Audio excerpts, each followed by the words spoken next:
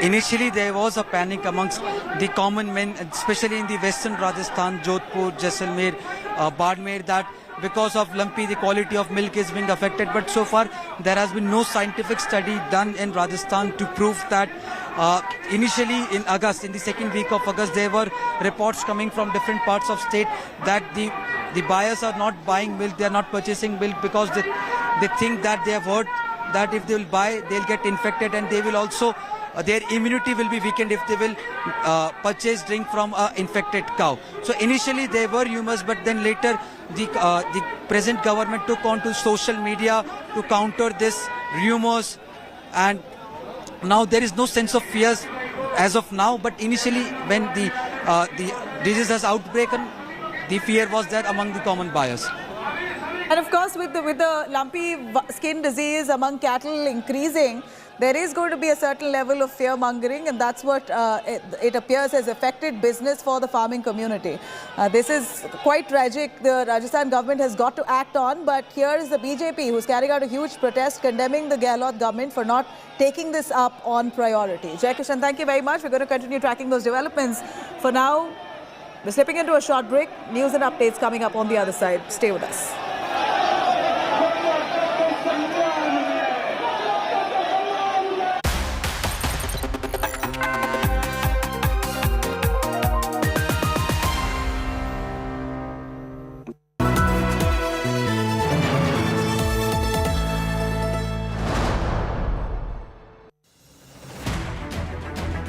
I don't read the news. I read between the lines to tell you the true version of events. The true story of our times. To document grief, the toughest assignment for any journalist to be.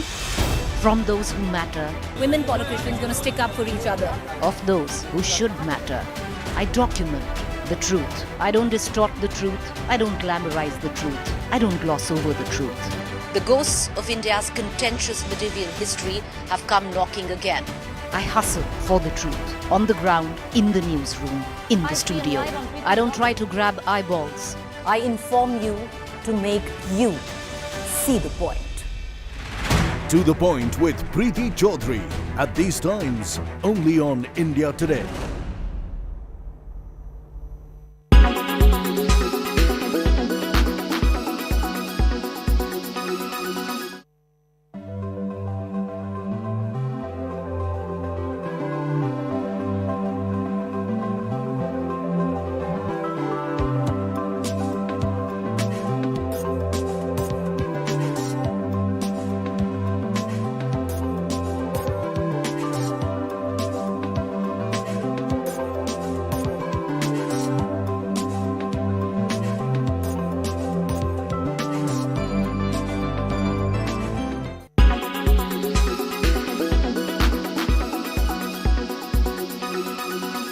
Make your media plan smarter with India Today Live TV on your connected devices.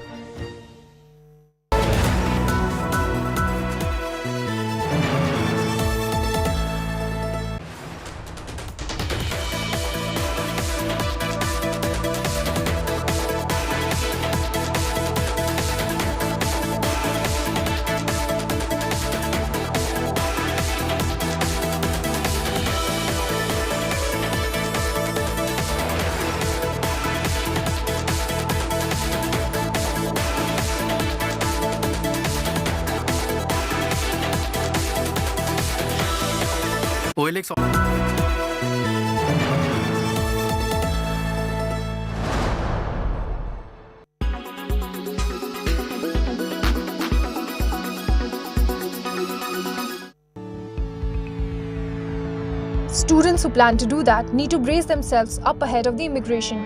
Making the ends meet in a foreign land is definitely not a cakewalk.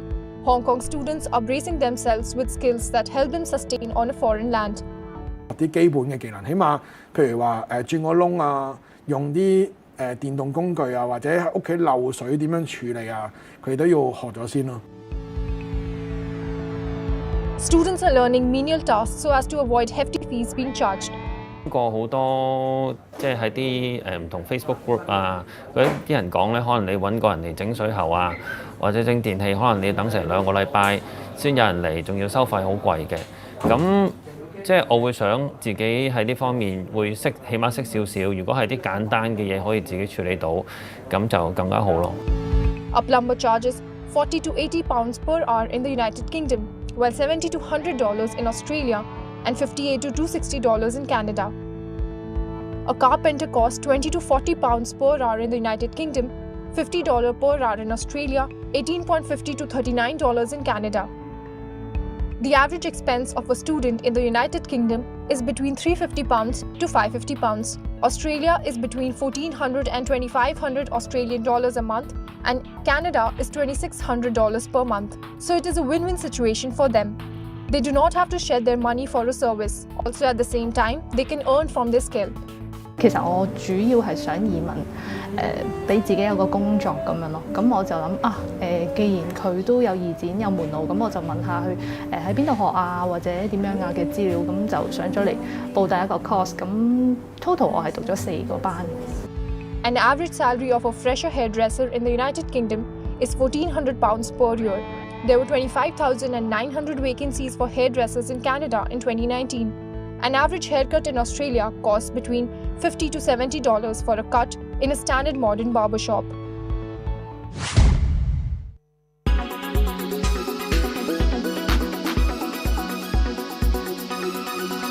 Make your media plan smarter with India Today Live TV on your connected devices.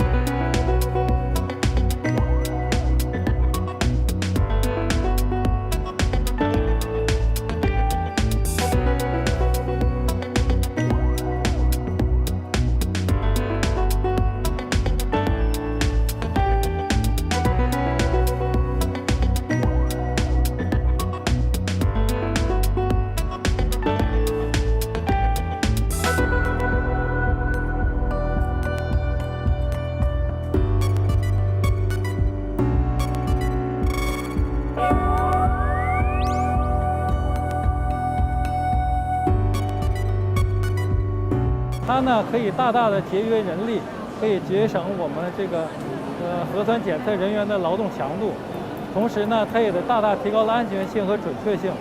它结合它的视觉算法呢，能精准的找到人的口腔和核酸检测的地方，而且呢，利用它的触控和力控系统呢，也能很轻柔、很敏捷的触碰到人的核酸检测的点。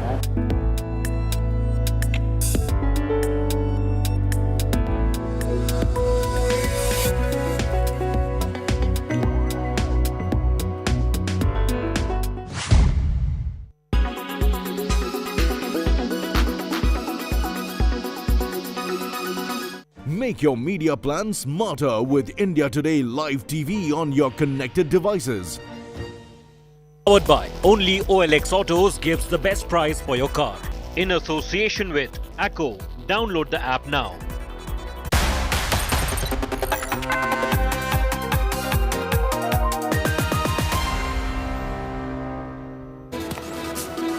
Very good afternoon. You're watching India Today. I'm Nabila Jamal. The headlines first. Saharanpur apathy brings shame to sporting spirit. Food for women athletes has been cooked in toilets. India Today's agenda-setting news break. Sports Minister Anurag Thakur takes cognizance. Suspense over who's going to be the next Congress president deepens. Shashi Tharoor throws his hat into the polling fray. Non-Gandhi contest likely between Ashok Gehlot and Shashi Tharoor. AAP and the BJP drop battle lines there in Gujarat ahead of polls. Prime Minister addresses mayors virtually. Kejriwal lands in Vadodara. Crowds cheer for Modi. DMK's A. Raja quotes controversy with his caste slur yet again, makes derogatory comments against Brahmins and Vedas. BJP raises demand to bar Raja from contesting elections. PDP Chief Mehbooba Mufti against Gandhian Raghupati Raghav hymn in Kulgam schools, labels it to be Hindutva's agenda, BJP's agenda, slamming Mehbooba as the BJP. India Today speaks to filmmaker Mani Ratnam about his magnum opus, Ponniyin Selvan, Part 1. Talks about the forgotten history of the majestic Chola Empire. It's a historical fiction. There's an element of history in it and there's a lot of fiction, and few characters are real, few are fictional. It's not about people with extraordinary abilities. It is people with normal heroes who have flaws, who have mistakes, who have, go up and down, and who's got hurt and who's got anger.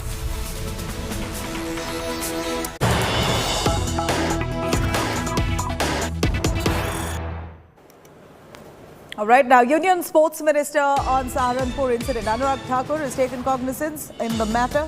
He says he's committed to ensuring best facilities for our sports personalities. Anurag Thakur says the incident is unacceptable, will take action. Remember, we saw at least a bunch of the girls who bring pride to India, their food given to them that's been made in toilets. Anurag Thakur now reacting to that video that's gone viral, and after India Today highlighting the matter, says cognizance will be taken. Listen in. जो भी contractor आरोपी होगा और जो भी अधिकारी इस पर है, मैंने पिछले कल ही उसके ऊपर कड़ी से कड़ी कार्रवाई करने के लिए कहा है और उस कॉन्ट्रैक्टर को भी भविष्य के लिए ब्लैकलिस्ट करने के लिए निर्देश दे दिए। भविष्य में ऐसा All right, that's Anurag Thakur reacting to our India Today news break. Remember, you saw multiple girls there, all kabaddi players, bringing great pride to the nation as well as that of Uttar Pradesh. They've been eating food that's been cooked inside toilets of the stadium. At that toilet there, food has been prepared, it's been kept, while urinals are just beside those bowls of food. Now, this incident has come to light after one of the junior kabaddi players posted this video online that has now gone viral. Anurag Thakur saying that this will be cracked down on. Rahul Gautam, who is India Today correspondent in Saharanpur, brings us more. Rahul, Anurag Thakur now has stepped in to say that the matter will be worked on. Strict action will be taken on those who's responsible. Give us a little understanding yet again. Explain to us that video that we see on our screens there. Many of those kabaddi players eating food. They're taking food from vessels placed inside a toilet. So is the food cooked inside the toilet of that stadium? Well, this particular video, which has now gone viral, was actually recorded on September 16th when around 300 women kabaddi players had come to Saharanpur to attend this tournament. Now, as per the what we are learning from our sources, the food was actually cooked outside washroom, but inside washroom it was served, compromising the food hygiene and at the same time also the dignity of our players, these upcoming budding players. They were forced to have their food inside urinals, inside this washroom, and obviously this has caused a major controversy now. In fact, Mr. Anurag Thakur has also intervened. In fact, he said that in condemning, saying that this is absolutely unacceptable and such incidents will not be tolerated. At the same time, the UP government has also taken a strict note of this incident. In fact, the sports official, Mr. Animesh Saxena, who was responsible for the arrangements of this particular tournament, has already been suspended. At the same time, the DM of Saharanpur has already ordered a high-level probe into this entire matter. So you can expect that this is certainly going to gain more heat in coming days. But obviously this also shows, because the sports fraternity is also condemning this particular incident. Many sports persons have come out and in fact said that on one hand you're expecting these players to bring laurels to the country, brings medal to the country. At the same time you're compromising their dignity. At the same time also the food hygiene, which is paramount for any athlete or for any player. So obviously you can expect that this is certainly going to gain more heat in coming days, given the fact that opposition is claiming that since there was corruption in this particular tournament, that's why the arrangements were compromised. All right. I mean, this certainly has come as a huge blow to the sporting community and also brings out all the skeletons that prevails across within the sporting fraternity. Thank you very much, Rahul, for joining us. Now, sporting shame indeed for Uttar Pradesh's Saharanpur, as the food that was served for these women kabaddi players cooked in toilets. Puris and rice all seen lying on the floor of that toilet, right near the urinal of that toilet. Now, this viral video shows food including rice, dal, curry, all been served to those players, all kept in vessels that are placed right next to these urinals. Major controversy has now erupted after a junior player from the tournament claimed that the same rice and puris were served to players that was all kept inside that stadium's toilet. And we see that food is actually lying on the floor. The puris were on the floor, not even in a vessel. Animesh Saxena, sports officer of Saharanpur, has now been suspended, and the state government has also ordered a probe into this matter. The women kabaddi players were participating in a state-level sporting event. This time, what we hear is not the first time that these sporting personalities have been humiliated.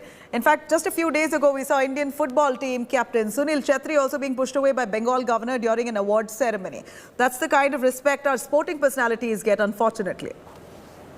जो भी अव्यवस्थाएं पाई गई थी, इसमें एक जांच मैंने भी ADMFR को दिया है। जो भी गहराई से हम लोग जांच कराएंगे, और गहराई से जांच कराने के बाद चाहे वो क्षेत्रीय क्रीड़ा ऑफिसर हैं, चाहे उनके भी जो भी अधीनस्थ स्टाफ है, अगर अधीनस्थ स्टाफ की भी कोई गलती है तो उनको भी हम लोग जो है दंडित कराएंगे। इसमें अम्बेडकर स्टेडियम में जो कुछ कबड्डी कोई प्रतियोगिता चल रही थी, उसमें जो खिलाड़ी आए थे उनके साथ जो खाना वाना परोसा गया है, कुछ गंदगी का या टॉयलेट वगैरह का कोई इशू, इस तरह का एक इशू आया है, जिसके संबंध में डीएम साहब ने मुझे जांच अधिकारी बना करके 3 दिन में रिपोर्ट मांगी हुई है, और जांच करने के उपरांत जो भी तथ्य होंगे उसके अनुसार जिलाधिकारी महोदय को रिपोर्ट सबमिट की जाएगी। मैंने देखा नहीं, आपके सवाल के जवाब में ही बता सकता हूँ कि अगर कोई ऐसी शिकायत है तो निश्चित तौर से उसकी जांच करके उसमें जो भी दोषी होंगे कार्रवाई की जाएगी। हम लोगों ने जो शिकायत आई थी,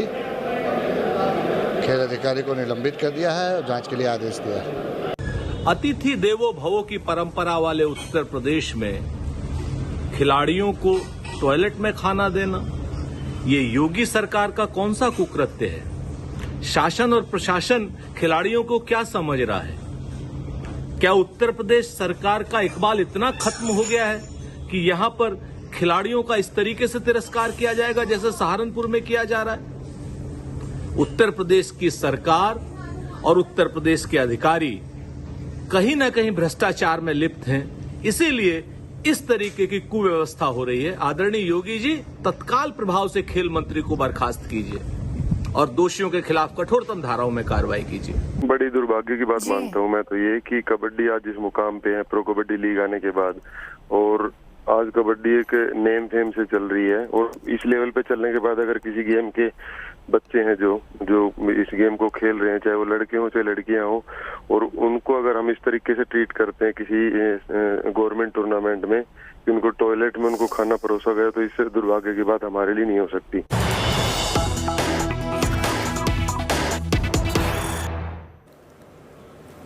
Some big news coming in as the BJP now training its guns at Rahul Gandhi, Congress MP, after Congress tweets out a photograph of Rahul Gandhi with a girl in hijab. BJP hurls a jibe of appeasement politics against Rahul Gandhi's Bharat Jodo. BJP says Rahul Gandhi is glorifying hijab and then meets with a divisive pastor. Remember, just a little while ago, maybe a few days ago, Rahul Gandhi was in Kerala meeting with a pastor who made some anti-Hindu remarks. Now, Rahul Gandhi pictured with a girl wearing the hijab, which the BJP says nothing but appeasement politics, where Rahul Gandhi is glorifying the hijab. That's what BJP says. C.T. Ravi, BJP leader, says Congress survives on appeasement politics. Congress's Bharat Jodo Yatra has begun a week now. They're going to be venturing into Karnataka from Kerala in just about 5 days' time. Rahul Gandhi has put up a picture. In fact, the Congress has put up a picture of Rahul Gandhi with a girl wearing the hijab. The BJP accusing the Congress party of doing appeasement politics and glorifying the hijab. BJP says Congress glorifying the hijab. This is nothing but appeasement politics. Let me cut across to Shehzad Purawala for joining us for his take on the BJP's comments. Shehzad, a quick word on what the BJP has said in connection to this image of Rahul Gandhi with a girl in a hijab. You call this appeasement politics and glorifying the hijab? Well, Nabila, this I want to speak not as a BJP or a Congress person, but as an Indian Muslim, and perhaps to you also as an Indian Muslim. This picture smacks of the worst form of appeasement politics, and perhaps Rahul Gandhi is walking in the footsteps of his father, who did the same thing by betraying Muslim women and women in particular by surrendering to hardliners in the Shah Banu case, just like Rahul Gandhi surrendered to hardliners in the Triple Talaq case. Today, world over, and we are seeing the movement of Mahsa Amini and other women trying to break the shackles of patriarchy that is imposed on them in the name of religion. And today you have Rahul Gandhi legitimizing this kind of putting hijab over hijab. This isn't about choice.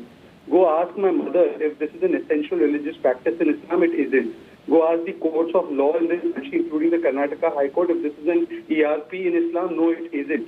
This is Rahul Gandhi putting his appeasement vote bank politics and his concerns for fundamentalist Islamists over that of concerns over women. They say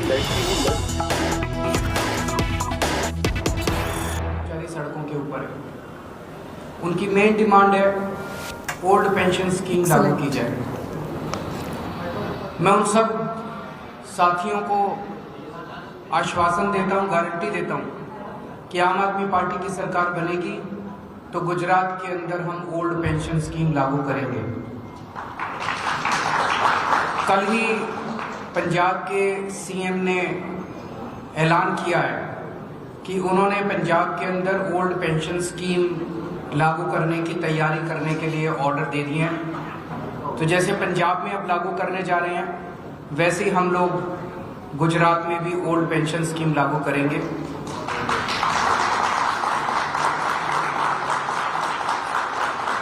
मेरी सभी सरकारी कर्मचारियों से निवेदन है, आप अपना संघर्ष जारी रखिए। अगर ये सरकार कर देती है तो ये सरकार कर दे, अगर नहीं करती है तो 2 महीने के बाद जब सरकार बदलेगी तो हम करेंगे। और सभी किसी भी राज्य के अंदर चुनाव जिताने में या हराने में वहाँ के सरकारी कर्मचारी बहुत बड़ा रोल अदा करते हैं।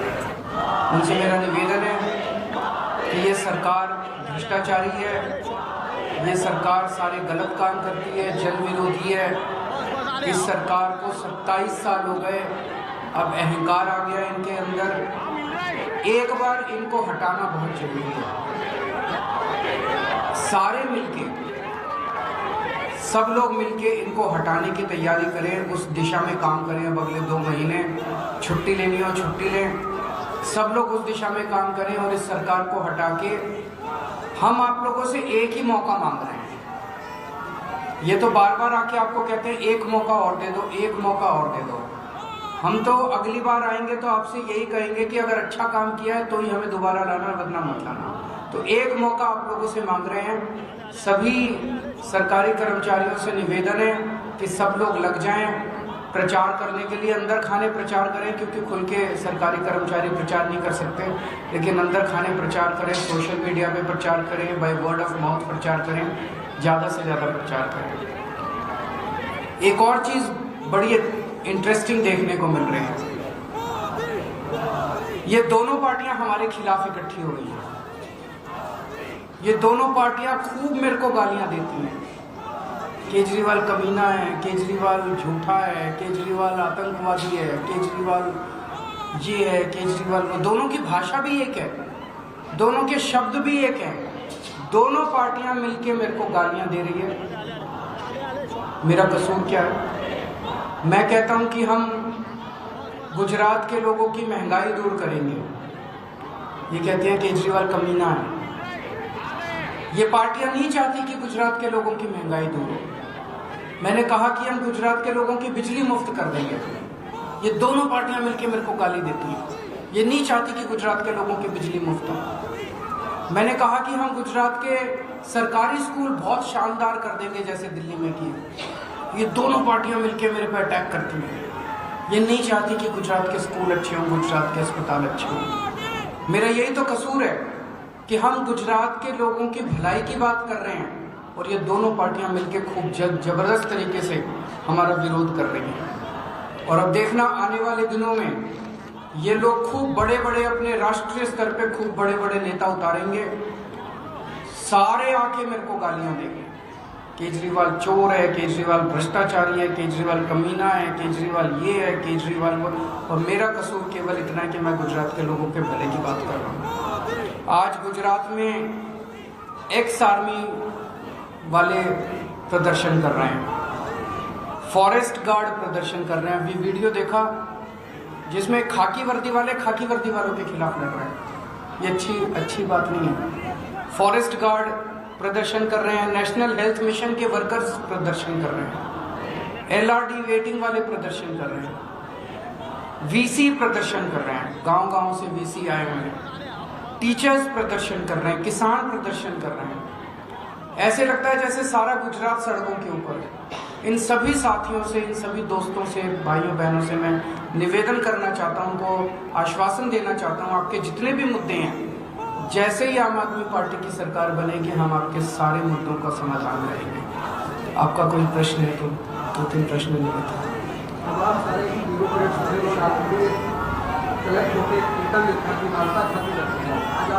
मैं उन सारे ब्यूरोक्रेट्स को कहना चाहता हूँ कि उन्होंने कभी भी इनके मुद्दे नहीं उठाए। उन्होंने कभी भी गुजरात में जो इतना भ्रष्टाचार हो रहा है उसका मुद्दा नहीं उठाया। जो लोग प्रदर्शन कर रहे हैं कभी भी उनके मुद्दे नहीं उठाए। जितने सरकारी कर्मचारी प्रदर्शन करके ओल्ड पेंशन स्कीम मांग रहे हैं, मैं इन सभी ब्यूरोक्रेट्स को कहूँगा कि एक बार लिखें कि वो ओल्ड पेंशन स्कीम लागू की जाए। जितने ये forest guard, ex army officer, NHM, health workers, ये भी इस देश के नागरिक हैं। इनको भी अपना जनतांत्रिक अधिकार है अपना वोट वो करने का। अगर ये दुखी हैं और ये सरकार में बदलाव चाहते हैं तो क्यों नहीं होना चाहिए?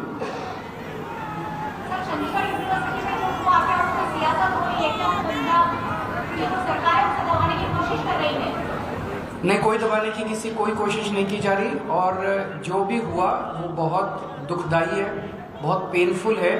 और जो दोषी हैं उनको गिरफ्तार कर लिया गया है, उन्होंने सख्त से सख्त सजा दिलवाई जाएगी। मैं आपको एश्योर करता हूँ। भारतीय जनता पार्टी इस मुद्दे को उठा रही है? सभी लोग सियासत करते हैं पर ऐसे मुद्दों पे सियासत नहीं होनी चाहिए। अमानुल्लाह खान पे क्या कहेंगे? आप भ्रष्टाचार मुक्त भारत की बात कर रहे हैं, तो अगर किसी ने भी गड़बड़ की उसको सजा दीजिए। मेरे को बीजेपी के ऊपर बहुत दया आती है। उनसे निकम्मी पार्टी मैंने अपनी जिंदगी में नहीं देखी। सीबीआई उनके पास है, ईडी उनके पास है, इनकम टैक्स उनके पास है, पुलिस उनके पास है। उसके बावजूद वो रोज प्रेस कॉन्फ्रेंस करके कुछ इसने ये कर दिया, उसने वो कर दिया, उसने। जिंदगी में कभी केंद्र में हमारी सरकार बनी तो हम दोषियों को जेल भेजेंगे, प्रेस कॉन्फ्रेंस नहीं करेंगे। इसका ये मतलब है कि उनसे काम नहीं हो रहा, नौटंकी कर रहे हैं। सुबह से शाम तक बैठ के नौटंकी करते हैं। अरे किसी ने गलत काम किया, पकड़ के जेल भेजो। दोषियों को हमारे ऊपर इन्होंने 169 केस किए, 169 केसेस इन्होंने हमारे ऊपर किए। 135 में बरी हो गए, 34 पेंडिंग है। सर, जर्मनी से आपके बाद अब किसी और को भी मिलने आए थे। नमस्कार।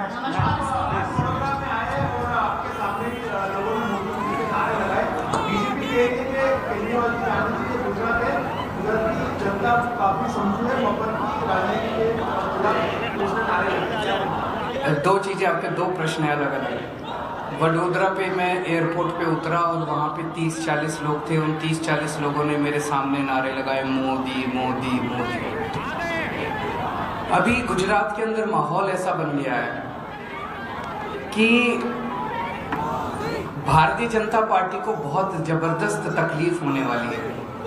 कहते थे कि इनकी 66 सीट ऐसी है अर्बन एरियाज में जहां बीजेपी कभी नहीं हारी, ऐसे क्या कहा जाता था। इस बार उन 66 सीट में भी आप देखना काफ़ी तकलीफ इनको होने वाली है, वो सारी सीट नहीं जीत रहे वो लोग। तो जाहिर तौर पे ये लोग मेरे खिलाफ नारे तो लगवाएंगे ही, घर थोड़ी बैठेंगे। 30-40 आदमी भेज के नारे लगवा के कहते हैं कि दूसरी चीज़ एक बड़ी इंटरेस्टिंग है, जब भी राहुल गांधी जी गुजरात आए इन्होंने उनके सामने नारे नहीं लगाए। बीजेपी वाले भी कांग्रेस वाले भी केजरीवाल के खिलाफ दोनों मिलकर नारे लगाते हैं, दोनों इकट्ठे हो गए, दोनों मुझे गाली देते हैं, दोनों मेरे पीछे पड़े हुए। आपका दूसरा प्रश्न है, ये लोग कहते हैं कि गुजरात के लोगों को फ्री नहीं मिलना चाहिए। ये इसलिए कह रहे हैं क्योंकि उनको ये लग रहा है कि ये जो सारा लूट के पैसा स्विस बैंकों में ले जाते हैं, ये सारा लूट के पैसा अपने घर भरते हैं। अगर ईमानदार राजनीति हो गई, अगर जनता को फ्री सुविधाएं मिलने लग गई तो इनके लूटने के लिए पैसा नहीं बचेगा। अभी तक इस देश में लूट की राजनीति चल रही थी, जितनी सरकारें थी, जितने नेता थे, ये मोस्टली जो है वो लूटते थे, सरकारों को लूटते थे ये लोग, और सारा पैसा स्विस बैंकों में ले जाते थे, सारा लूट। पहली बार इस देश के अंदर, पहली बार आम आदमी पार्टी ने ईमानदार राजनीति की शुरुआत की है। हम ईमानदारी से काम करते हैं, पैसा बचाते हैं, भ्रष्टाचार रोकते हैं, रिश्वत नहीं लेते, उससे सरकार। Kejriwal there in Vadodara, Gujarat. Campaigning has already begun ahead of elections in the state, and Arvind Kejriwal holding a press conference addressing people there, of course criticizing the BJP as well as the Congress. We're going to continue tracking those details. For now, a short break. Stay with us.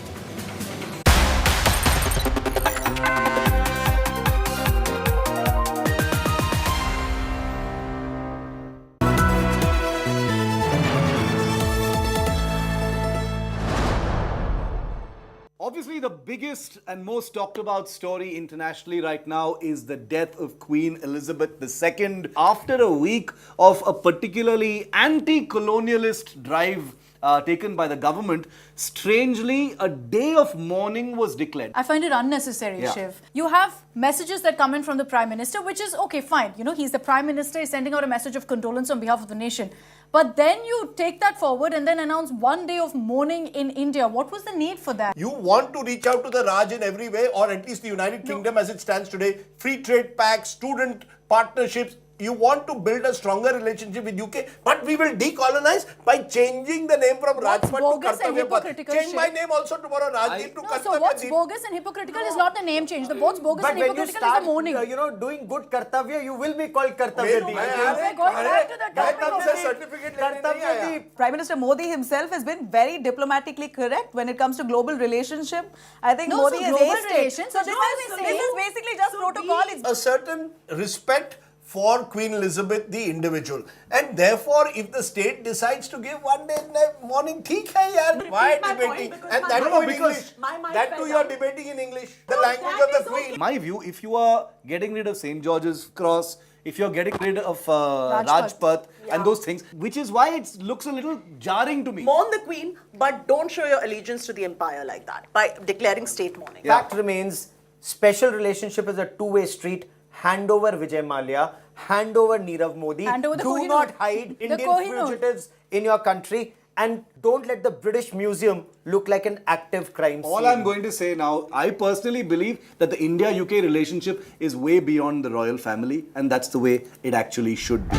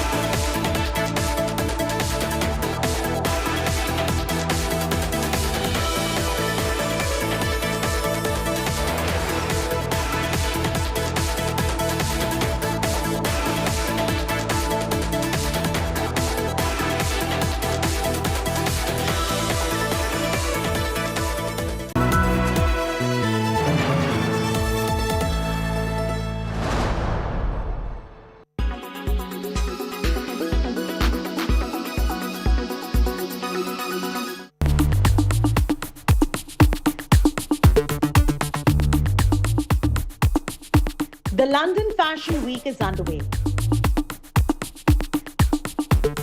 The highlights are many. From the all-black opening to a tribute to the late Queen Elizabeth, the Fashion Week has been making headlines. Fashionistas paid a tribute to the late monarch. There were many parties planned and all rescheduled in honor of the late Queen.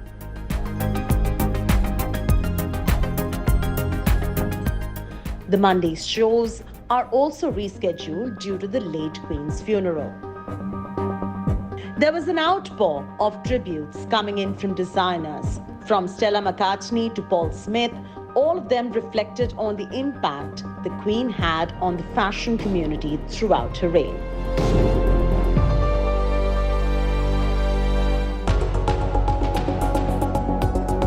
Coming to all the fashion action now, Turkish designer Bora Aksu held a minute of silence to mourn the Queen's death and proceeded to showcase his multi-themed collection.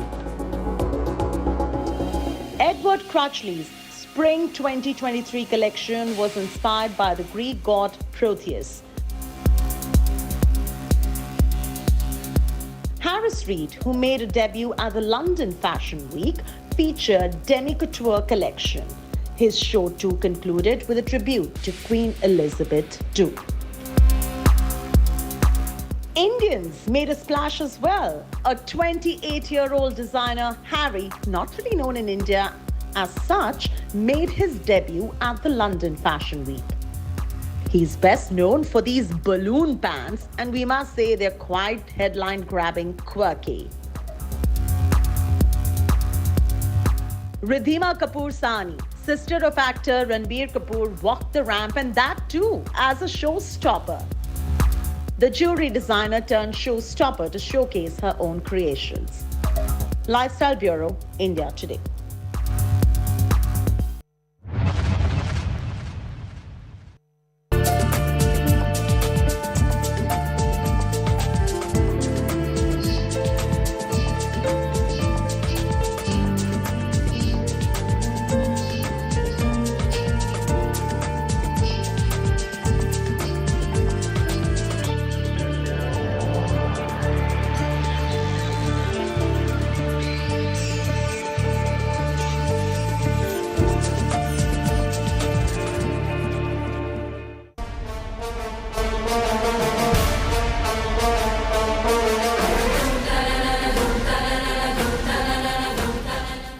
The Cholas are here. Hello and welcome to the special broadcast on the most awaited movie of the year, Ponniyin Selvan 1. I'm Akshita Nandagopal, and over the next 30 minutes, I'll get you all the details you need to know about this magnum opus. It's being touted as Bahubali 2.2 as the biggest film of 2022. But first, let's tell you why there's so much excitement for Ponniyin Selvan 1. If you're from Tamil Nadu like me, you already know the story of Ponniyin Selvan, written by Kalki. It's the stuff of legends in Tamil Nadu. And who better than ace filmmaker Mani Ratnam to make it come alive now on screen. வானில் ஒரு பெரும்பால் விண்மீன் தோன்றியது. சோழ அரச குலத்தில் ஒருவரை அந்த விண்மீன் பலி கொள்ளும் என்றனர் சோதிடர்கள். பகை நாட்டை சூழ்ந்தது. கடல் கொந்தளித்தது. The grandeur. வஞ்சம் அரண்மனை புகுந்தது. An ancient history. Elaborate sets. என் தந்தை என்னை சோழ நாட்டிற்காக வாழேந்தும்படியான And the magician himself, Mani Ratnam. Chola நாட்டின் காவலன், சோழ மக்களின் வேலைக்காரன். நான் ஆதித்த கரிகாலரின் நண்பன் வல்லவரையன் வந்தியத்தேவன். எம் இளவரசரோட தோளோடு தோள் நின்று போரிடும் பாக்கியம் எனக்கு கிடைத்தது. All these make Ponniyin Selvan 1 the magnum opus that it is. ஏதோ நடக்கவிருப்பதாக உளவுச் செய்தி. நீ அங்கு சென்றது என்னவென்று அறிய வேண்டும். And to add the cherry on the cake is the mega star cast, which comprises of Chiyan Vikram, J.M. Ravi, Karthi, Trisha, Aishwarya Rai Bachchan, and the characters played by them gradually unfolds through the course of the trailer. ஏதோ பூஜை நடப்பது போல இருந்தது. இந்த வாளையெல்லாம் உருவி நீட்டி அங்க என்ன நடந்தது? என்ன வந்தாலும் சரி, எனக்குரிய அரியணை நான் கைவிட மாட்டேன். Ponniyin Selvan 1 narrates the story of Arul Morivarman, played by Jayam, and his ascent to the throne of the Chola kingdom against a coup. While the story is being narrated from the point of view of Karthi's character, Vallavariyan Vandiyadevan, who travels through the southern kingdoms to pass on the messages between the Cholas.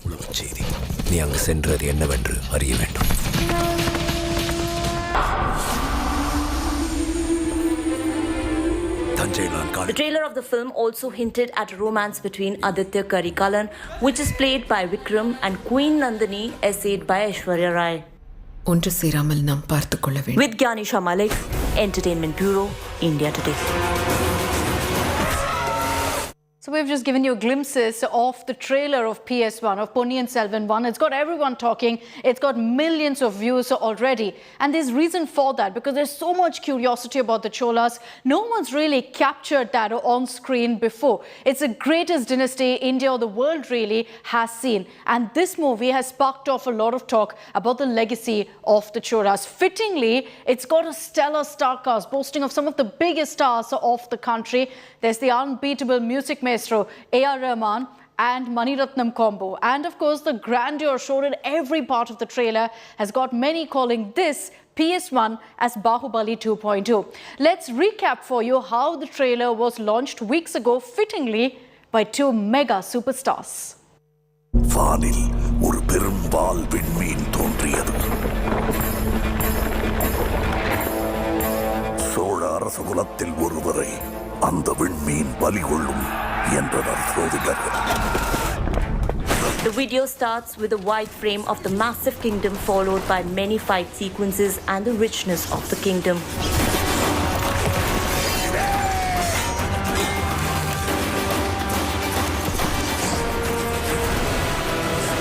The trailer of this period drama was unveiled during a grand event in Chennai's Nehru Indoor Stadium.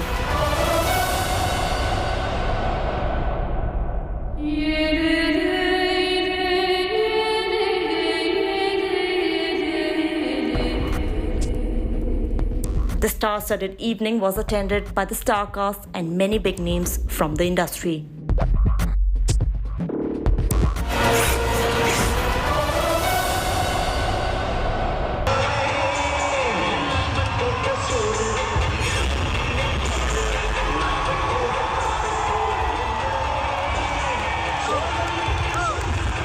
Superstars Rajnikant and Kamal Haasan were invited as chief guests.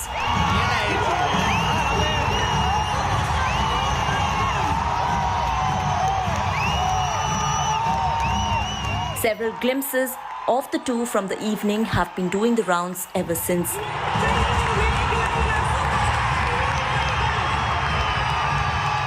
A video of Kamal Haasan greeting Rajnikant is surfacing online and fans couldn't stop gushing.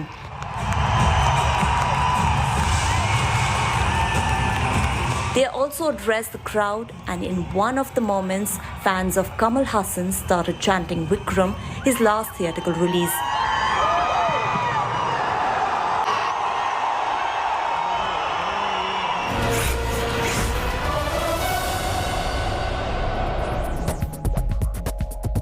Aishwarya Rai Bachchan, who had too flown to Chennai to be a part of the trailer and audio launch, showed up looking stunning in her black ethnic ensemble.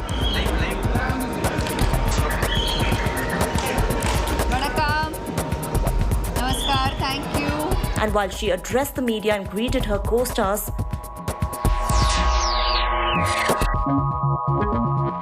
this particular moment between Aishwarya Rai and her co-star Rajnikant was hands down the key highlight from the star-studded evening. Aishwarya, who had previously worked with Talaiva in Robot, greeted him. She also touched Rajnikant's feet and sought his blessings.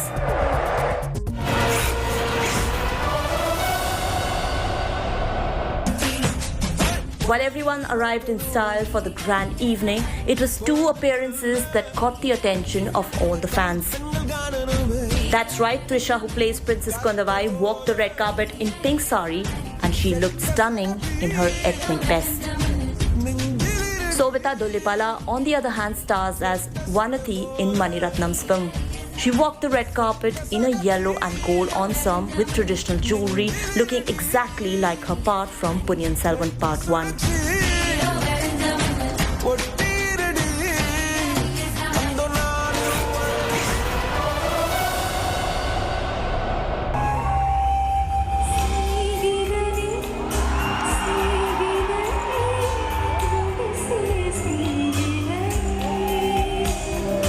A.R. Rahman, who has scored the music of this magnum opus,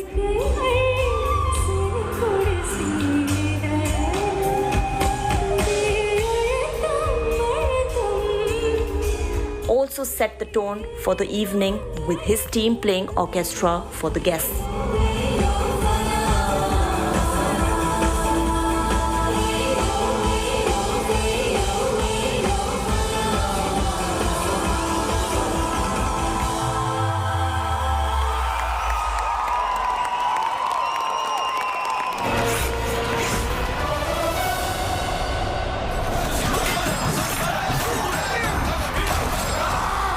Last but not the least was the man of the hour, Mani Ratnam. He got on the stage and took a moment to thank Kali Krishnamurthy, whose novel Ponniyin Selvan is inspired from. He also thanked his producer for trusting his vision with this film. Interestingly, according to reports, the makers of the film have also sold the digital streaming rights of this period drama for both Part 1 and Part 2 to Amazon Prime Video for a whopping sum of rupees 125 crore, while satellite rights have been acquired by a channel.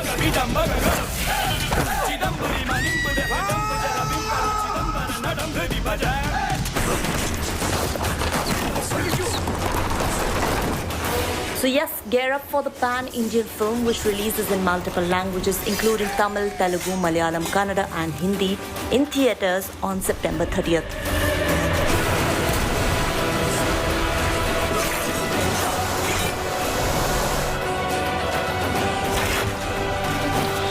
With Gyanisha Malik, Entertainment Bureau, India Today.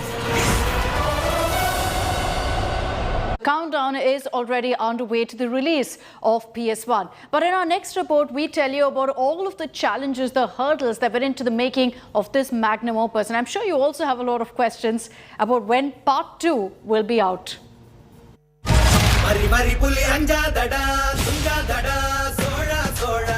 Filmmaker Mani Ratnam's Ponniyin Selvan is one of the most anticipated films of 2022.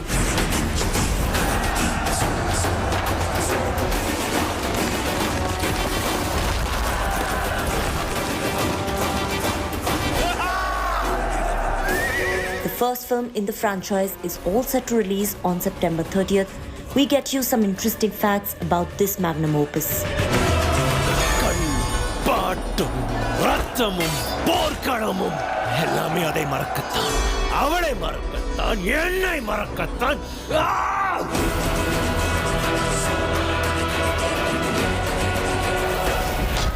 Fact number 1. Based on a Tamil novel.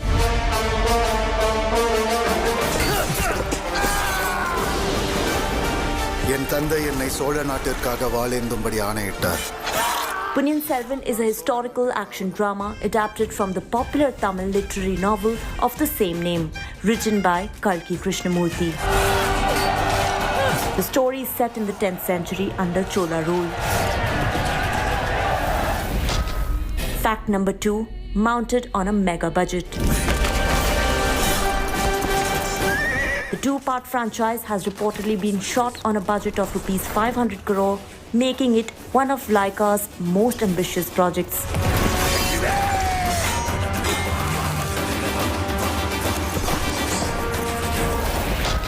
Fact number 3, Mani Ratnam's dream project. Mani Ratnam has been trying to make the film since 1994. Yes, that's right. The ace filmmaker had to put his plans on hold due to budget constraints. He again tried to start production of the film in 2010 but faced a similar roadblock as the team couldn't find the right set of locations.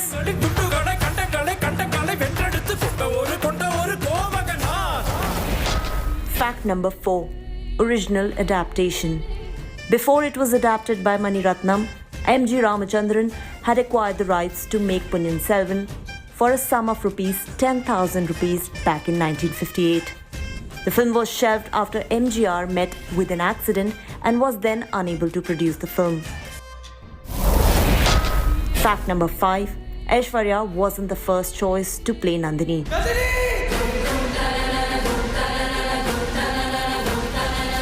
அருண்மொழியும் கரிகாலரும் ஒன்று சேராமல் நாம் பார்த்துக் கொள்ள வேண்டும்.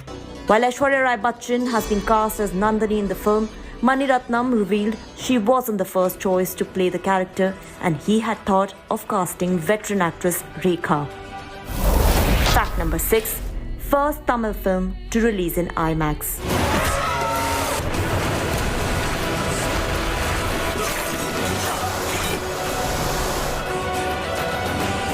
Ponniyin Selvan will become the first Tamil movie to release in IMAX when it opens in theatres on September 30th.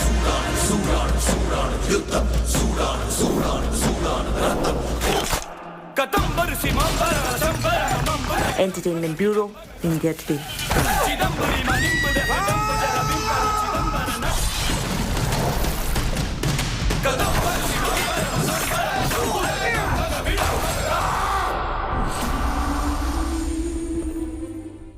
Slipping into a very, very short break here on the special broadcast. Stay with us because coming up on the other side is an unmissable conversation with the stellar star cast of Ponniyin Selvan 1.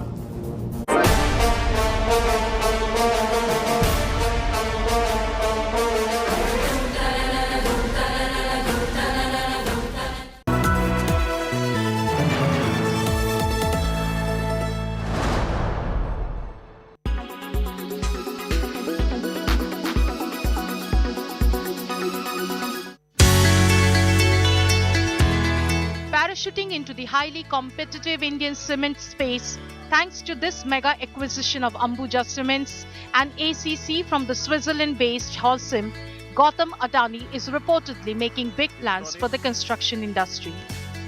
Because we now own the reconstituted Ambuja Cements board, which now includes Gautam Adani, his son Karan Adani, and several other Adani appointees, approved a 20,000 crore rupee preferential issue, the largest ever in the country, to fund a big play in the cement business.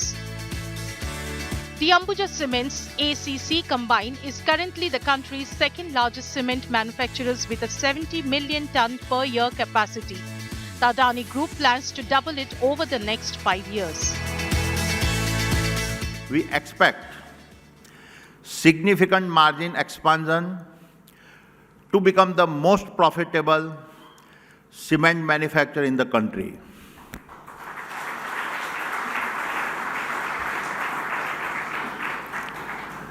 And we anticipate going from the current 70 million tons capacity to 140 million tons in the next 5 years.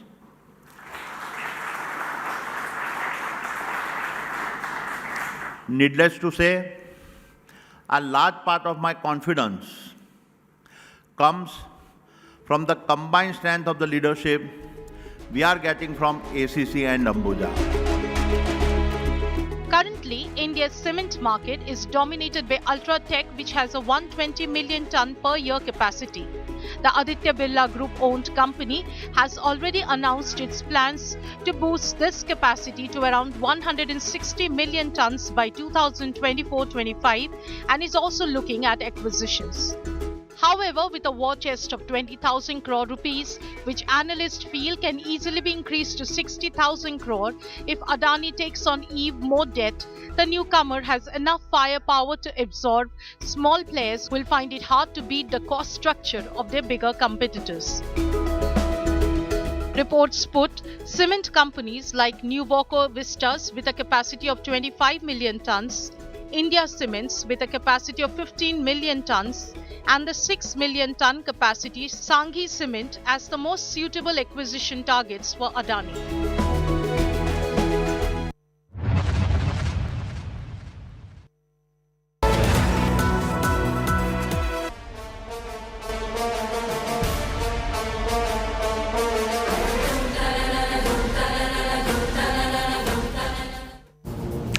Welcome back. The man who creates magic on screen and has given us so many legendary and memorable hits, whether it's Collywood, Tollywood or Bollywood, there's no one who's quite managed to weave his magic across all languages like Mani Ratnam.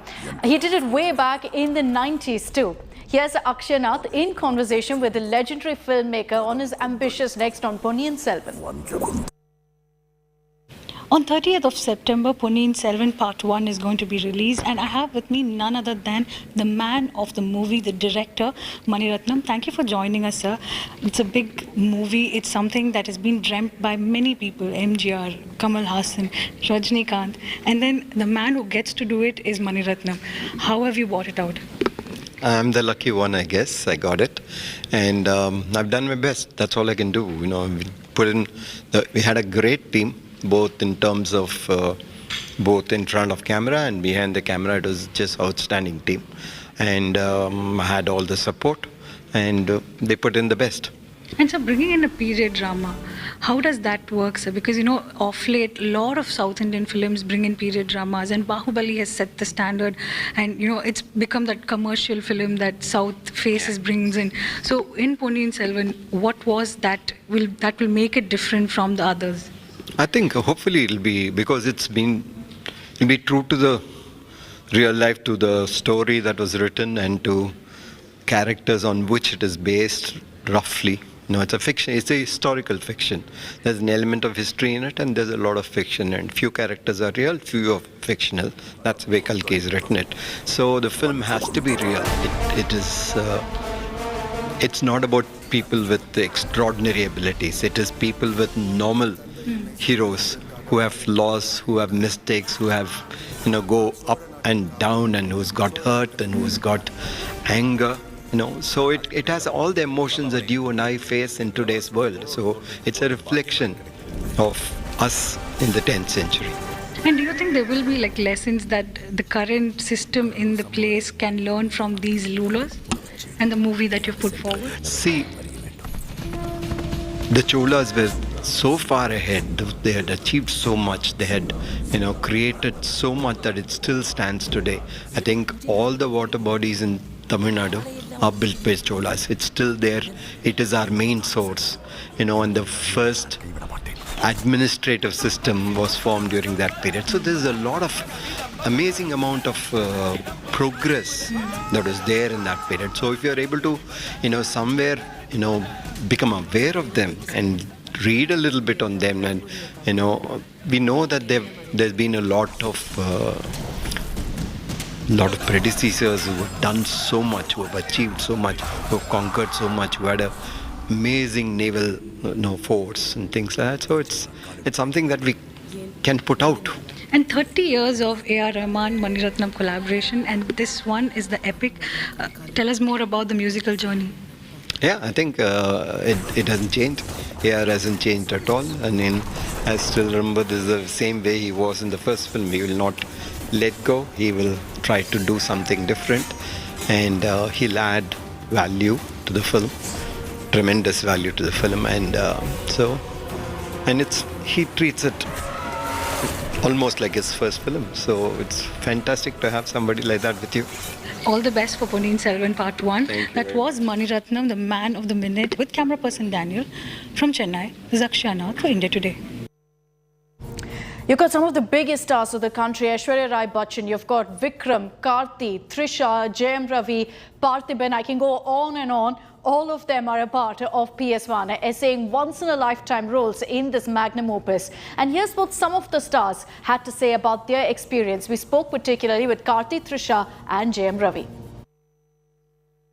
Right now with me are those people who have actually got the opportunity to be part of this big magnum opus. Actor Karthi, Trisha and Jayam Ravi are the ones joining me. Karthi, first to you. Your character is something that everybody has a crush on. In fact, you even said that your mother had crush on. So how do you feel playing such a role? A lot of pressure, definitely. They have their own imaginations, and this character has been a poster boy for so many people, and I was really scared to compress all the imagination to just finally to me.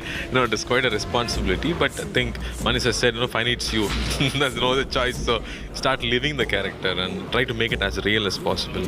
And this one character has interaction with all the characters in the film. And he interacts with the royals, he interacts with the commons.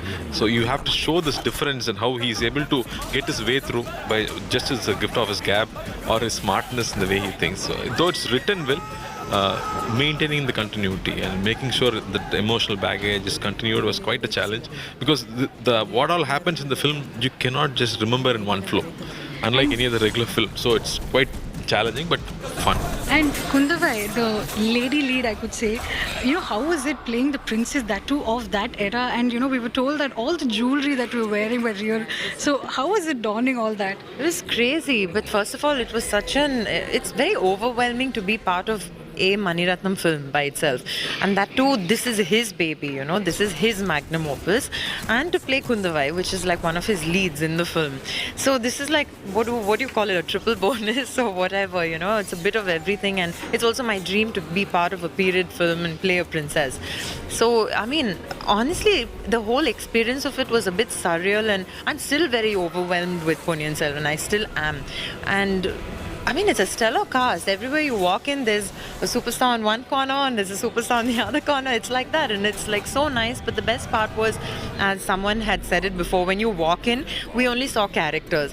And we would actually became like a mutual admiration society. Like, wow, you're looking so good, because we've all we've known each other. We've all been around for a considerable amount of time in the industry, but we've not seen each other like this. Like, I've done films with him. I've known Karthi from before, but it's like, wow, you look so nice, it's like, I can't believe this look really suits you. So we were all admiring each other's art as well in the film. And meeting Aishwarya Rai, and then she is supposed to be your opponent or your enemy in this entire film. So how was it, the dynamics between the two of you on and off the recording? The very contrast, because we got along really well, off screen and on screen. Obviously, everyone knows, we have to have a certain demeanor. So I think that again, Mani sir brought that out. And what I liked is it's there, but it's a bit underplayed. So he said so himself, there's no drama to it. But you know what Nandini is thinking, what Kundavai is thinking. And you were playing opposite lead for him. Yeah. Being the ladies' man in the movie, how was he with you in the in the shooting location? Can you tell us some interesting elements from then? He was still a ladies' man with me. He has to be a ladies' man. But I'm also very excited, leaving PS aside for just a few seconds, that it's our first time together, and I always wanted to work with Karthi. So people are also looking forward to it, because at the end of the day, even in cinema, a fresh pair is always how are they going to be? How's their chemistry going to be? And there's so many elements to this film: war and entertainment and comedy and love. So in the little bit of screen space that we have to depict love, we have to bring it out. And I think that Mani sir's, you don't even have to question the way he brings out romance. That's his thing, So he's brought that out beautifully, I think. Finally, coming to the main man of the movie, the lead, Ponniyin Selvan himself. How is it playing it? Because, this is going to be something that so many people have imagined. Each person reading this book would have had a different vision, different way of imagining it. So how have you brought it out? What was the process like to prepare for the character? Yes, there were so many things I kept in mind. Then I took certain things which were positive. I condensed it. And then I went to Mani sir. He gave me another set of double the list. He told me to condense that and come back. So I did that. That was very, very helpful for me. Because Mani sir wanted this character to be politically right, socially right, and how he treats his family right. He has to be right. That's his pressure also, So there's no way he can go wrong in a situation. And his patience is something, which I really admire. Reading the novel, reading Mani sir's version of it. So this was something very hard to play, but I enjoyed playing it. Because, how many people get to play this? So I took out all the, negative things out, all the pressures outside. And I just focused on what to do. That's all I did. And that helped me a lot. And Mani sir, all the way, he was always there, holding my hand, and he used to tell me words which will help me. This scene you're confident. This scene, you have to be right only to him, not to him. Later you can be right to him. So these kind of inputs which he gave helped me a lot, and I hope I did my best. And did you do any special training and all? Because I see that all of you are riding horses and stuff. Did you get to do all those training before? Yeah, that's the basic qualification. First, when I met Mani sir, he said 6 months before the shoot, he said, grow your hair. I said, okay, I have to learn horse riding, sword fighting, elephant riding particularly. This character, he is close with elephants. And you're stepping into the shoes which Rajni wanted to fill. So how do you feel about that? Not many people wanted to, probably each reader would have wanted to also be. But Rajni sir also saying that, he liked that character. And all that, and like Ravi said, that is a certain amount of pressure on you, but as you take it one brick at a time, I think you forget it, because you have to just focus on what you can do best. And your message to the audience, as Kundabai? As Kundabai is, I think you all already like the way it looks, so I just hope the magnitude of it increases after you all watch the film. Thank you. Thanks a lot, guys, for joining us. That was the star cast of Ponniyin Selvan. The movie will be out on theatres on the 30th of September with camera person Daniel from Chennai. This is Akshanath for India Today.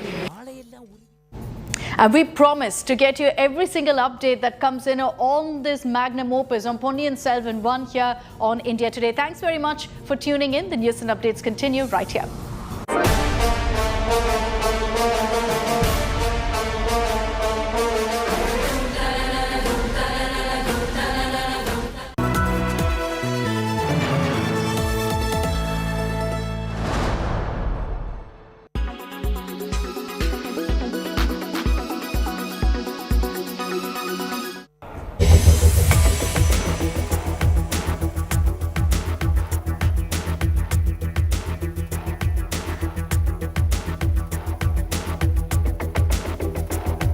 A 200 crores extortion case.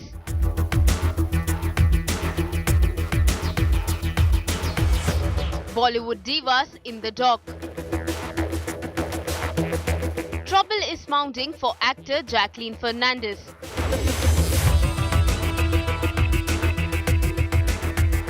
Jacqueline was interrogated by Delhi Police's Economic Offences Wing on Monday in connection with the con by Sukesh Chandrasekhar. She was questioned for more than 8 hours. This was her second such grilling. Earlier, she was questioned by Economic Offences Wing on September 14.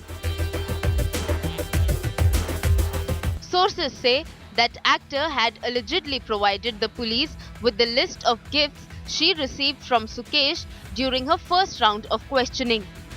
Sources say the supercon had allegedly spent a lavish amount of money on Jacqueline Fernandez and her close relatives. Sukesh allegedly gifted her limited edition perfumes, designer bags and outfits. Sources say he even hired private jets. As per the sources, Jacqueline was completely in Sukesh's clutches and had plans of marrying him.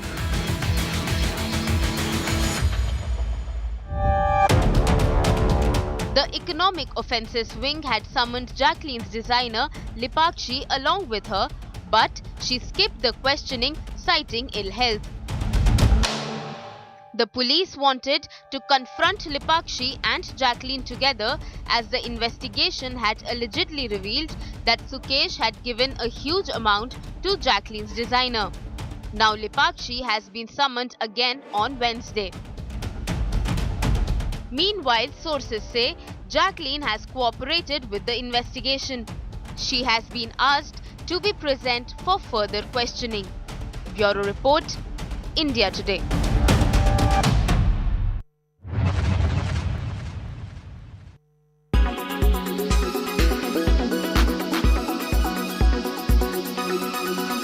Make your media plan smarter with India Today Live TV on your connected devices.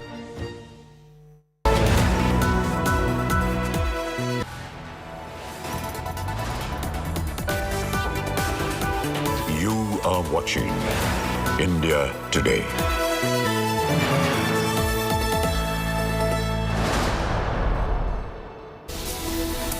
Very good afternoon and thanks so much for being with us on India Today. I'm Chaiti Narula joining you with all the top stories. Let's start with the headlines.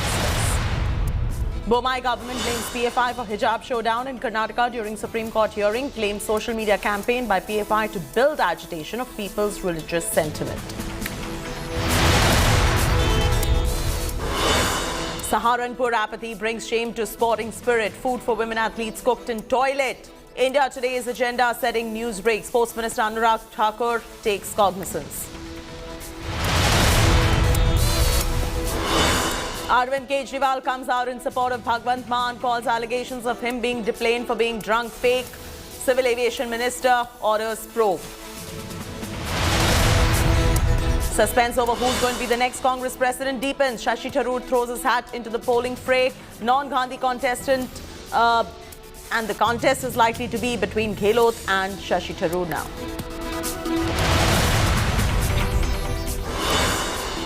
DMK's A. Raja courts controversy with his caste slur again, makes derogatory comments against Brahmins and Vedas. BJP raises demand to bar Raja from contesting elections.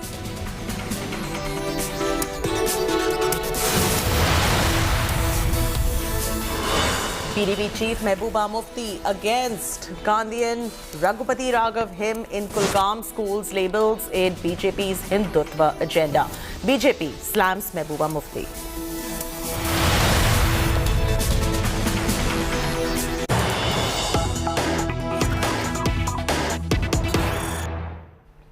Breaking news coming in India Today's Access Partha's ED chart sheet. ED says Partha made huge sums by criminal activities. Cash used to buy properties in Arpita's name. 50 crore rupees seized during the raids belonged to Partha. That's the latest coming in. We've accessed the chart sheet. We're the only channel who has accessed the chart sheet or from the Enforcement Directorate. It's an India Today exclusive that we're breaking at this point. The ED chart sheet says that Partha made huge sums. This by criminal activities. The ED's other allegation is that this is the cash used to buy properties in Arpita's name. Remember, Arpita is the close aide of Partha, and the ED further goes on to say that 50 crore rupees seized during the raids, and that money belongs to Partha. 50 crore rupees, that cash belongs to Partha. This is a big news break of India Today, where India Today has accessed the chart sheet filed by the Enforcement Directorate, and we have a lot of revelations which we are putting up on your screens at the moment. Munish Pandey breaking the story first exclusively for India Today now joins us live for the very latest. Munish, we're the only channel with the ED's chart sheet with us. If you could walk our viewers through the startling revelations that are coming in on the back of this chart sheet that we've accessed.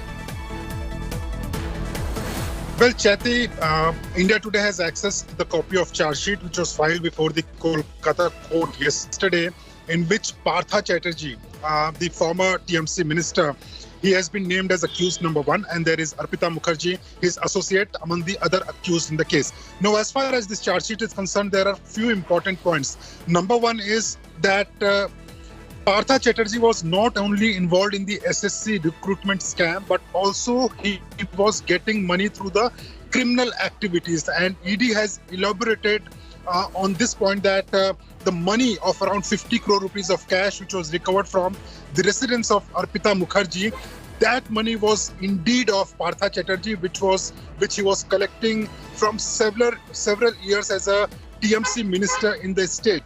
Now, they have gone ahead and said that he was involved in the criminal activities and he was getting huge amount of cash through these criminal activities. Now, elaborating on the SSC scam, the Enforcement Directorate claims to have recorded several statements of those people who were given job in the SSC scam, but they were given job only when they paid money.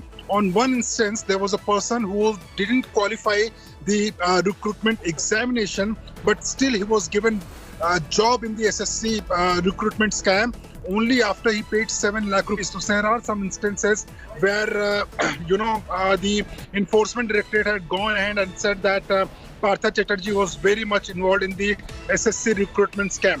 Now, coming to the most important point, Arpita Mukherjee. Right. The ED has said that during the statement, Arpita Mukherjee accepted that Partha Chatterjee is the one who kept all those 50 crore rupees of cash, and through 40 companies, the money was being laundered. So more than 100 crore rupees have been laundered so far.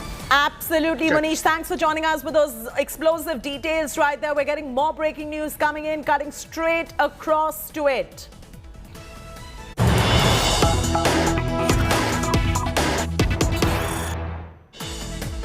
The hearing is underway in the Karnataka hijab ban in the Supreme Court at the moment. Solicitor General arguing for the Karnataka government says hijab is not an essential practice.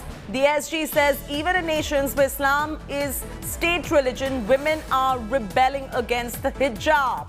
The SG, which is the Solicitor General, quoted Iran anti-hijab protests in the Supreme Court. That's the latest coming in at the moment. It's a big development coming in from the Supreme Court. Supreme Court hearing this particular case.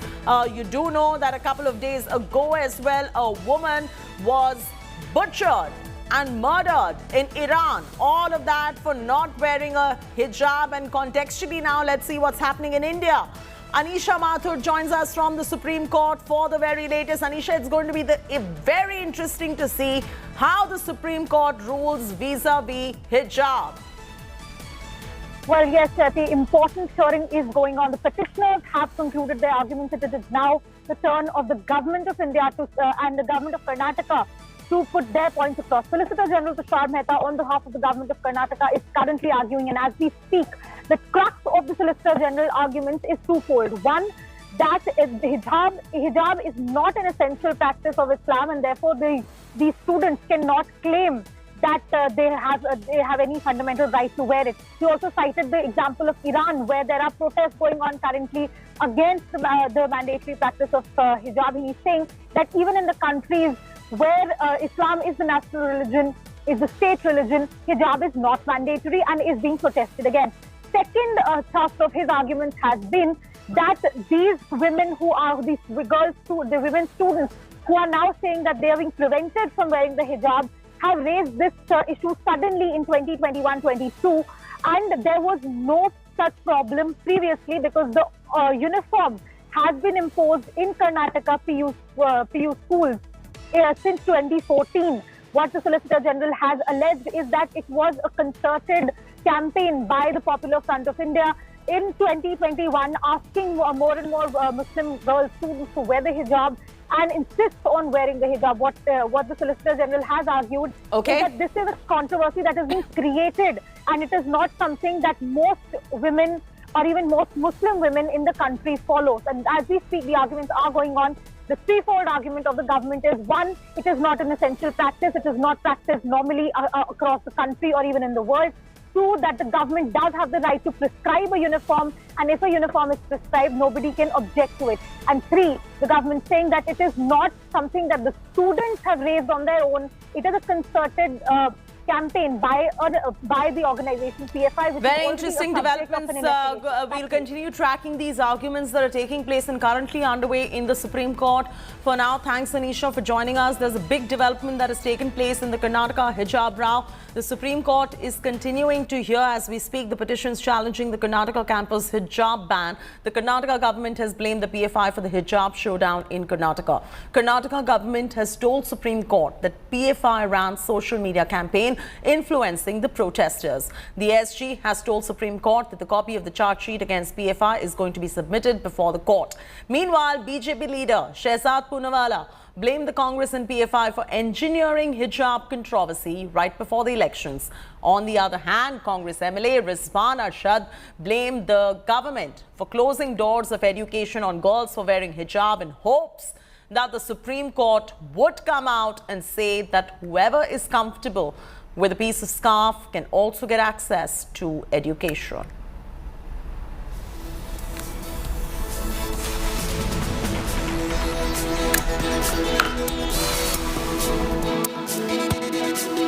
those reactions that are coming in out for you in moments from now. But this is a big development that has taken place in the Karnataka hijab row. As Anisha was also mentioning, all the latest arguments that we are breaking here on India Today. The Supreme Court is continuing to hear these petitions challenging the Karnataka campus hijab ban. Some reactions coming in. Listen in. No, PFI's offshoot Campus Front of India was spearheading this agitation. It is they who instigated those 6 students to wear hijab inside the classroom, which they were not doing so for several months before that. They started wearing it after some of the students took part in an ABP-sponsored agitation. Fearing the desertion of their cadres, they insisted and trained these students to wear hijab inside the classroom. From the controversy erupted. And PFI has clearly been exposed, and it is an open secret. Nothing to hide in it.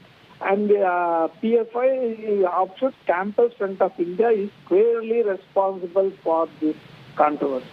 I really understand where the Solicitor General is coming from, because the right to education is far more important than what they are wearing and how they are wearing.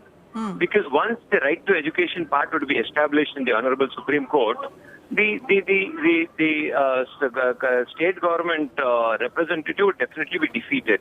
The only way what the tactics which the Honorable Lawyer is doing is just to derail the entire issue. Whether PFI is there behind there or JDS or Congress, it is not of primary importance. The primary importance is right to protect, promote and propagate the religion is a constitutional right, and right to education is a bigger constitutional right. It is totally politically motivated, and some unseen hands want to get benefited out of it, whether it is PFI or RSS. That's really not going to discussion, but the children's education is of primary importance. I'm sure the Honorable Supreme Court is going to look into that angle that would be established. I see we live in India. We follow the constitution given to us by Dr. Babasaheb Ambedkar. And the constitution, freedom to practice one's religion is enshrined under Article 25. It is my choice. And how can you stop me? It is an essential religious practice in Islam. People have been wearing hijab since the 1400 years. In school and college also in India, we were wearing hijab. What is the difficulty? See, we live in India. And Ganga, Jamna, Tehzeeb, we follow it. We don't have object when our Sikh brothers, they wear turban on their head. Where we have no objection. Our Hindu sisters and brothers, they put tilka, they put a red thread in their hand. We have no objection for that as well. So why not a girl allowed to wear hijab and study? Modi on the one side says, the BJP, that Beti Bachao, Beti Padhao, and when our daughter wants to study wearing a hijab, they have objection for it. The BJP wants to create hatred. They want to target a particular community by any group, by madrasa, hijab, azan, anyway. I have studied in colleges in Karnataka till my MA. From first standard to my MA, I studied in Karnataka. Everywhere, young girls used to wear scarves. Not all girls. Some girls who prefer to wear scarves used to wear scarves. So saying that nobody wore hijab, what they wear in the colleges, that is called a scarf on the head, was not worn earlier, is a completely false.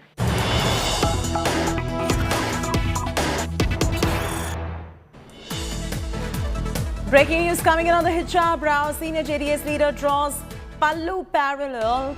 CM Ibrahim says women wear Pallu does not mean they are Muslims. He, who is the JDS senior leader, has spoken out on hijab controversy and says, unfortunately, I do not know when CT Ravi got sisters and daughters. For Rahul Gandhi, she was just like a daughter. In Rajasthan, women have Pallu in their hands. So do we declare them Muslim? You are the General Secretary of Vajpayee's party. Because of you, Vajpayee's name is getting ruined. This person from small village has given that much big responsibility, which he is not able to handle. Indira Gandhi had Pallu. President of India wears Pallu. All this also a conspiracy of the PFI. Pallu is the culture of Indian tradition. Unquote. Indira Gandhi के sir पे पल्लो है, president of India के sir पे पल्लो है, वो जो घूंघट उनके सर पे है वो भी क्या पीएफआई की साजिश है क्या? कुछ ना कुछ बोलते हैं आप। भाई भारत की संस्कृति है, सर पे पल्लो डालना, दुपट्टा डालना भारत की संस्कृति है, भारत का इतिहास है। कित्तूर चन्नम्मा के सर पे था, उसको तुम हिजाब बोलो, पल्लो बोलो, एक ही है। Big war of words has erupted between BJP and Congress over Rahul Gandhi's Bharat Jodo Yatra. After Congress tweeted images of Rahul walking with a girl in hijab in his yatra, the BJP has hurled a big appeasement charge at the Congress MP. BJP cited the image to claim that Rahul is backing the hijab brigade, which is locked in a legal fight with the Karnataka government. The BJP also referred to Rahul Gandhi's meeting with a divisive Christian pastor and said that Rahul is busy courting controversies in a bid to woo the vote bank. Alleging that the Congress survives on appeasement politics alone, Congress has now rubbished the charge, terming them BJP's manufactured controversy to malign Rahul's Bharat Jodo Yatra. So BJP taking objection on this and rather putting out a scathing attack on Rahul Gandhi just because he walked with a woman wearing a hijab. BJP training guns at Congress MP Rahul Gandhi on the back of this visual that you're seeing at the moment after Congress has tweeted out Rahul's pic with a girl in hijab in the Bharat Jodo Yatra. The BJP has trained guns, calling it a big appeasement move by the Congress MP. The BJP has cited the image to claim Rahul is backing hijab brigade that is locked in a legal fight with the Karnataka government. In fact, BJP also referred to Rahul Gandhi's meeting with a divisive Christian pastor and said that Rahul is busy courting controversy in a bid to woo his vote bank.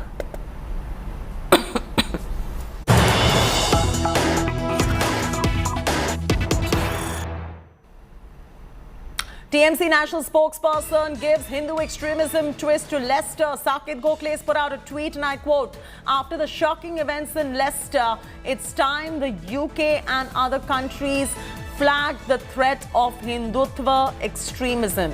This has repercussions on India's internal security and democracy. These overseas extremist groups also fund the Bharatiya Janata Party. If not curbed, this threat will only grow, unquote. So in the back of the UK clashes that took out, Saket Gokhale puts out this particular tweet and we're playing that tweet out on your screens as well. Let's get Saket Gokhale to give us a complete reaction and put this on context for us. But the national spokesperson of TMC has put out a tweet on the events that took place in Leicester.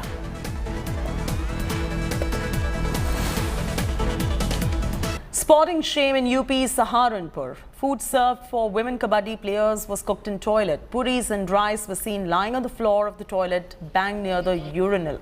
In the viral video, food including rice, dal, curry can be seen being served to the players from the vessels placed on the toilet floor near its gate. A major controversy has now erupted after a junior player from the tournament claimed that the same rice and puris are being served to the players that were seen to be kept in the stadium's toilet. Animesh Saxena, the sports officer of Saharanpur, has been suspended now and the state government has also ordered a probe into this particular incident. It's absolutely shameful.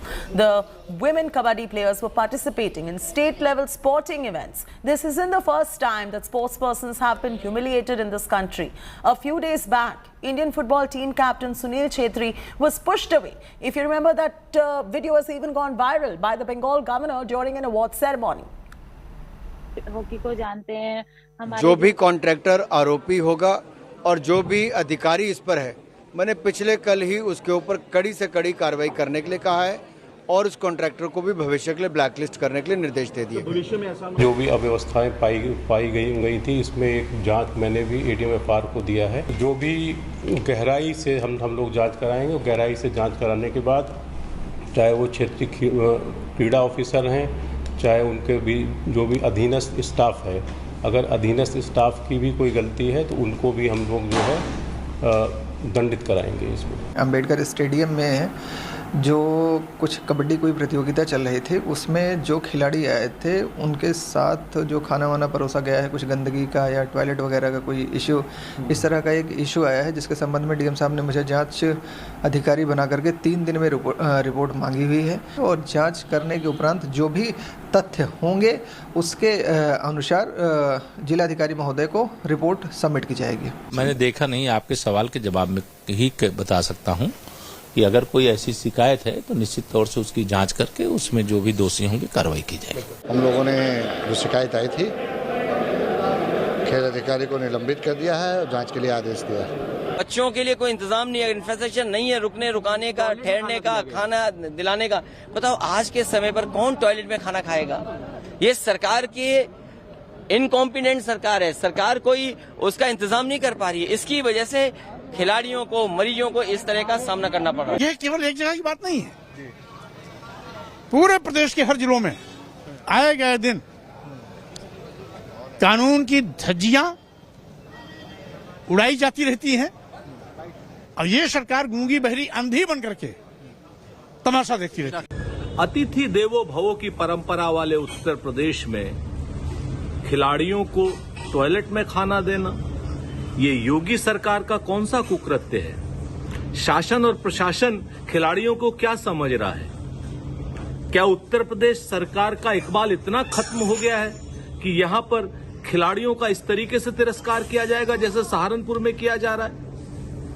Uttar Pradesh की सरकार और उत्तर प्रदेश के अधिकारी कहीं ना कहीं भ्रष्टाचार में लिप्त हैं, इसीलिए इस तरीके की कुव्यवस्था हो रही है। आदरणीय योगी जी, तत्काल प्रभाव से खेल मंत्री को बर्खास्त कीजिए और दोषियों के खिलाफ कठोरतम धाराओं में कार्रवाई कीजिए। बड़ी दुर्भाग्य की बात मानता हूं मैं तो ये कि कबड्डी आज जिस मुकाम पे है, प्रो कबड्डी लीग आने के बाद, और आज कबड्डी एक नेम फेम से चल रही है, और इस लेवल पे चलने के बाद अगर किसी गेम के बच्चे हैं जो इस गेम को खेल रहे हैं, चाहे वो लड़के हों चाहे लड़कियां हों, और उनको अगर हम इस तरीके से ट्रीट करते हैं किसी गवर्नमेंट टूर्नामेंट में कि उनको टॉयलेट में उनको खाना परोसा गया, तो इससे दुर्भाग्य की बात हमारे लिए नहीं हो सकती।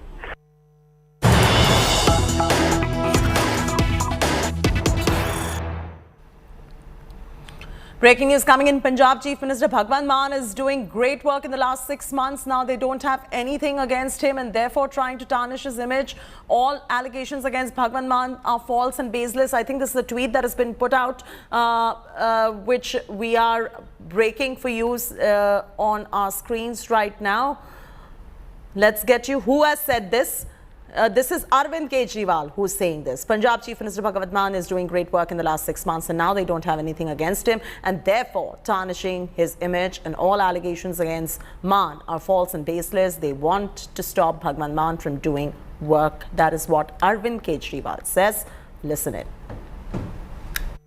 पिछले 6 महीने में जितनी कट्टर ईमानदारी, आज 75 साल के बाद पंजाब को एक कट्टर ईमानदार और मेहनती सीएम मिला है। 6 महीने में उन्होंने 100 मोहल्ला क्लिनिक बना दिए, पंजाब के लोगों की बिजली मुफ्त कर दी, 17,000 नई नौकरियां निकाल दी, 8,000 कर्म टीचर पक्के कर दिए। इतने सारे काम भगवंत मान ने किए हैं कि इनके जो विरोधी हैं उनको उनके कामों में कुछ कमी दिखाई नहीं देती, तो कीचड़ फेंकते हैं कि मान साहब ने, सब झूठ है, सब बकवास है। मैं वो बेचारा आदमी लगा हुआ है पंजाब के विकास के लिए, उसको रोकना चाहते हैं सारे विरोधी मिलके। जनता देख रही है, जनता उनके काम से बहुत खुश है। मैं उनसे ये पूछना चाहता हूँ सारे विरोधियों से, अगर भगवंत मान 6 महीने में बिजली मुफ्त कर सकते थे तो इन दूसरी पार्टियों की सरकारों ने 75 साल में बिजली मुफ्त क्यों नहीं करी? ये सारा पैसा लेके कहाँ चले गए? पंजाब का पैसा किसने खाया? Saurav Akhtania is now joining us for the very latest on this story. Saurav, what's going on right there? Of course, Kejriwal is going to come in the defense of Bhagwant Mann, but what are the facts? Well, clearly, when we asked Arvind Kejriwal, who is in Vadodara, Gujarat for a one-day visit where he first addressed a press conference and then later, right now, he'll be addressing a town hall in Vadodara itself. We asked him that there are huge allegations which have been made by the opposition party that Bhagwant Mann was actually deplaned from Lufthansa flight and he also has met you very recently. So what are the claims? So first of all, Arvind Kejriwal started to say that how Bhagwant Mann is working in Punjab for Punjab. He read out all the works which have been done by Bhagwant Mann till date in last 6 months, and then he said that all the allegations against Bhagwant Mann are false and baseless. He clearly said that there is a theory, a false narrative which has been said by the opposition against Bhagwant Mann, and therefore all the allegations are false and everything is lie, and therefore there's no point to question Bhagwant Mann in this whole case. So clearly, in defense of Bhagwant Mann, Arvind Kejriwal has come in defense of Bhagwant Mann, saying that all the allegations are false. He has also accused the BJP and the Congress party that they are not allowing Aam Aadmi Party to work in Gujarat. He is clearly saying that there's a lot of threats which the party is receiving by the BJP government for the entire campaign which has been played in Gujarat. Now, it's very interesting that how things go forward in the poll-bound state of Gujarat, that how many seats which party gets and how tough will be the whole situation. Just behind me in some time, Arvind Kejriwal is going to come over here. He is going to address the parents-teacher town hall in Vadodara. Will be interesting to say what he says in this particular town hall as well. All right, leave it at that. Thanks so much, Saurabh, for joining us with the very latest details right there. Controversy around drunk Punjab Chief Minister Bhagwant Mann is only growing by the day. Day after opposition parties claim Mann was deplaned as he was too drunk to walk, the centre has now taken note. Civil Aviation Minister said he's going to be looking into the matter as it happened on the international soil. Arvind Kejriwal, however, has rubbished the drunk charge against Punjab Chief Minister Mann and called it baseless. He said claims are nothing but a bit to tarnish Mann's image and stop him from doing the good work. Reports that Bhagwant Mann was removed from a Lufthansa flight from Frankfurt to Delhi because he was drunk has now triggered a huge outcry, with the opposition party saying the Punjab Chief Minister has quote-unquote shamed the Punjabis across the world. BJP and Congress netas have sought probe into this matter. Well, this was an incident on international soil in Germany. We'll have to make sure that we verify the facts, and it is up to Lufthansa and the international airline to provide that data. I will certainly, based on the request that has been sent to me, I will certainly look into it. There's a big political fight that has erupted over Punjab Chief Minister's Frankfurt flight. AAP's political opponents are claiming that Bhagwant Mann was deplaned and the flight delayed because he was allegedly too drunk. The flight operator, Lufthansa, has confirmed that the flight was delayed, but they haven't made the reason public. Aam Aadmi Party claims Mann was unwell and that this is just an attempt to malign his image.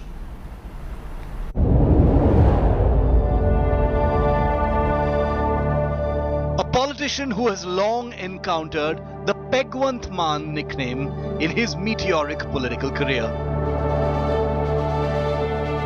An MP once accused of compromising parliament security. House के अंदर होता तो मैं हो सकता है तुरंत कुछ डिसीजन लिया जाता मेरी तरफ से, मगर ये हाउस के बाहर, मगर पार्लियामेंट के अहाते में हुई घटना है सब, तो ये सभी सोच करके हम कार्रवाई जरूर करेंगे, सब लोगों से विचार विमर्श करके. And even of attending the house dead drunk. मैं बहुत प्रताड़ित होता हूँ अब उस सीट पर बैठकर मेरे को वहाँ से बदला जाए. मैंने तो ये कहा है जी, इसका अभिप्राय तो यही है जी कि उधर से बदबू आती है. Chased out of a gurdwara for the same reason. मैं भगवंत मान ईश्वर दी. Barely 6 months after taking over as Chief Minister of Punjab, Bhagwant Mann's past image has come to haunt him once again. Accusations swirling online and offline that the 48-year-old Aam Aadmi Party Chief Minister was offloaded or had to skip a scheduled flight from Frankfurt to Delhi last minute on Sunday because he had too much to drink. Bhagwant Mann is back from his 8-day trip to Germany, but political circles are abuzz with speculation over how and why he missed the first ever conclave of the Aam Aadmi Party in Delhi. On its part, the Aam Aadmi Party has rejected the accusations that its Punjab Chief Minister was offloaded drunk from his Delhi-bound flight. इनमें से कौन था flight में?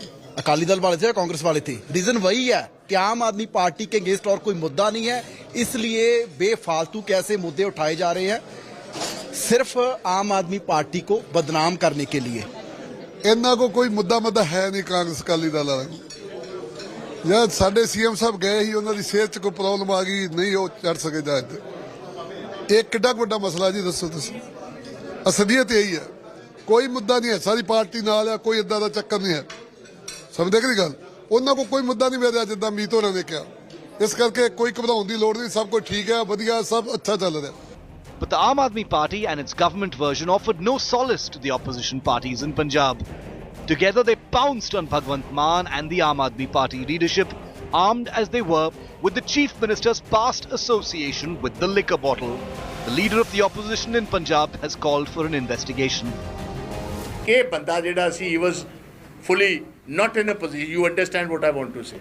4 घंटे flight delay हुई सारी दी सारी ਸਾਰਿਆਂ ਦਾ ਲਗੇਜ ਕੱਢਿਆ ਗਿਆ ਜਿਹੜੇ ਨਾਲ ਵੀ 5-4 ਰਿਹਾ ਸੀ ਜੀ ਕਿਉਂਕਿ ਹੀ ਵਾਸ ਨਾਟ ਅਲੋਨ ਉਹਨਾਂ ਦੀ ਵਾਈਫ ਨਾਲ ਸੀ ਨਾਲ ਕੁਝ ਪੰਜਾਬ ਪੁਲਿਸ ਦੇ ਮੁਲਾਜ਼ਮ ਸੀ ਕੋਈ ਆਈਐਸ ਅਫਸਰ ਸੀ ਸਾਰਿਆਂ ਨੂੰ ਉੱਥੋਂ ਫਲਾਈਟ ਤੋਂ ਉਤਾਰਿਆ ਗਿਆ ਜੀ it is a national shame Akali Chief Sukhbir Singh Badal echoed the charge, accusing the Chief Minister of embarrassing the Punjabi community worldwide. In its statement, airline Lufthansa attributed the delayed departure of its Delhi-bound plane to a delay in an inbound flight. But the airline refused to share any further information. For the record, Bhagwant Mann took a teetotal pledge at a public rally in Barnala with his mother by his side 3 years ago.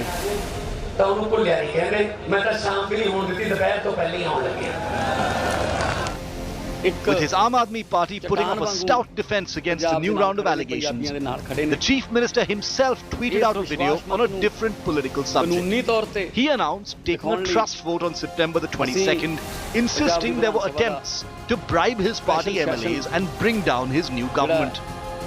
ਉਹ 22 ਤਰੀਕ ਨੂੰ ਬੁਲਾ ਰਹੇ ਹਾਂ ਵੀਰਵਾਰ ਨੂੰ ਉਹਦੇ ਵਿੱਚ ਅਸੀਂ ਦਿਖਾ ਦਿਆਂਗੇ ਕਿ ਜਿਹੜੇ ਐਮਐਲਏ ਨੇ ਚੁਣੇ ਹੋਏ ਐਮਐਲਏ ਨੇ ਲੋਕਾਂ ਦੇ ਉਹ ਪੰਜਾਬ ਦੇ ਰੰਗਲੇ ਪੰਜਾਬ ਦੇ ਸੁਪਨੇ ਨੂੰ ਸਾਕਾਰ ਕਰਨ ਲਈ ਕਿੰਨੇ ਦ੍ਰਿੜ ਨੇ The rise of a mauled opposition into a sober conscious political class. Politicians beware of hangovers when in Punjab. Aam Aadmi Party is slamming the opposition parties, saying they do not have much. But several people are not talking about the credibility, and it's going to be a challenge for the Aam Aadmi Party that in season of controversies, how they really take on this particular matter. With camera person Girish, this is Kamaljeet Sandhu in Chandigarh for India Today. We're slipping to a very short commercial break. When we return, DMK's A. Raja courts controversy with his caste slur again, makes derogatory comments against Brahmins and Vedas. BJP raises demand to bar Raja from contesting elections.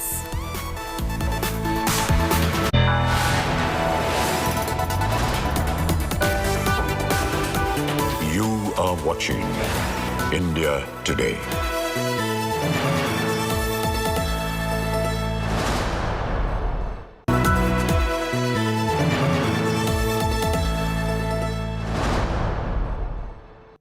खेल पत्रकारिता में career बनाने का सुनहरा मौका। Join करें India today media institute. Register करने के लिए www.indiatodayMediaInstitute.in पर विजिट करें।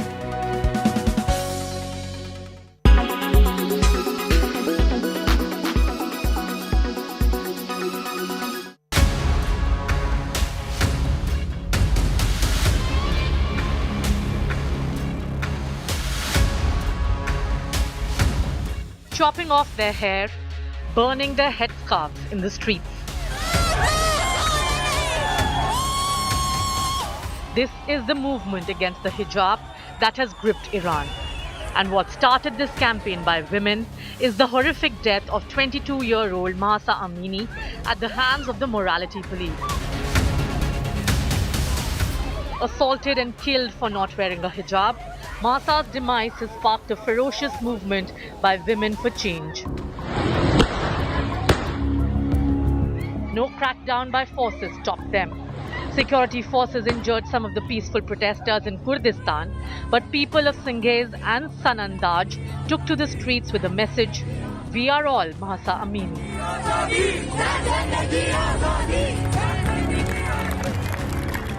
Women were seen removing their headscarves to make it clear that the imposition of hijab will no longer be tolerated. Some protesters were even seen cutting and chopping off their hair in protest. Hundreds of students also gathered at the Tehran University. Men and women together were seen marching and chanting a simple message of woman, life, freedom. The protest has put the focus firmly on how Iran has regressed from before the Islamic Revolution, when women roamed freely, wearing whatever they wanted, to today, where the price for not wearing the hijab could be death. Bureau Report, India Today.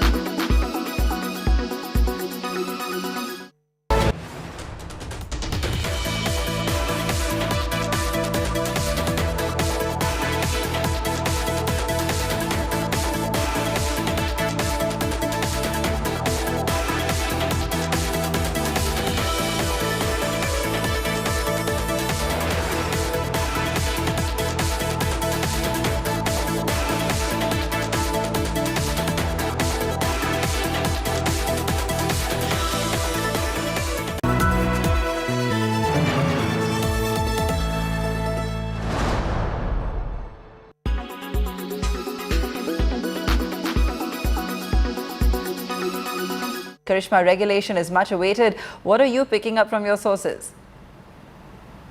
Well, absolutely looks like the road towards legality of cryptocurrency in India is fast approaching, because sources tell us that Ministry of Finance is in fact in significant discussions when it comes to legality of cryptocurrency, and they are doing this in order to present a response to the other companies or to the other countries in order to, of course, come up with a global opinion. Now, this is all after the FSDC meeting that was held last week in Mumbai, but we are picking up that it is for the FATF, which is Financial Action Task Force on Mutual Evaluation, that government is now planning to submit a response. And one of the key questions that FATF has asked is on legality of cryptocurrency and stance of India when it comes to virtual digital assets. Now, government had pretty clearly made it obvious through last budget that they look at taxing VDAs, which is the virtual digital assets, at 30%. But what they've not yet clarified to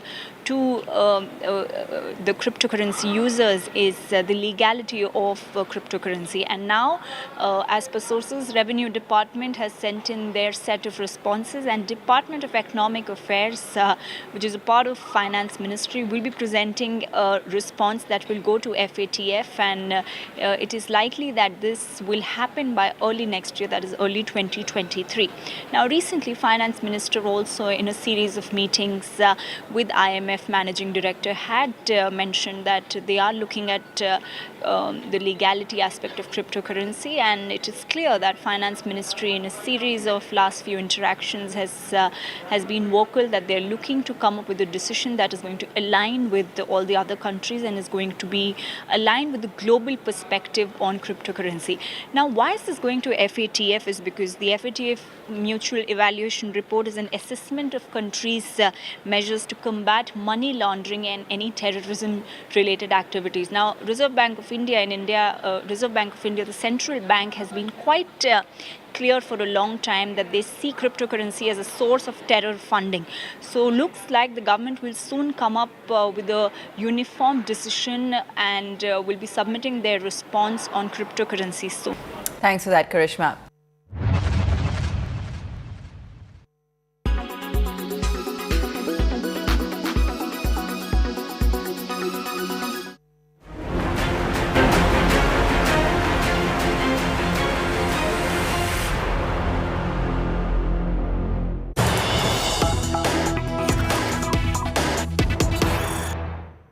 breaking news coming in. Kerala Congress leaders say they want Rahul Gandhi as the Congress chief, hinting no support for Tharoor, who is also from Kerala. Senior Congress leader Ramesh Chennithala and K. Muralidharan said it is up to Tharoor to speak out whether he is contesting to become the party president, adding that the general feeling in Kerala is that Rahul Gandhi should become the president and there is no need to pass a resolution in this regard. Latest coming in right there. Breaking news coming in on your screens right now. Kerala Congress leaders say they want Rahul Gandhi as the Congress chief, hinting no support for Tharoor, who is also from Kerala. Senior Congress leader Ramesh Chennithala, K. Muralidharan have said it is up to Tharoor to speak out whether he is contesting to become the party president, adding that the general feeling in Kerala is that Rahul Gandhi is the one who should become the president and there is no need to pass a resolution in this regard. How the Congress responds to this is a wait and watch for now.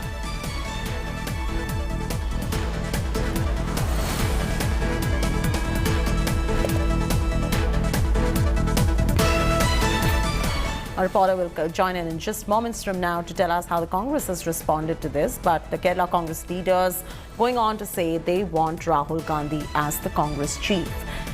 They are also somewhere insinuating and hinting that there is no support for Shashi Tharoor, who is also from Kerala. Shibimol is now joining us for the very latest. Shibimol, Kerala Congress leaders going on to say they want Rahul Gandhi to continue as Congress chief. This also means that they are hinting zero support for Shashi Tharoor, who is also from Kerala. Is this something what the Congress has reacted to for the moment? Because there are two senior Congress leaders, Ramesh Chennithala, K. Muralidharan, both of them are echoing this.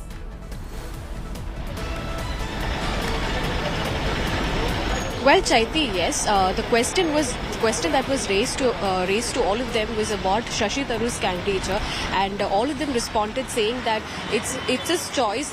The Congress party gives an opportunity to everybody who wants to contest, and the polls will take place without any issue. But they said that we all are in for Rahul Gandhi. We want Rahul Gandhi. We want to see Rahul Gandhi as the president of Congress party, because they were referring to the yatra that's been going on in Kerala right now. They were saying that the kind of reception that the yatra is receiving in Kerala is just because it's been taken out by Rahul Gandhi. If it was anybody else, that would have not been the case. So Rahul Gandhi is the right person, and unlike other states, Kerala need not pass a resolution also regarding that. It's very evident that everybody in Kerala, in KPCC, the Kerala Pradesh Congress Committee, it's very clear that all of us want to see Rahul Gandhi or somebody who is or somebody who has support of Nehru family is what all the Congress leaders from Kerala are saying. In fact, there are reports that if Rahul Gandhi is contesting, Shashi Tharoor will not contest. As per reports, as per sources, they are saying that if Rahul Gandhi is in for election, there's a lot of pressure on him to contest. In fact, on 23rd, which is an off day for Yatra, he will be flying back to Delhi to attend the meeting regarding the Congress presidential polls.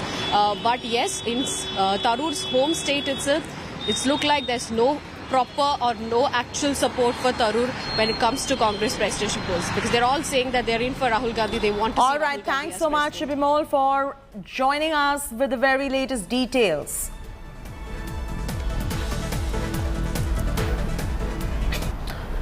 Suspense over who is going to be the next Congress president remains. Sources tell India Today that Congress MP Shashi Tharoor will throw his hat into the ring and contest for the post. Sonia Gandhi has allegedly stated that anyone, including a non-Gandhi, can contest the polls. Sources also say that Sonia said there is no official candidate for the Gandhi family, bringing Rahul Gandhi's role in the party under scanner once again. Meanwhile, speculation is also rife if Rajasthan Chief Minister Ashok Gehlot will contest, with sources telling us that he will file his nomination for Congress president between September 26th to 28th. Was passed unanimously with high enthusiasm and ecstasy. Each and every delegate has expressed their earnest desire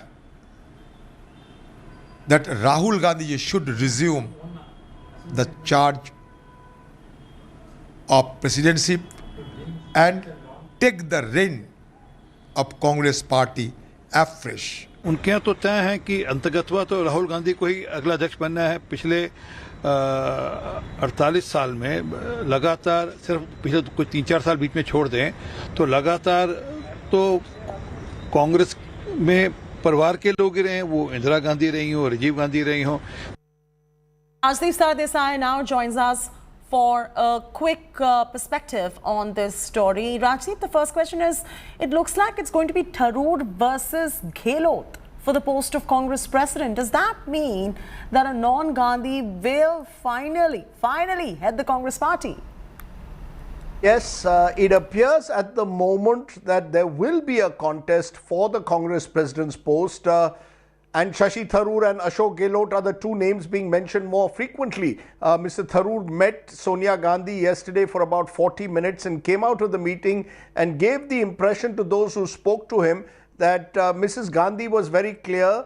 The Gandhi family would not intervene in any manner in the poll process. In fact, apparently Mrs. Gandhi reiterated that their commitment was not to any candidate but was to the process of ensuring, she claimed, a free and fair election. This is significant because remember, just a couple of weeks ago, Ashok Gehlot, the Rajasthan chief minister, had met Sonia Gandhi, and the impression there was that Mr. Gehlot was being persuaded by the Gandhis to leave Jaipur, come to Delhi and take over the Congress presidentship. On the other hand, Shashi Tharoor himself has been identified with the so-called G23 grouping that wants to push for greater reforms in the Congress. The sense, therefore, one gets is that the Gandhis at least publicly want to stay away from being seen to take sides. Shashi Tharoor appears very keen to contest. Whether Ashok Gehlot will join him, as is widely speculated, next week once the Navratras begin, he is expected to also file his nomination. All of that points, at the moment at least, to a contest. And therefore that will be significant because remember, the last contest that the Congress had for presidentship was in 2000 when Sonia Gandhi had taken on Jitendra Prasad or vice versa and had won that big election. This time what's clear is that it will be a contest, and significantly Sonia Gandhi apparently told Shashi Tharoor, or indicated, that the Gandhi family themselves were not going to get involved personally in this contest. None of them. Sonia, Priyanka, or indeed Rahul. T. Siddiqui now joins us. Mr. Siddiqui, don't you feel that it's going to be a fresh breath of air if the Gandhis finally, are not at the helm of affairs as far as Congress is concerned, and probably a non-Gandhi takes over as the Congress president, Mr. Siddiqui? Actually, the leaders and the Congress common workers and the democratic viewers here in Kerala demanding and requesting Rahulji to be the president of Indian National Congress. The politics of Indian scenario is going through a very critical moment, and the leadership like Rahulji is very inevitable. And in that context, we wholeheartedly, completely unitedly, we are requesting the all Congress leaders and workers unitedly requesting Rahulji to So be the you don't Congress think that either Shashi Tharoor or Gehlot will make for a good Congress president who will not be able to keep the party and the flock together? Every congressman has their own aspirations and wishes. We request and wishes to be the Congress president as Rahul Gandhi. All right. Thanks so much for joining us for that quick viewpoint. Stoking a fresh row, DMK MP A. Raja was heard making controversial anti-Hindu remarks. The former union ministers attacked those who follow Sanatan Hindu Dharma, differentiating them from other Hindus who are mentioned in the constitution. A. Raja says Tamil Nadu Governor R.N. Ravi and other upper caste Brahmins followed Sanatan Dharma. Raja has questioned how the governor supported Sanatan Dharma, calling it unconstitutional. Meanwhile, Tamil Nadu BJP has filed a complaint with Lok Sabha Speaker Om Birla against A. Raja, citing unethical act of hate speech against Hindus. BJP has sought action against the DMK MP to prevent him from contesting future elections. Earlier this month, Raja said that all Shudras were children of sex workers and they would remain so until they remain Hindu. Raja said that until people are Hindu, they would continue to be Shudra, Dalit and untouchable.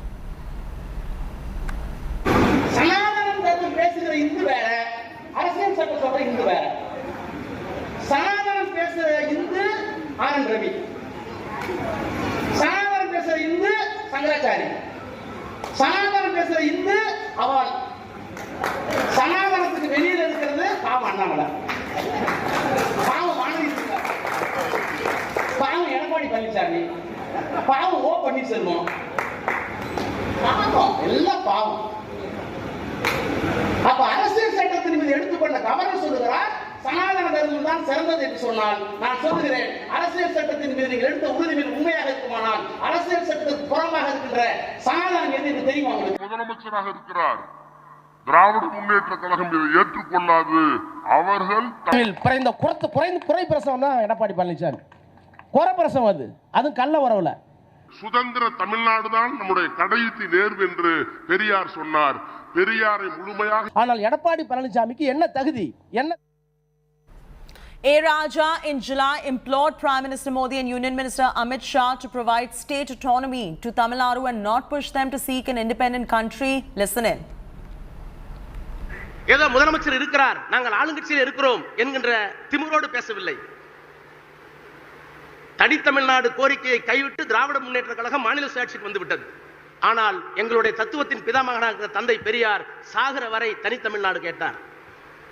அவர் இறப்பதற்கு முன்னால் 3 மாதத்திற்கு முன்னால் September மாதம் 17ஆம் தேதி அவருடைய பிறந்த நாளுக்கு விடுதலையிலே ஒரு அறிக்கை எழுதினார். அதிலே சொன்னார், இந்தியாவில் இருக்கிற வரை இந்து மதம் என்னை சூத்திரனாக வைத்திருக்கும், சுதந்திர தமிழ்நாடு தான் நம்முடைய கடைசி நேர்வு என்று பெரியார் சொன்னார். பெரியாரை முழுமையாக ஏற்றுக்கொண்ட நாங்கள் அதிலே இருந்து விலகி ஜனநாயகத்திற்காக இந்திய நாட்டுடைய ஒருமைப்பாட்டுக்காக சற்று விலகி தந்தையையும் ஒதுக்கி வைத்துவிட்டு இந்தியா வாழ்க என்று சொன்னோம், சொல்லிக் கொண்டிருக்கிறோம். நான் அமித்ஷாவுக்கு சொல்லுகிறேன், பிரதமருக்கு சொல்லுகிறேன், மெத்த பணிவன்போடு சொல்லுகிறேன், உங்களை பணிந்து கெஞ்சி கேட்டுக்கொள்கிறேன். We're slipping into a very short commercial break here on India Today. When we return, big development takes place in Karnataka hijab row. Details in moments from now.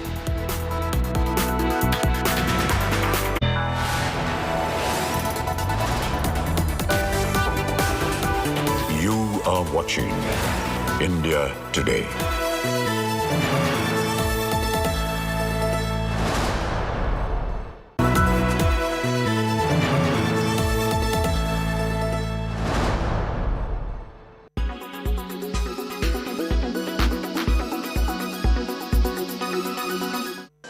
The time for the auditions is over and the T20 World Cup is knocking on the doors. India has already announced the T20 World Cup squad and now is the time to fine-tune any remaining flaws that may exist.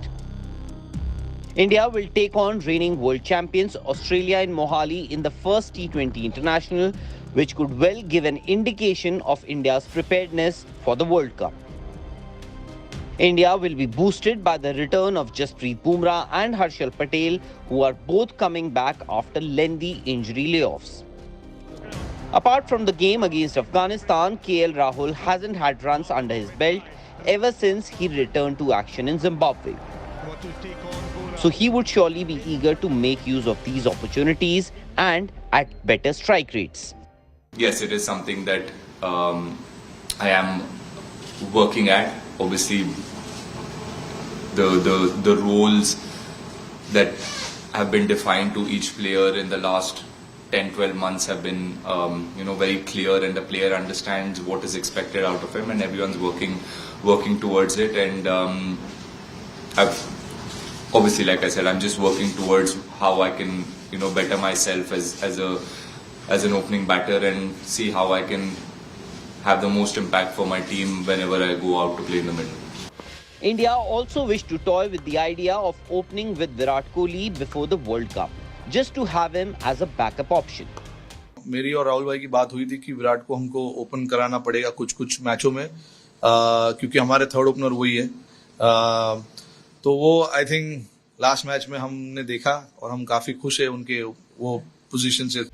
The team will also have to figure out who their second spinner to Yuzi Chahal will be, Akshar Patel or R. Ashwin. For Australia, 4 of their players who've been named in the T20 World Cup squad do not feature in the series against India. Among those missing out are David Warner, Marcus Stoinis, Mitch Starc and Mitch Marsh.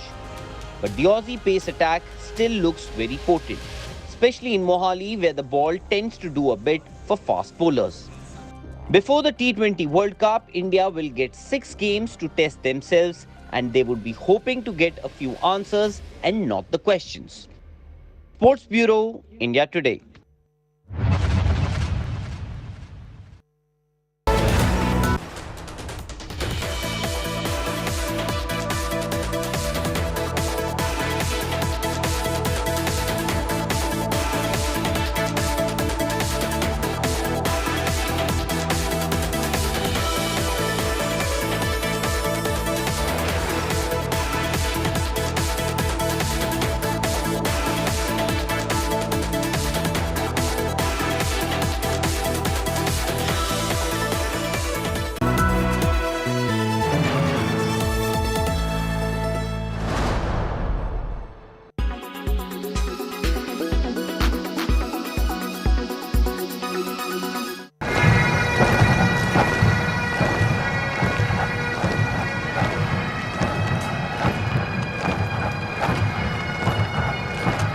A display of full grandeur unfolded in London as Queen Elizabeth II's funeral brought together the royal family, ordinary citizens and world leaders.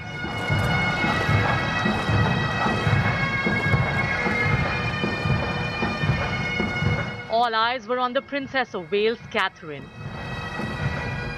She honored the Queen by wearing 2 pieces that once belonged to her grandmother-in-law. The Bahrain pearl drop earrings and 4-strand pearl choker with center diamond clasp, both from the Queen's personal collection. Her daughter, Princess Charlotte, 4th in line to the British throne, wore a dress similar to her mother.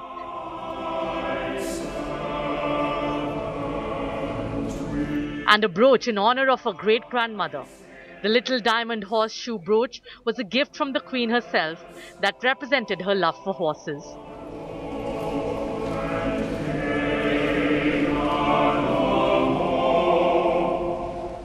The 7-year-old royal was also pictured wiping her tears as she said goodbye to her beloved great-grandmother. The other royals, or should we say former royals that were in the spotlight, were Harry and Meghan. Unpopular among the British public and the media, the two courted controversy even during the Queen's funeral.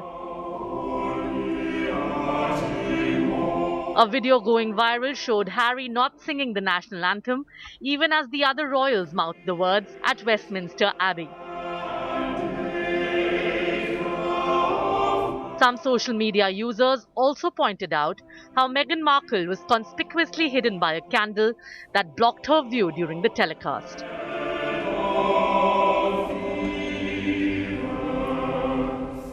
These images of Meghan supposedly wiping a tear also had the internet divided, while some alleging that this was just a shot for the cameras. Conspiracy theories are rife that Duchess is trying to create content for her Netflix documentary. One of the most heartbreaking images of the day was of the Queen's corgis, Muick and Sandy, sitting in the forecourt of Windsor Castle to greet her one last time and witness the procession. Prince Andrew and his ex-wife, Sarah Ferguson, will now look after the dogs. Bureau Report, India Today.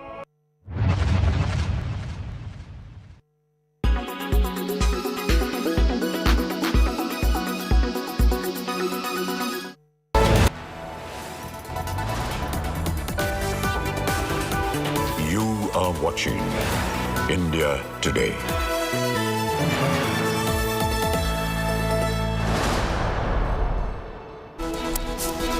Hello there, very warm welcome to India Today TV. I'm Sneha Mordani. Let's get you the top stories in this edition. Bombay government blames the Popular Front of India for hijab showdown in Karnataka during the Supreme Court hearing. Claims social media campaign by PFI to build an agitation of people's religious sentiment.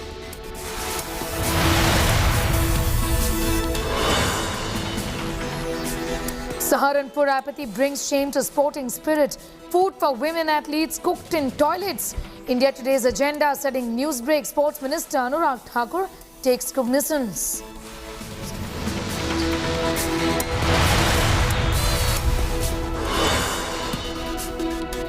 Arvind Kejriwal comes out in support of Bhagwant Mann, calls allegations of him being deplaned for being drunk fake.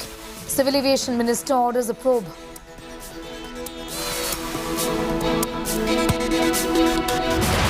Suspense over who will be the next Congress president deepens. Shashi Tharoor throws his hat into the polling fray. Non-Gandhi contest likely between Ashok Gehlot and Shashi Tharoor. DMK's A. Raja quotes controversy with his caste slur again. Makes derogatory comments against Brahmins and Vedas. BJP raises demand to bar Raja from contesting elections.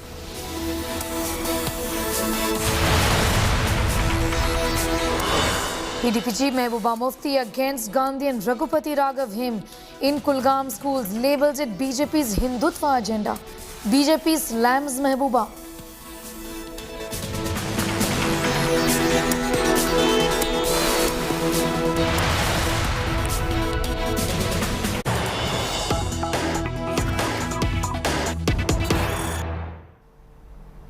We have some news just coming in, and this has got to do with the hearing on the Karnataka hijab ban in Supreme Court. The hearing is ended, is what we know. Senior advocate Dushyant Dave in court has said hijab adds to dignity, makes a lady very dignified when she wears it. Like a Hindu woman when she covers her head with a sari, it's very dignified. The Supreme Court says definition of dignified has changed with time. Interesting developments there from the top court, where Dushyant Dave has said that the hijab, in fact, makes a woman look dignified. My colleague Anisha is tracking all of those details from court. Anisha, tell us more about the proceedings in court and what has been said by counsels from both the sides.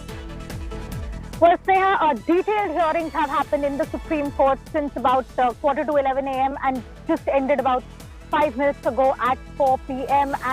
The petitioners have concluded their arguments today. The arguments on behalf of the government of Karnataka have now begun. Now, senior advocate Dushyant Dave, in his arguments today, while concluding the arguments, has emphasized that the hijab is a symbol of dignity of the women, that it is something hijab is something that adds to the dignity of the women, it adds to the privacy of the women. And he compared the wearing of a hijab to a Hindu woman putting a dupatta or a sari pallu on her head, saying that women putting a sari pallu on her head. On the other side, of course, is the argument that has been raised by the government. Supreme Court has been hearing this matter for the last. Today was day 8 of the argument, and Solicitor General Tushar Mehta, in his arguments today, in fact, brought in the issue that is currently going on in Iran. He said that hijab cannot be said to be an essential part of the religion, because even in the Islamic countries there is an ongoing protest against the mandatory hijab, and therefore it cannot be said that hijab is a mandatory essential practice. Secondly, what the government is saying is that there was no problem with regard to the uniform prescribed in Karnataka PU schools since 2014. This issue has only been raised in the end of 2021 and the beginning of 2022, because there was a concerted effort by the Popular Front of India to get this kind of issue raised in social media and ask women, ask students to wear the hijab. Now, the government is also saying that prescribing a uniform is well within the power of the state, that there is a requirement of a uniform in school for the sake of discipline, and that the college development committees have been in place since 2013, and the formulation of the uniform and deciding on what the uniform would be was decided by the CBC in a meeting where parents and teachers and the administration were all represented. So the government is basically saying two things: that A, hijab is not an essential practice; B, that the schools have been their schools have prescribed uniform, and hijab has not been an issue for several years, and it is being created as an issue now. thirdly, what the Advocate General for Karnataka is also raising this argument that that only an essential religious practice can be protected under the constitutional provisions, and hijab is not an essential practice. In fact, the Advocate General is raising this argument that the petitioners have said that you can protect all religious practices and all cultural practices under the constitutional principles of Article 25 and 29, which is a fallacious argument according to the Solicitor General and the Advocate General of Karnataka, because they say that only the essential religious practice, without which a religion's identity itself is compromised, only that is protected under the law, and hijab is one such thing. Now, arguments are set to continue tomorrow with the Advocate General of Karnataka to continue his arguments. A lot has been said over the last 8 days, and it is likely that the arguments could conclude tomorrow. Back to you. Anisha, I'm thanking you for the moment. We'll of course come back to you for more on that. Anisha is saying that the arguments of course will continue tomorrow, and this matter is being heard in the top court. It's a huge development. Again, in the Karnataka hijab controversy, we're getting you details of what is happening in Supreme Court. The court heard petitions challenging the Karnataka campus hijab ban. The government has blamed the Popular Front of India for hijab showdown. The government has told Supreme Court that the PFI ran a social media campaign influencing the protesters. The Solicitor General, in fact, has told the court the copy of the charge sheet against the PFI will be submitted before the court. Senior JDS leader CM Ibrahim has stoked to controversy comparing the hijab to pallu, questioning whether those who wear pallu, including women of Rajasthan, Indira Gandhi or President Murmu, should be considered Muslims. While the BJP blamed Congress and PFI for engineering a hijab controversy before elections, the government of the state also argued that women in Islamic countries have been protesting against hijab. Indira Gandhi के sir पे पल्लो है, president of India के sir पे पल्लो है, वो जो घूंघट उनके सर पे है वो भी क्या पीएफआई की साजिश है क्या? कुछ ना कुछ बोलते हैं आप। भाई भारत की संस्कृति है, सर पे पल्लो डालना, दुपट्टा डालना भारत की संस्कृति है, भारत का इतिहास है। कित्तूर चन्नम्मा के सर पे था, उसको तुम हिजाब बोलो, पल्लो बोलो, एक ही है। No, PFI's offshoot Campus Front of India was spearheading this agitation. It is they who instigated those 6 students to wear hijab inside the classroom, which they were not doing so for several months before that. They started wearing it after some of the students took part in an ABP-sponsored agitation. Fearing the desertion of their cadres, they insisted and trained these students to wear hijab inside the classroom. From the controversy erupted. And PFI has clearly been exposed, and it is an open secret. Nothing to hide in it. And PFI offshoot Campus Front of India is clearly responsible for this controversy. I really understand where the Solicitor General is coming from, because the right to education is far more important than what they are wearing and how they are wearing. Because once the right to education part would be established in the Honorable Supreme Court, the state government representative would definitely be defeated. The only way the tactics which the honorable lawyer is doing is just to derail the entire issue. Whether PFI is there behind there or JDS or Congress, it is not of primary importance. The primary importance is right to protect, promote and propagate the religion is a constitutional right, and right to education is a bigger constitutional right. It is totally politically motivated, and some unseen hands want to get benefited out of it, whether it is PFI or RSS. That's really not going to discussion, but the children's education is of primary importance. I'm sure the Honorable Supreme Court is going to look into that angle that would be established.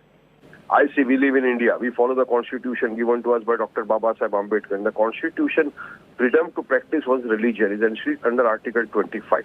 It is my choice. And how can you stop me? It is an essential religious practice in Islam. People have been wearing hijab since the 1400 years. In school and college also in India, we were wearing hijab. What is the difficulty? See, we live in India. And Ganga, Jamna, Tehzeeb, we follow it. We don't have object when our Sikh brothers, they wear turban on their head.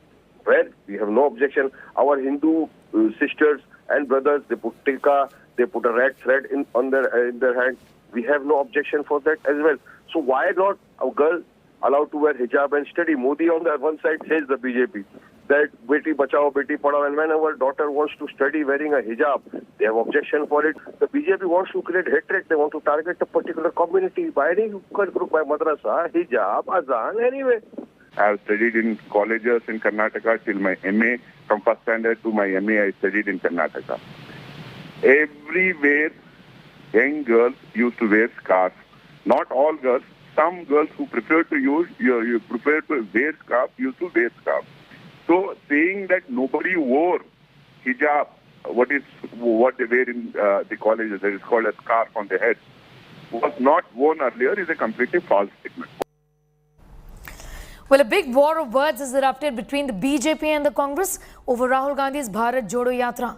After Congress tweeted images of Rahul Gandhi walking with a girl in hijab in his yatra, the BJP has held a big appeasement charge at the Congress MP.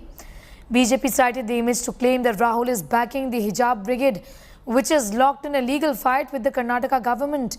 The BJP also referred to Rahul Gandhi's meeting with the divisive Christian pastor the last time around and said that Rahul is busy quoting controversies in a bid to woo their vote bank, alleging that the Congress survives in appeasement politics alone. Congress, meanwhile, has rubbished the charge, calling them BJP's manufactured controversies.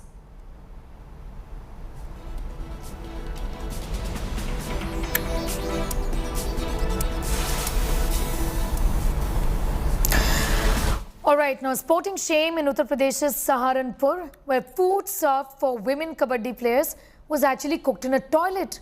Puris and rice were seen lying on the floor of the toilet bang near the urinals there. In this viral video, food including rice, dal and curry can be seen being served to players from the vessels which are placed on the toilet floor near its gate. A major controversy has erupted after a junior player from the tournament claimed that the same rice and puris were being served to the players, which was seen to be kept in the stadium's toilets. Animesh Saxena, sports officer of Saharanpur, has been suspended, and the state government has also ordered a probe in this incident. The women kabaddi players were participating in a state-level sporting event. Now, this isn't the first time that sportspersons have been humiliated and treated in an apathy. A few days ago, Indian football team captain Sunil Chhetri was pushed away by Bengal governor during an award ceremony. That video too went viral. जो भी contractor आरोपी होगा और जो भी अधिकारी इस पर है, मैंने पिछले कल ही उसके ऊपर कड़ी से कड़ी कार्रवाई करने के लिए कहा है और उस कॉन्ट्रैक्टर को भी भविष्य के लिए ब्लैकलिस्ट करने के लिए निर्देश दे दिए। जो भी अव्यवस्थाएं पाई गई थी, इसमें एक जांच मैंने भी ADM-FR को दिया है। जो भी गहराई से हम लोग जांच कराएंगे, गहराई से जांच कराने के बाद चाहे वो क्षेत्रीय क्रीड़ा ऑफिसर हैं, चाहे उनके भी जो भी अधीनस्थ स्टाफ है, अगर अधीनस्थ स्टाफ की भी कोई गलती है तो उनको भी हम लोग जो है दंडित कराएंगे। इसमें अम्बेडकर स्टेडियम में जो कुछ कबड्डी कोई प्रतियोगिता चल रही थी, उसमें जो खिलाड़ी आए थे उनके साथ जो खाना वाना परोसा गया है, कुछ गंदगी का या टॉयलेट वगैरह का कोई इशू, इस तरह का एक इशू आया है, जिसके संबंध में डीएम साहब ने मुझे जांच अधिकारी बना करके 3 दिन में रिपोर्ट मांगी हुई है और जांच करने के उपरांत जो भी तथ्य होंगे उसके अनुसार जिलाधिकारी महोदय को रिपोर्ट सबमिट की जाएगी। मैंने देखा नहीं, आपके सवाल के जवाब में ही बता सकता हूं कि अगर कोई ऐसी शिकायत है तो निश्चित तौर से उसकी जांच करके उसमें जो भी दोषी होंगे कार्रवाई की जाएगी। हम लोगों ने जो शिकायत आई थी, खेल अधिकारी को निलंबित कर दिया है और जांच के लिए आदेश दिया है। बच्चों के लिए कोई इंतजाम नहीं है, इंफ्रास्ट्रक्चर नहीं है, रुकने रुकाने का, ठहरने का, खाना दिलाने का। बताओ आज के समय पर कौन टॉयलेट में खाना खाएगा? ये सरकार की इनकॉम्पिटेंट सरकार है, सरकार कोई उसका इंतजाम नहीं कर पा रही है। इसकी वजह से खिलाड़ियों को, मरीजों को इस तरह का सामना करना पड़ रहा है। ये केवल एक जगह की बात नहीं है, पूरे प्रदेश के हर जिलों में आए गए दिन कानून की धज्जियां उड़ाई जाती रहती हैं और ये सरकार गूंगी बहरी अंधी बन करके तमाशा देखती रहती है। अतिथि देवो भवो की परंपरा वाले उत्तर प्रदेश में खिलाड़ियों को टॉयलेट में खाना देना, ये योगी सरकार का कौन सा कुकृत्य है? शासन और प्रशासन खिलाड़ियों को क्या समझ रहा है? क्या उत्तर प्रदेश सरकार का इकबाल इतना खत्म हो गया है कि यहां पर खिलाड़ियों का इस तरीके से तिरस्कार किया जाएगा जैसे सहारनपुर में किया जा रहा है? उत्तर प्रदेश की सरकार और उत्तर प्रदेश के अधिकारी कहीं ना कहीं भ्रष्टाचार में लिप्त हैं, इसीलिए इस तरीके की कुव्यवस्था हो रही है। आदरणीय योगी जी, तत्काल प्रभाव से खेल मंत्री को बर्खास्त कीजिए और दोषियों के खिलाफ कठोरतम धाराओं में कार्रवाई कीजिए। बड़ी दुर्भाग्य की बात मानता हूं मैं तो ये कि कबड्डी आज इस मुकाम पे है, प्रो कबड्डी लीग आने के बाद, और आज कबड्डी एक नेम फेम से चल रही है, और इस लेवल पे चलने के बाद अगर किसी गेम के बच्चे हैं जो इस गेम को खेल रहे हैं, चाहे वो लड़के हों चाहे लड़कियां हों, और उनको अगर हम इस तरीके से ट्रीट करते हैं किसी गवर्नमेंट टूर्नामेंट में कि उनको टॉयलेट में उनको खाना परोसा गया, तो इससे दुर्भाग्य की बात हमारे लिए नहीं हो सकती। Now, there's been a controversy around drunk Punjab Chief Minister Bhagwant Mann, and that matters only that controversy isn't dying down anytime soon. Day after opposition parties claimed that Mann was actually deplaned as he was too drunk to walk, the centre has taken note. Civil Aviation Minister has said he's going to look into the matter as it happened on the international soil. Arvind Kejriwal has rubbished the drunk charge against the Chief Minister, calling it baseless. He said claims are nothing but bit to tarnish Mann's image and stop him from doing good work. Reports that Bhagwant Mann was removed from a Lufthansa flight from Frankfurt to Delhi because he was drunk have triggered a huge outcry, with the opposition party saying that the Punjab Chief Minister shamed Punjabis across the world. BJP and Congress netas have sought a probe into this matter. This was an incident on international soil in Germany. We'll have to make sure that we verify the facts, and it is up to Lufthansa and the international airline to provide that data. I will certainly, based on the request that has been sent to me, I will certainly look into it. पिछले 6 महीने में जितनी कट्टर ईमानदारी, आज 75 साल के बाद पंजाब को एक कट्टर ईमानदार और मेहनती सीएम मिला है। 6 महीने में उन्होंने 100 मोहल्ला क्लिनिक बना दिए, पंजाब के लोगों की बिजली मुफ्त कर दी, 17,000 नई नौकरियां निकाल दी, 8,000 टीचर पक्के कर दिए। इतने सारे काम भगवंत मान ने किए हैं कि इनके जो विरोधी हैं उनको उनके कामों में कुछ कमी दिखाई नहीं देती, तो कीचड़ फेंकते हैं कि मान साहब ने, सब झूठ है, सब बकवास है। वो बेचारा आदमी लगा हुआ है पंजाब के विकास के लिए, उसको रोकना चाहते हैं सारे विरोधी मिलके। जनता देख रही है, जनता उनके काम से बहुत खुश है। मैं उनसे ये पूछना चाहता हूँ सारे विरोधियों से, अगर भगवंत मान 6 महीने में बिजली मुफ्त कर सकते थे तो इन दूसरी पार्टियों की सरकारों ने 75 साल में बिजली मुफ्त क्यों नहीं करी? ये सारा पैसा लेके कहां चले गए? पंजाब का पैसा किसने खाया? News from across the country in brief now. Varanasi has been declared as the SCO tourism and cultural capital for the first time with the initiative of the Prime Minister. The Prime Minister has thanked the members of the SCO for endorsing Banaras as the first ever SCO tourist and cultural capital during the upcoming 2022-2023. In a shocking incident, a monk who was refused loan carried a rifle into the bank and threatened to loot. Tirumalai Swami had approached the Citibank seeking a loan for his daughter. Bank officials had asked for property documents as collateral, for which Tirumalai refused to provide any documents. Congress leader and Member of Parliament Shashi Tharoor received the nod from Sonia Gandhi to contest in the upcoming elections for the party's president's post. Tharoor received interim party president Sonia Gandhi's go-ahead. Students staged a protest against the administration over a fee hike issue. A peaceful protest began, but it turned to be disruptive. Students had not taken any permission for the protest. They were, in fact, disturbing the law and order situation, is what the university said.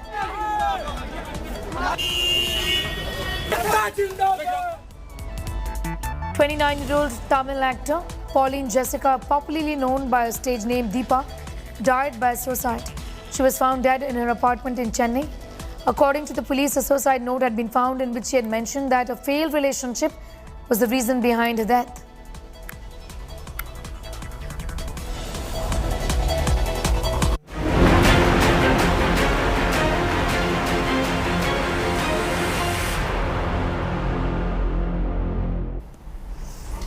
Well, there is suspense over who will be the next Congress president, and that remains. Sources have told India Today that Congress MP Shashi Tharoor will throw his hat in the ring and contest for the post. Sonia Gandhi has allegedly said that anyone, including a non-Gandhi, can fight the elections. Sources also say that Sonia Gandhi said there is no official candidate for the Gandhi family, bringing Rahul Gandhi's role in the party under scanner once again. Speculation is rife if Rajasthan Chief Minister Gehlot will be contesting, with sources telling us he will file for the nomination of the Congress president between the 26th of September to the 28th of September. देखिए, कांग्रेस एक democracy में विश्वास करते हैं। कांग्रेस के आला कमान ने जो कमीशन इलेक्शन कमीशन जो बनाया है, उन्होंने डेट भी अनाउंस की है। जिसको भी चाहते हैं तो नॉमिनेशन दे सकते हैं, इसमें कोई प्रॉब्लम नहीं है। सो डेमोक्रेटिक तरीके से हमारे अध्यक्ष को चुनने की प्रणाली चालू है। सो जो भी हो, शशि थरूर हो या अन्य कोई भी हो, वो अपने नॉमिनेशन फाइल कर सकते हैं। हमारे जो प्रतिनिधि है वो जो डिसाइड करेगा कौन बनना है। आपके मन में कौन बनना है? क्योंकि बाहर जितने कार्यकर्ता है, कन्याकुमारी से हम शुरू हुए हैं, बाकी देश भर में जितने कार्यकर्ता है वो तो कह रहे राहुल जी को बनना चाहिए, रेजोल्यूशंस पास हो रहे हैं। आपको क्या लगता है? मेरे मन में तो राहुल जी के पक्ष में है। हम लोग चाहते हैं राहुल गांधी जी कांग्रेस का अध्यक्ष बनना चाहिए। देखिए, अभी जो भारत जोड़ो जो पदयात्रा उन्होंने जो चला रहे हैं, मैं उनके साथ अब 10 दिन हैं, पैदल चलते हैं। हजारों की तादाद में, लाखों की तादाद में लोग आ रहे हैं। उनके ऊपर लोगों को इतना विश्वास है, सो उनके अलावा कोई कांग्रेस के अध्यक्ष बनने के लिए अभी लायक नहीं है। खेरा साहब, आप पुराने कांग्रेसी हैं, आप पूरी विचारधारा से अच्छी तरह वाकिफ है। मैं ये कह रही हूँ कि अगर राहुल गांधी जो अभी स्थिति चल रही है मौजूदा, उसमें आप अशोक गहलोत के कद काठ को कहाँ पाते हैं? मतलब उनके एक्सपीरियंस को देखें, आप पर्सनली भी उनको जानते हैं, उनके साथ काम भी कर चुके हैं। उनका पर्सोना और उनकी पर्सनालिटी, उनका व्यक्तित्व, अंग्रेजी में कहते हैं let's cross the bridge when we reach it. वो पुल तक पहुंचे तो हम हमारे बड़े लोकप्रिय मुख्यमंत्री हैं। उनको राजस्थान के ही नहीं पूरे देश में लोग एक तरह से इस सदी का गांधी मानते हैं, इसमें कोई शक की बात नहीं है। उनका रहन सहन, उनका विचार बिल्कुल असली, जिसको गांधी को जिसने अपना आदर्श माना हो, वो मुझे अशोक गहलोत जी में दिखता है। That resolution was passed unanimously with high enthusiasm and ecstasy. Each and every delegate has expressed their earnest desire that Rahul Gandhi should resume the charge of presidency and take the reign of Congress party afresh. Rahul Gandhi अध्यक्ष अगर उनकी हामी है वो पहली choice है, लेकिन अगर वो नहीं बनना चाहते तो इस तरीके का दबाव कांग्रेस को कमज़ोर करता है, बीजेपी के हाथों को ताकतवर करता है और बीजेपी को मौका देता है हमारे खिलाफ बोलने का। वो लोग जो रेजोल्यूशन पास कर रहे हैं, मेरी समझ में नहीं आ रहा है किस तरीके के राजनीतिज्ञ हैं। उनके यहाँ तो तय है कि अंतर्गतवा तो राहुल गांधी को ही अगला अध्यक्ष बनना है। पिछले 48 साल में लगातार, सिर्फ पिछले कोई 3-4 साल बीच में छोड़ दें तो लगातार तो कांग्रेस में परिवार के लोग ही रहे हैं, वो इंदिरा गांधी रही हो, राजीव गांधी रही हो। राहुल गांधी अभी भी अध्यक्ष नहीं है, लेकिन एक ढंग से पार्टी तो वही चला रहे हैं ना भाई। इसलिए कोई नया अध्यक्ष भी बनता है तो अध्यक्ष की भूमिका है वो क्या निभा पाएगा? क्योंकि माने राहुल गांधी जो कहेंगे, मीडिया हो या देश के लोग हों या अपोजिशन हो, उन्हीं के बात को ये मान के कि कांग्रेस का ऑफिशियल जो है यही माने बात है, लोग मानेंगे। और किसी को अध्यक्ष बना के उसको कठपुतली की तरह नचाने का क्या मतलब है? The date of withdrawal of nomination is on 13th of this month. Jodo Yatra's visit will be completed on 29th afternoon. After that, we can say who are the candidates and we can decide. But the person who are openly supporting Nehru family will get the vote from Kerala. That is 101% sure. There is a call for Rahul Gandhi to be the president here, from Kerala.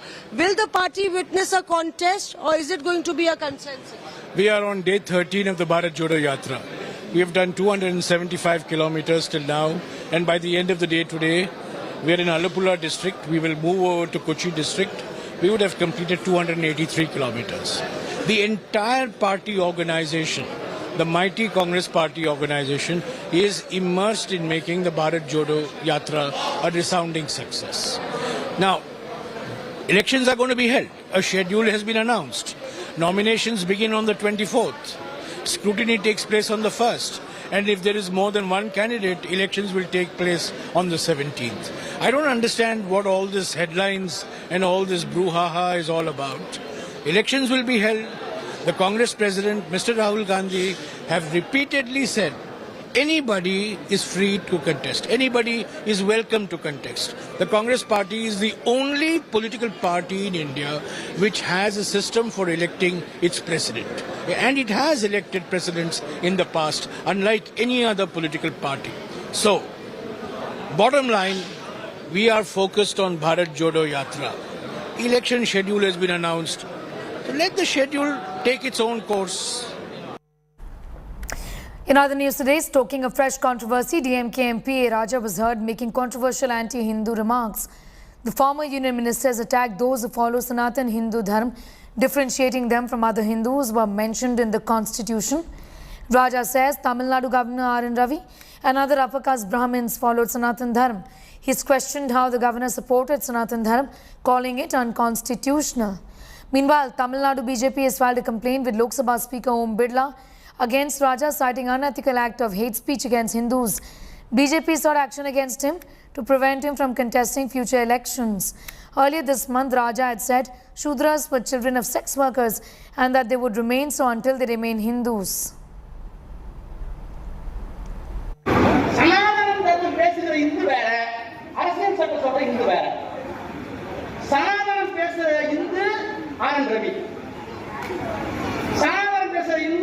Shankaracharya சனாதனம் பேசுற இந்து அவள் சனாதனத்துக்கு வெளியில் இருக்கிறது பாவம் அண்ணாமலை பாவம் வானதி பாவம் எடப்பாடி பழனிசாமி பாவம் ஓ பன்னீர்செல்வம் பாவம் எல்லாம் பாவம் அப்ப அரசியல் சட்டத்தின் மீது எடுத்துக்கொண்ட கவர்னர் சொல்லுகிறார் சனாதன தர்மம் தான் சிறந்தது என்று சொன்னால் நான் சொல்லுகிறேன் அரசியல் சட்டத்தின் மீது நீங்கள் எடுத்த உறுதிமொழி உண்மையாக இருக்குமானால் அரசியல் சட்டத்துக்கு புறம்பாக இருக்கின்ற சனாதனம் எது தெரியுமா உங்களுக்கு? Raja had in July implored Prime Minister Modi and Home Minister Amit Shah to provide state autonomy to Tamil Nadu and not push them to seek an independent country. ஏதோ முதலமைச்சர் இருக்கிறார், நாங்கள் ஆளுங்கட்சியில் இருக்கிறோம் என்கின்ற திமிரோடு பேசவில்லை. தனித்தமிழ்நாடு கோரிக்கையை கைவிட்டு திராவிட முன்னேற்ற கழகம் மாநில சுயாட்சிக்கு வந்துவிட்டது. ஆனால் எங்களுடைய தத்துவத்தின் பிதாமகனாக தந்தை பெரியார் சாகர வரை தனித்தமிழ்நாடு கேட்டார். அவர் இறப்பதற்கு முன்னால் 3 மாதத்திற்கு முன்னால் செப்டம்பர் மாதம் 17ஆம் தேதி அவருடைய பிறந்த நாளுக்கு விடுதலையிலே ஒரு அறிக்கை எழுதினார். அதிலே சொன்னார், இந்தியாவில் இருக்கிற வரை இந்து மதம் என்னை சூத்திரனாக வைத்திருக்கும், சுதந்திர தமிழ்நாடு தான் நம்முடைய கடைசி நேர்வு என்று பெரியார் சொன்னார்.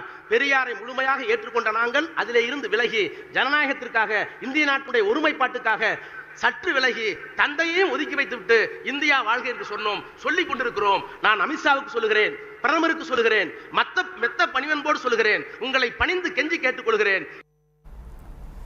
PDP chief Mehbooba Mufti had stoked a controversy after sharing a video of children reciting Raghupati Raghav and called it a Hindu prayer.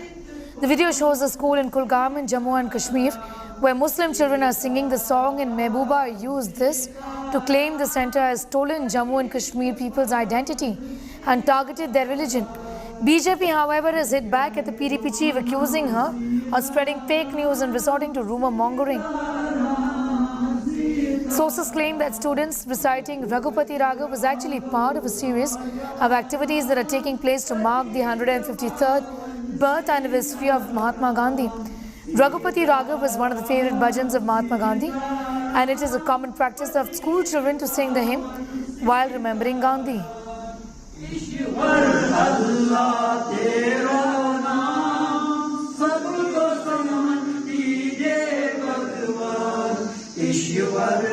हमारी बच्चों को जो मुस्लिम बच्चे हैं, देखिए हम हिंदू मुसलमान में फ़र्क नहीं करते, मगर हर एक को हक दिया है हमारे कॉन्स्टिट्यूशन ने अपने अपने मज़हब को फॉलो करने का। और इन बच्चों को जो भजन हैं वो इनसे उनको गाने के लिए कहा जाता है उनको, और उनको टीचर्स भी यही काम करते हैं। अब हमारे मज़हब के ऊपर सीधे एक हिसाब से अटैक कर रहे हैं, और लगता है कि जो बीजेपी का जो हिंदुत्व का एजेंडा है, जो इनका रैपिड हिंदुत्व है, उसको भी जम्मू कश्मीर में ही लेबॉर्ट्री बना के ये इसको जो है इसको आजमाना चाहते हैं। महबूबा मुफ्ती जी का एक ट्वीट आया है, हास्यास्पद है और शरारतपूर्ण भी है, और कहीं ना कहीं लगता है कि कश्मीर में कश्मीरी भाइयों को बरगलाने व बहकाने की एक नाकाम कोशिश है। लेकिन ध्यान रहे, ना कश्मीरी नौजवान, कश्मीरी युवा आपके बहकाने में आएगा, ना भी आपके बरगलाने में आएगा। Mahbooba Mufti has lost her political sport in Kashmir Valley. That's why she is spitting venom in Kashmir Valley to divide the society. If the students in the morning assembly are singing this prayer, Raghupati Raghava Raja Ram, they also used to sing Lape aati hai dua banke tamanna meri, in which the word Khuda is used by the students. And when students sing Lape aati hai dua banke, nobody objects. And now when there is a Raghupati Raghava Raja Ram, Mahbooba Mufti has all problems. Mahbooba Mufti has already lost the political grounds and support in Kashmir Valley. She's all spitting the venom in the society and creating rucks. And a propaganda is being propagated by the Mahbooba Mufti to divide the communities, nothing else. She's just trying to stoke his political agenda by spreading the venom in the society. With our report, it's time for a quick break. Here on the other side, we're getting you how there is no end to Jacqueline Fernandez's troubles. Jackie is going to be called again for questioning by the Economic Offences Wing of the Delhi Police.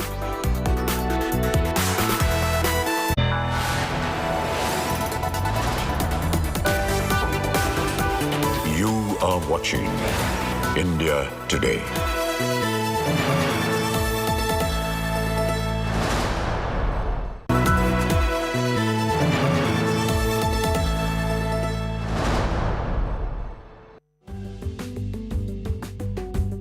My headmistress said that, I remember her name is Mrs. Fernandez, she said, Alia, come in the front, everybody will sing like Alia. So now Alia sing. And I started singing, and I remember loving the fact that everybody was looking at me. I remember just like, wow, they are looking at me. Like there's no other attention is only for me right now. And that was it. After that, it was only all about the attention and how people looked at me and how good and great I was. She came to a photo shoot of mine, which my friend Sumit Chopra was shooting me with her little water bottle and a little change of costume in her little bag with her nanny at that time, Shraddha, and patiently sat around and took pictures like a pro.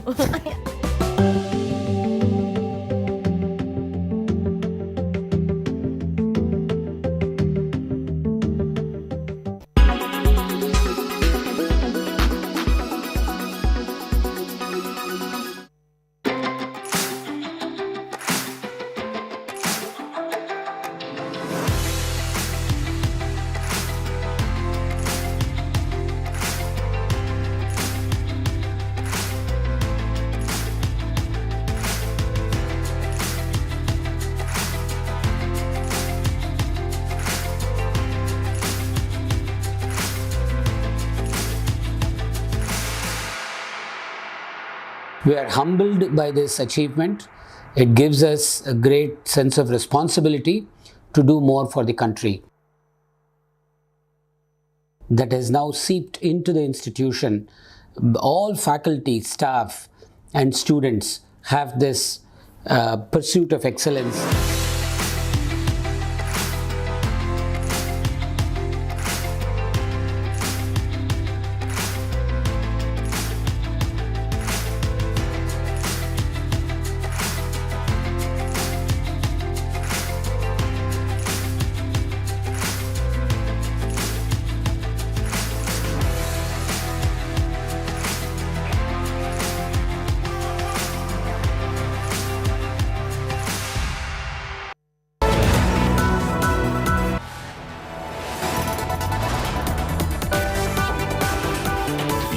are watching India Today.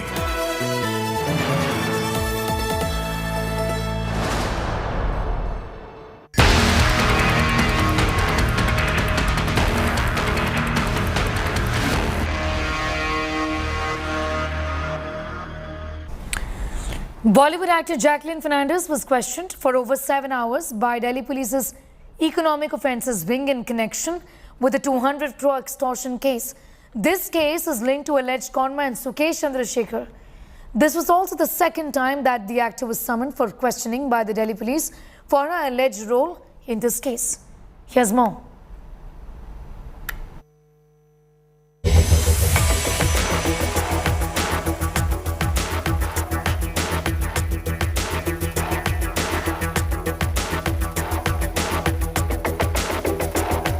A 200 crores extortion case.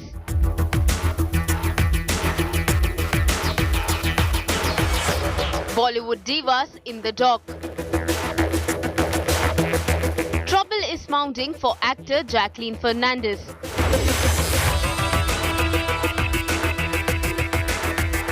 Jacqueline was interrogated by Delhi Police's Economic Offences Wing on Monday in connection with the con by Sukesh Chandrasekhar. She was questioned for more than 8 hours. This was her second such grilling. Earlier, she was questioned by Economic Offences Wing on September 14.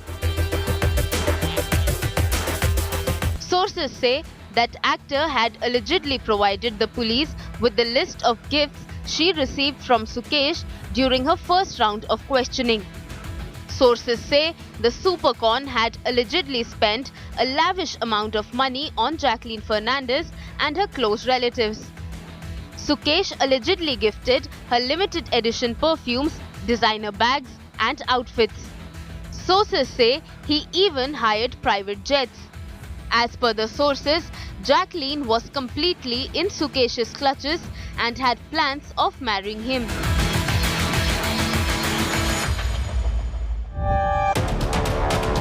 The Economic Offences Wing had summoned Jacqueline's designer Lipakshi along with her, but she skipped the questioning, citing ill health. The police wanted to confront Lipakshi and Jacqueline together as the investigation had allegedly revealed that Sukesh had given a huge amount to Jacqueline's designer. Now Lipakshi has been summoned again on Wednesday. Meanwhile, sources say Jacqueline has cooperated with the investigation. She has been asked to be present for further questioning. Bureau Report, India Today. News from across the world in brief. Now let's take a look. After a majestic funeral service has met at Westminster Abbey, Queen Elizabeth II's coffin was laid alongside her husband, late Prince Philip, at a private burial at St. George's Chapel on Monday evening. Thousands of people lined the streets on the route of this final procession.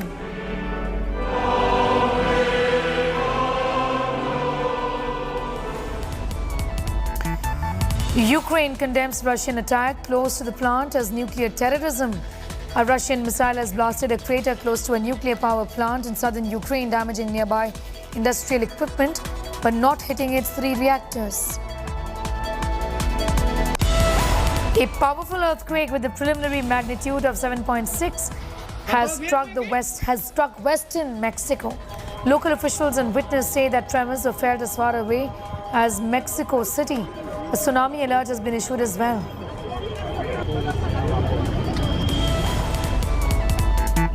Typhoon Nanmadol has killed at least 2 people and injured 90 others in Japan.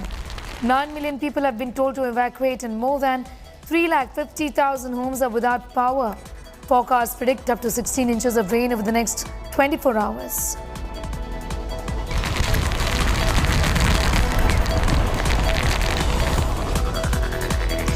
Time for a quick breather here. On the other side, India take on Australia in the first T20 match at Mohali. We'll tell you more about that on the other side.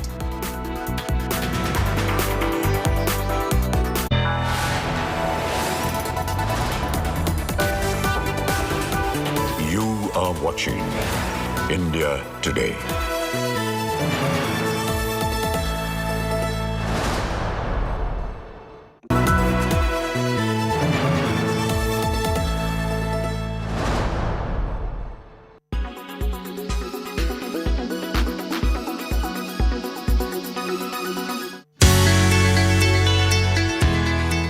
parachuting into the highly competitive Indian cement space thanks to this mega acquisition of Ambuja Cements and ACC from the Switzerland-based Holcim, Gautam Adani is reportedly making big plans for the construction industry.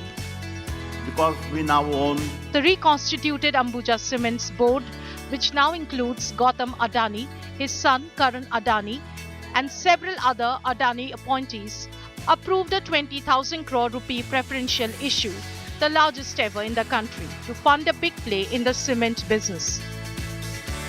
The Ambuja Cements ACC combined is currently the country's second largest cement manufacturers with a 70 million ton per year capacity. The Adani Group plans to double it over the next 5 years.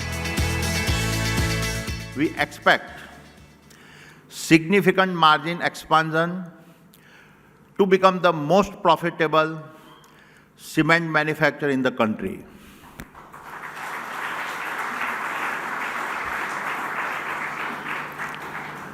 And we anticipate going from the current 70 million tons capacity to 140 million tons in the next 5 years.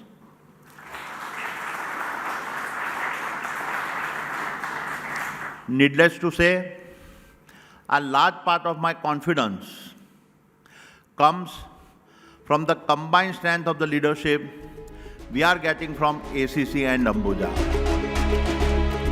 Currently, India's cement market is dominated by Ultratech, which has a 120 million ton per year capacity. The Aditya Birla Group owned company has already announced its plans to boost this capacity to around 160 million tons by 2024-25 and is also looking at acquisitions. However, with a war chest of 20,000 crore rupees, which analysts feel can easily be increased to 60,000 crore if Adani takes on even more debt, the newcomer has enough firepower to absorb small players who will find it hard to beat the cost structure of their bigger competitors. Reports put cement companies like Nuvoco Vistas with a capacity of 25 million tons, India Cements with a capacity of 15 million tons, and the 6 million ton capacity Sanghi Cement as the most suitable acquisition targets for Adani.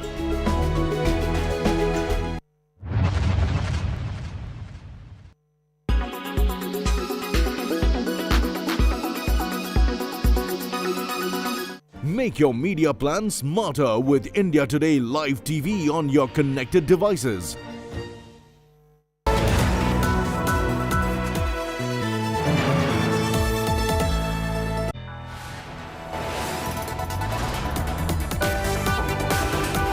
You are watching India Today.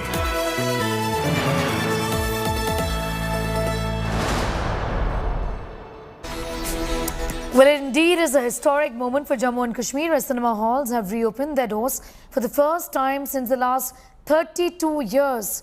Jammu and Kashmir Lieutenant Governor Manoj Sinha inaugurated the new Inox multiplex in Srinagar. Take a look at this report.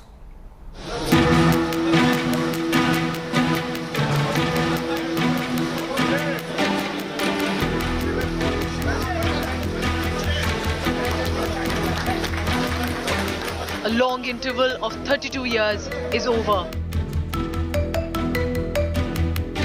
Big screen returning to the Kashmir Valley. Trumping terror threat and the Islamist fatwas. Inaugurated by Lieutenant Governor Manoj Sinha, Inox, a private movie theatre company, has brought this world-class Dolby technology in a 3-screen multiplex to the valley. किसको सजा देंगे आप? करवाने वाले को या करने वाले को?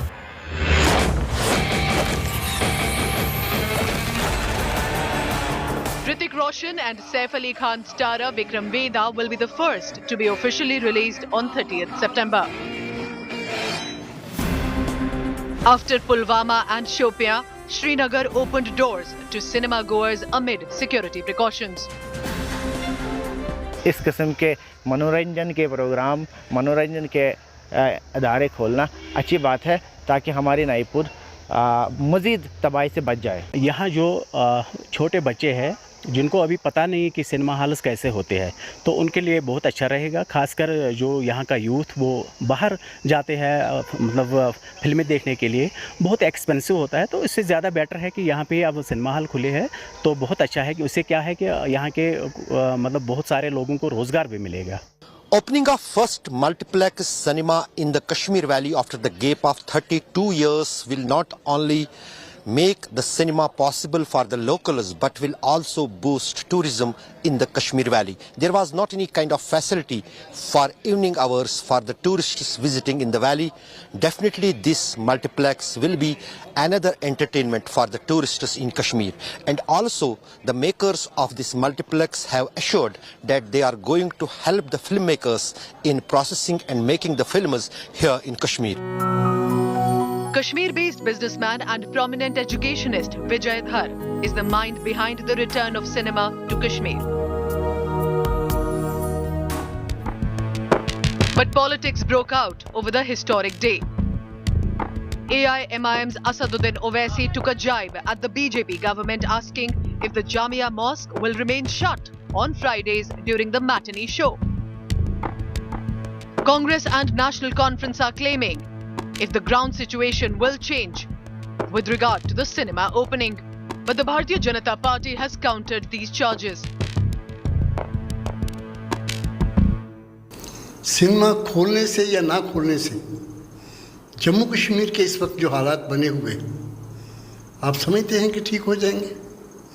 अनएम्प्लॉयमेंट जो रेट इस वक्त चल रहा है 24-25%, सिनेमा खुलने से अनएम्प्लॉयमेंट दूर हो जाएगी। उम्मीद है कि लोग अपना झुकाव जो इस तरफ करेंगे और एंटरटेनमेंट का जो साधन काफ़ी देर से जो लोग वंचित रहे उससे भी उनको लाभ मिलेगा। Kashmir's once thriving matinee culture had local residents queue up for the latest Hollywood and Hindi films at popular Neelam, Regal, Palladium and Broadway theatres. But after terror threats in the 1990s, cinema halls had shut down. Regal Cinema tried to reopen in 1999 but faced a grenade attack. Films continued to be shot in the valley but were never screened.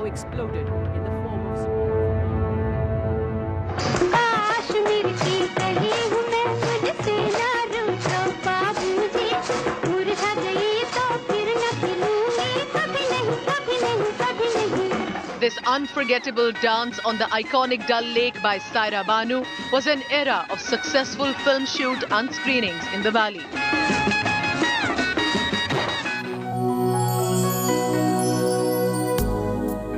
Years later, now with cautious steps and a semblance of normalcy, the theatres may buzz again. With Ashraf Vani in Srinagar, Bureau Report, India Today.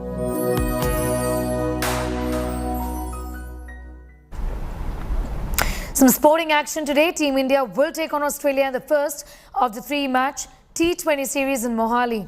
India's squad for the T20 World Cup is already out and the team would like to make use of these opportunities to iron out any flaws and test the balance of the team. So what all would be on the mind of the Indian team's think tank? Here's more. The time for the auditions is over and the T20 World Cup is knocking on the doors. India has already announced the T20 World Cup squad and now is the time to fine-tune any remaining flaws that may exist.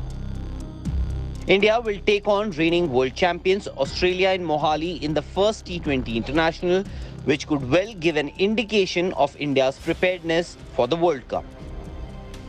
India will be boosted by the return of Jasprit Bumrah and Harshal Patel, who are both coming back after lengthy injury layoffs. Apart from the game against Afghanistan, KL Rahul hasn't had runs under his belt ever since he returned to action in Zimbabwe. So he would surely be eager to make use of these opportunities and at better strike rates.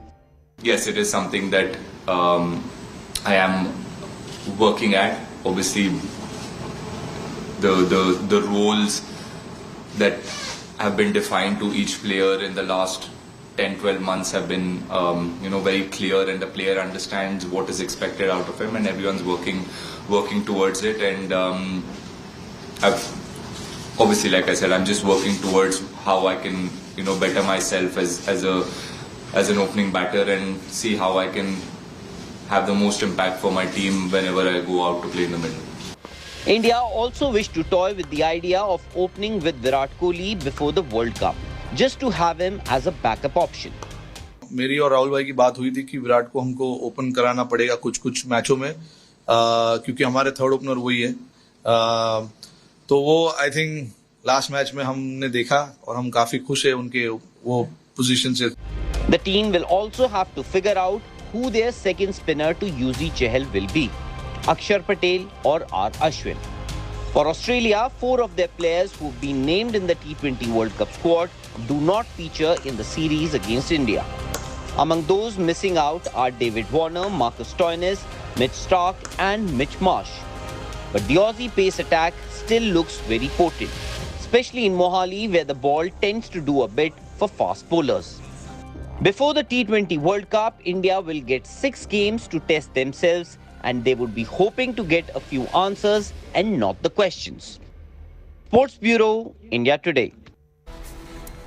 Time for a break here on the other side. Saharanpur apathy brings shame to sporting spirit.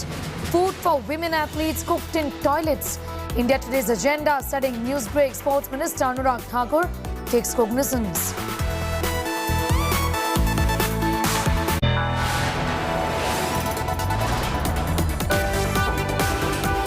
You are watching India Today.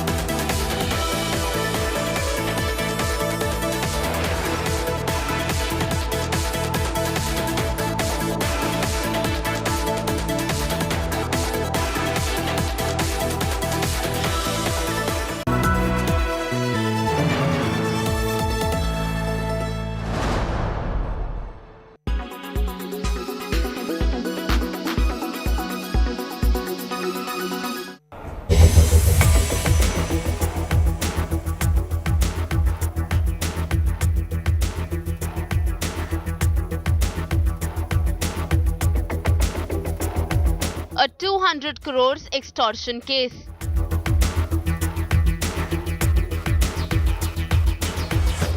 Bollywood divas in the dock. Trouble is mounting for actor Jacqueline Fernandez.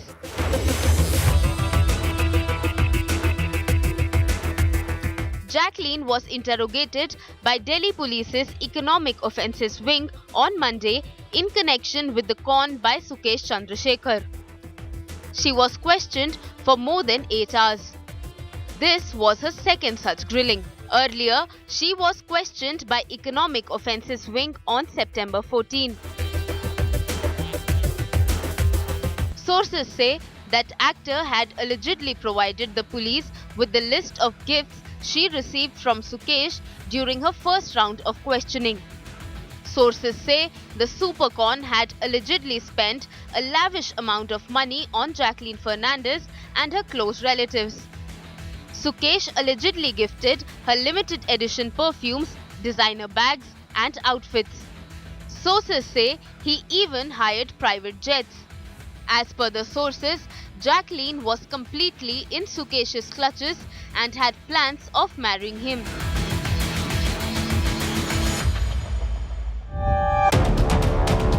The Economic Offences Wing had summoned Jacqueline's designer Lipakshi along with her, but she skipped the questioning, citing ill health.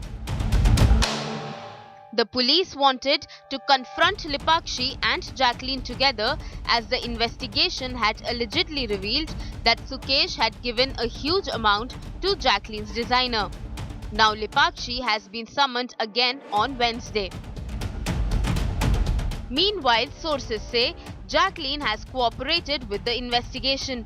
She has been asked to be present for further questioning. Bureau Report, India Today.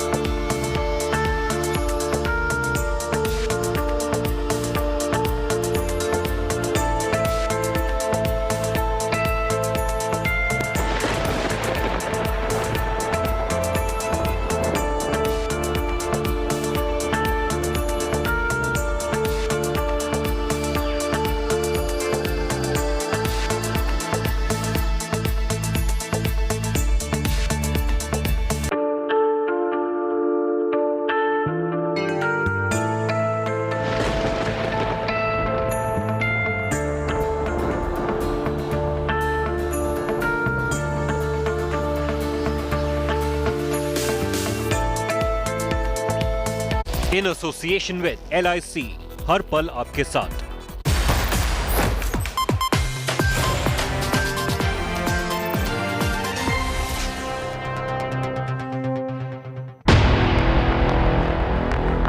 Puri's rice cooked in toilet. Humiliation for Kabaddi stars.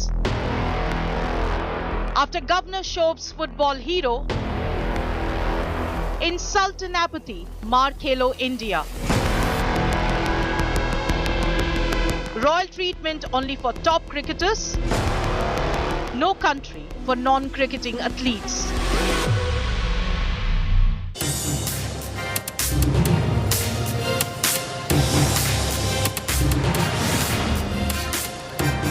Viewer, I'm going to start by admitting that I'm very glad that video from Saharanpur in Uttar Pradesh has gone viral.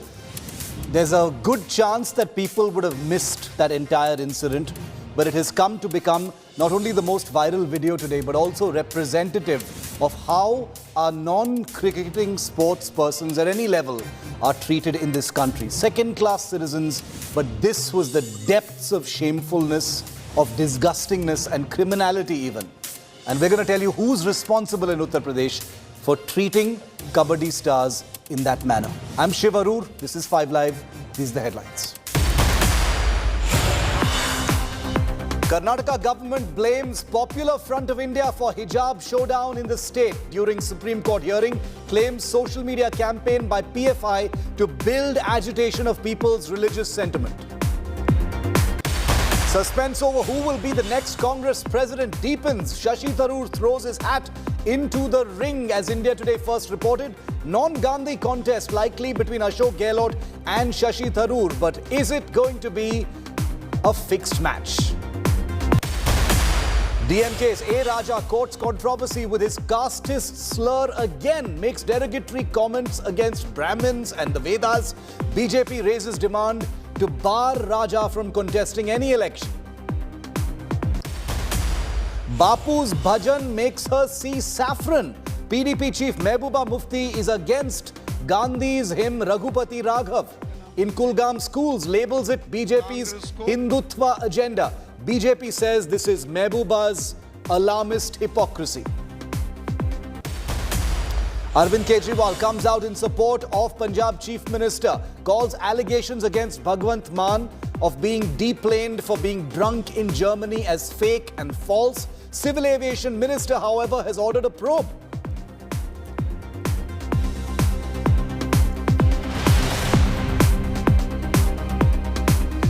Images that have gone viral with millions of views across different platforms in every country of the world today, because there is a sense of disbelief. Here in India, we've come to be perhaps desensitized to how people are treated in various circumstances. But this video has touched a raw nerve. It is from Saharanpur in Uttar Pradesh, where a state-level kabaddi team comprised of young women and young men were made to eat food after it was served inside a toilet just a few feet away from a urinal, a row of urinals, a row of lavatories.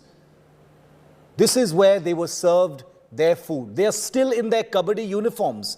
They were there as part of a state-level tournament, and this is how they were treated. People have been expressing their disgust, but also wondering what sort of perverse circumstances could force the organizers of this tournament to serve these young Indians their food inside a toilet. Couldn't it have been done outside?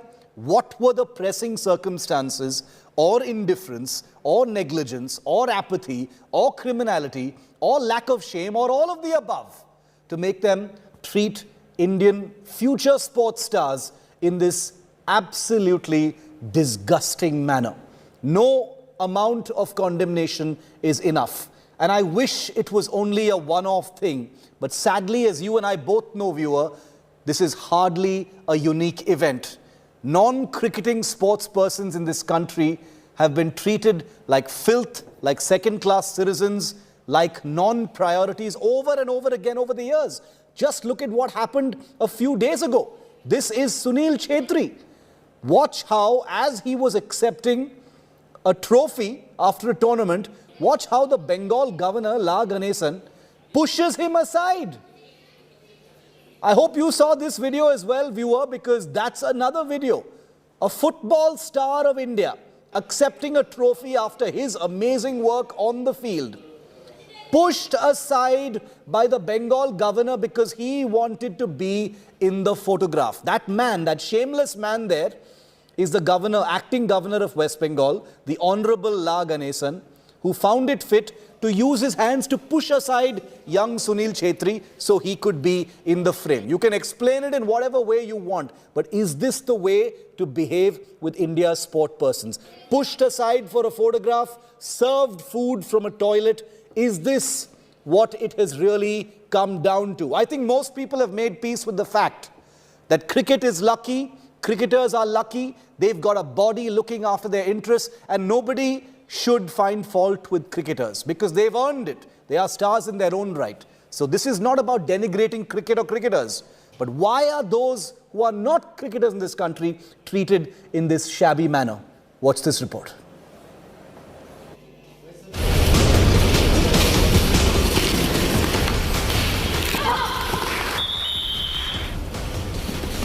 They are India's budding kabaddi talent, toiling to make it big at national level. But in return, what they got was shame, apathy and betrayal. India was horrified when young women national level kabaddi players were served food cooked and piled up inside toilet. You heard that right. Puris fried near urinals. Rice cooked inside washroom.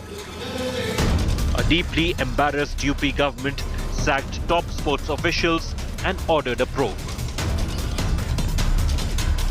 लोगों ने जो शिकायत आई थी खेल अधिकारी को निलंबित कर दिया है और जांच के लिए आदेश दिया है.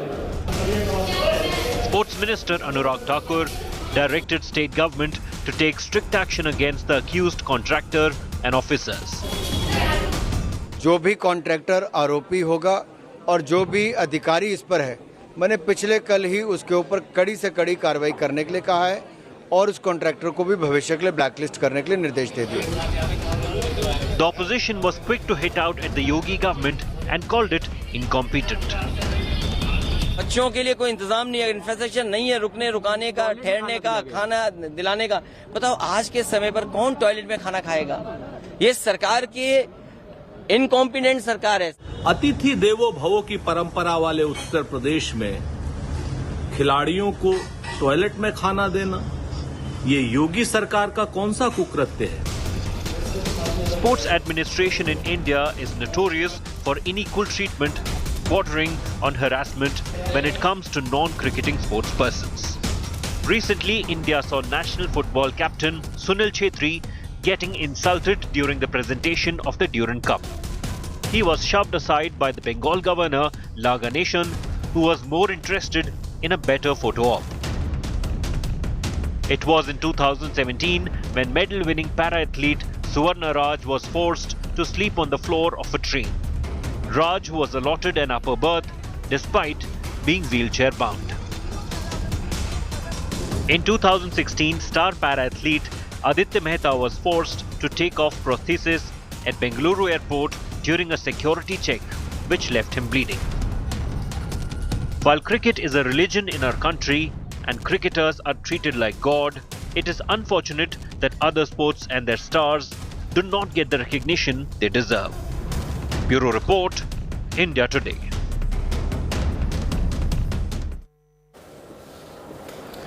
Joining me live now, Nikhil Naz is with us from the newsroom, who's been tracking the fallout of this story. We also have Rahul Gautam, who's live with us from Saharanpur. He's our man on the ground there. He's arrived there to piece together this absolutely shocking story. Rahul, you know, some officials over there have been suspended, but I think the story that India wants answered right now is, what were the circumstances? What were the pressing circumstances that justify such a horrible decision for the food to be served to these athletes inside a toilet a few feet away from a urinal?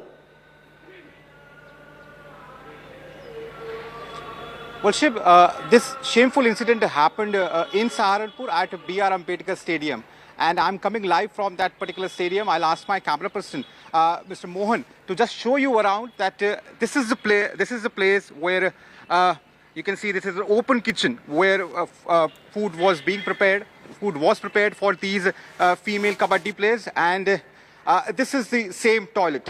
And you can imagine this is a men's toilet. 300 female kabaddi players were served food inside a men's toilet. You can see this is the same floor where puris were kept, and this is the place where you can see this is the floor. These are the urinals. Absolutely traumatizing for any women kabaddi player or for any women to be inside a men's toilet and to have food. This is the place, this is the changing room now. This is the second part of the same structure, and here rice were kept, and in that particular video you can see some of the female students, female players were actually complaining about these circumstances, because it was absolutely shocking for them also, because not just this compromises food hygiene but also compromises the very dignity of any woman. I have with me some of the officials here, some of the coaches here who actually train these athletes and these players here. Ma'am आप बताइए उस दिन हुआ क्या था, आप बताइए थोड़ा सा, अपना नाम बताइए और आप क्या सिखाती हैं, बताइए। मेरा नाम जूली पुंडीर है, मैं एथलेटिक्स कोच हूँ सहारनपुर में, मैं यहीं पे सिखाती भी हूँ और मैं पिछले 16 साल से यहीं पर रहती आई हूँ, यहीं से मैं रहने वाली, यहीं से बिलोंग करती हूँ मैं। एक्चुअली ऐसा कुछ नहीं है जो यहाँ पर बताया जा रहा है ये कि यहाँ पे बना खाना ये टॉयलेट में बताया गया, सर ऐसा कुछ नहीं है। तो ये टॉयलेट ही है मैम, मेंस टॉयलेट है। टॉयलेट तो है ये बात आपकी सही है, खाना यहीं बना है, मैं चाहूंगा आप दिखाएं। लेकिन पता क्या इसमें प्रॉब्लम ये थी कि जब यहाँ पे दिखाया गया है कि वहाँ पे खाना, सर वो वेस्टेज खाना था और ये यहाँ पर एक मनगढ़ंत कहानियां या जो वीडियो में तो बच्चे ले रहे हैं वहाँ से। हाँ दे रहे हैं, लेकिन अब एक बात बताइए, मैं आपके पास कोई जिम्मेदारी है, हमारे सर उस टाइम पे यहाँ पे पूरे स्टेडियम की जिम्मेदारी उनके ऊपर है, पूरे सहारनपुर की उनके ऊपर है। बाहर से कोई वो अपनी गाड़ी से लेके आए हैं, अपनी गाड़ी से बच्चों को छोड़ के आए हैं, बच्चों को उन्होंने खुद से देखा है। जितने भी यहाँ पे चाहे वो कोच आए हैं, चाहे खिलाड़ी आए हैं या मैनेजमेंट का कोई भी बंदा आया है, सर ने अपने आप से हैंडल किया है। क्या सर ऐसा नहीं हो सकता, क्योंकि पिछले हम भी देख रहे हैं 20 साल से यहाँ पे इतनी प्रॉब्लम चल रही है, इतना सब कुछ प्रॉब्लम हो रही है, जब से ये वाले सर आए इन्होंने बहुत कुछ सुधारने की कोशिश की है। अब ऐसा नहीं हो सकता कि क्या उनकी बनगढ़ंत पीछे जो चली गई है चाले कि सर वहाँ पे गए हैं, यहाँ से उठा के बच्चों खड़ा कर दिया गया लेकिन है। खाने को Julie Pundir, she is the athletics coach here, and she's saying that there's a conspiracy behind this entire incident, and that's why Mr. Animesh Saxena has now been attached to Lucknow. Ma'am लेकिन आप ये खुद आप एक महिला हैं, ये mains toilet है। जी बिल्कुल। जब यहाँ पर खाना बन भी रहा था, चलिए मैं आप इतनी बात मान लेता हूँ, उसके बाद ये खाना अंदर जाने के बाद बच्चों को दिया किस तरीके से गया? सर आज तक हमारे सामने तो कभी नहीं हुआ ऐसा। अभी हुआ ना, लेकिन नहीं हमारे सामने नहीं हुआ, क्योंकि अब आप ये मैं वही तो चीज़ कह रही हूँ, जब से ये सर यहाँ पर आए इन्होंने बहुत गलत चीज़ों के ऊपर ध्यान दिया है, बहुत सी गलत चीज़ों में सुधार लाया गया है और जो गलत बंदा गलत चीज़ों के लिए खिलाफ खड़ा है उसके ऐसे हो रही है। तो सर मेरी समझ से बिल्कुल बाहर है कि सर के देख रेख में ऐसा हुआ होगा, ऐसा कुछ नहीं है। ये उनके खिलाफ मनगढ़ंत कहानियां हैं या चाल चली गई है, राजनीति जो भी कह लीजिए। I'll show you some more visuals of this stadium. You can see these are the two pools of this stadium, BR Ambedkar Stadium. You can see they are also not in very good shape, and this only shows that how crores of rupees are being spent in name of sports infrastructure. And this is what we are actually giving to our upcoming athletes, to our budding players. And you know, as a nation, as a country, we always expect that our athletes, our players are going to bring laurels, going to bring medals. But at the same time, why we always falter in giving basic facilities to our sportsmen? This is and you know, I just wanted to, I want to take this also to Nikhil, who's with us, because, you know, what Julie Pundir says, you know, we accept that. You know, the people who are working with these young stars are also, you know, doing their job. They're doing their hard work. I'm sure the people involved have, you know, sorted out many other problems. There may have been some situation as a result of which such a thing happened. But the very fact that it crossed someone's mind to be, to be able to do something like this is what is really shocking.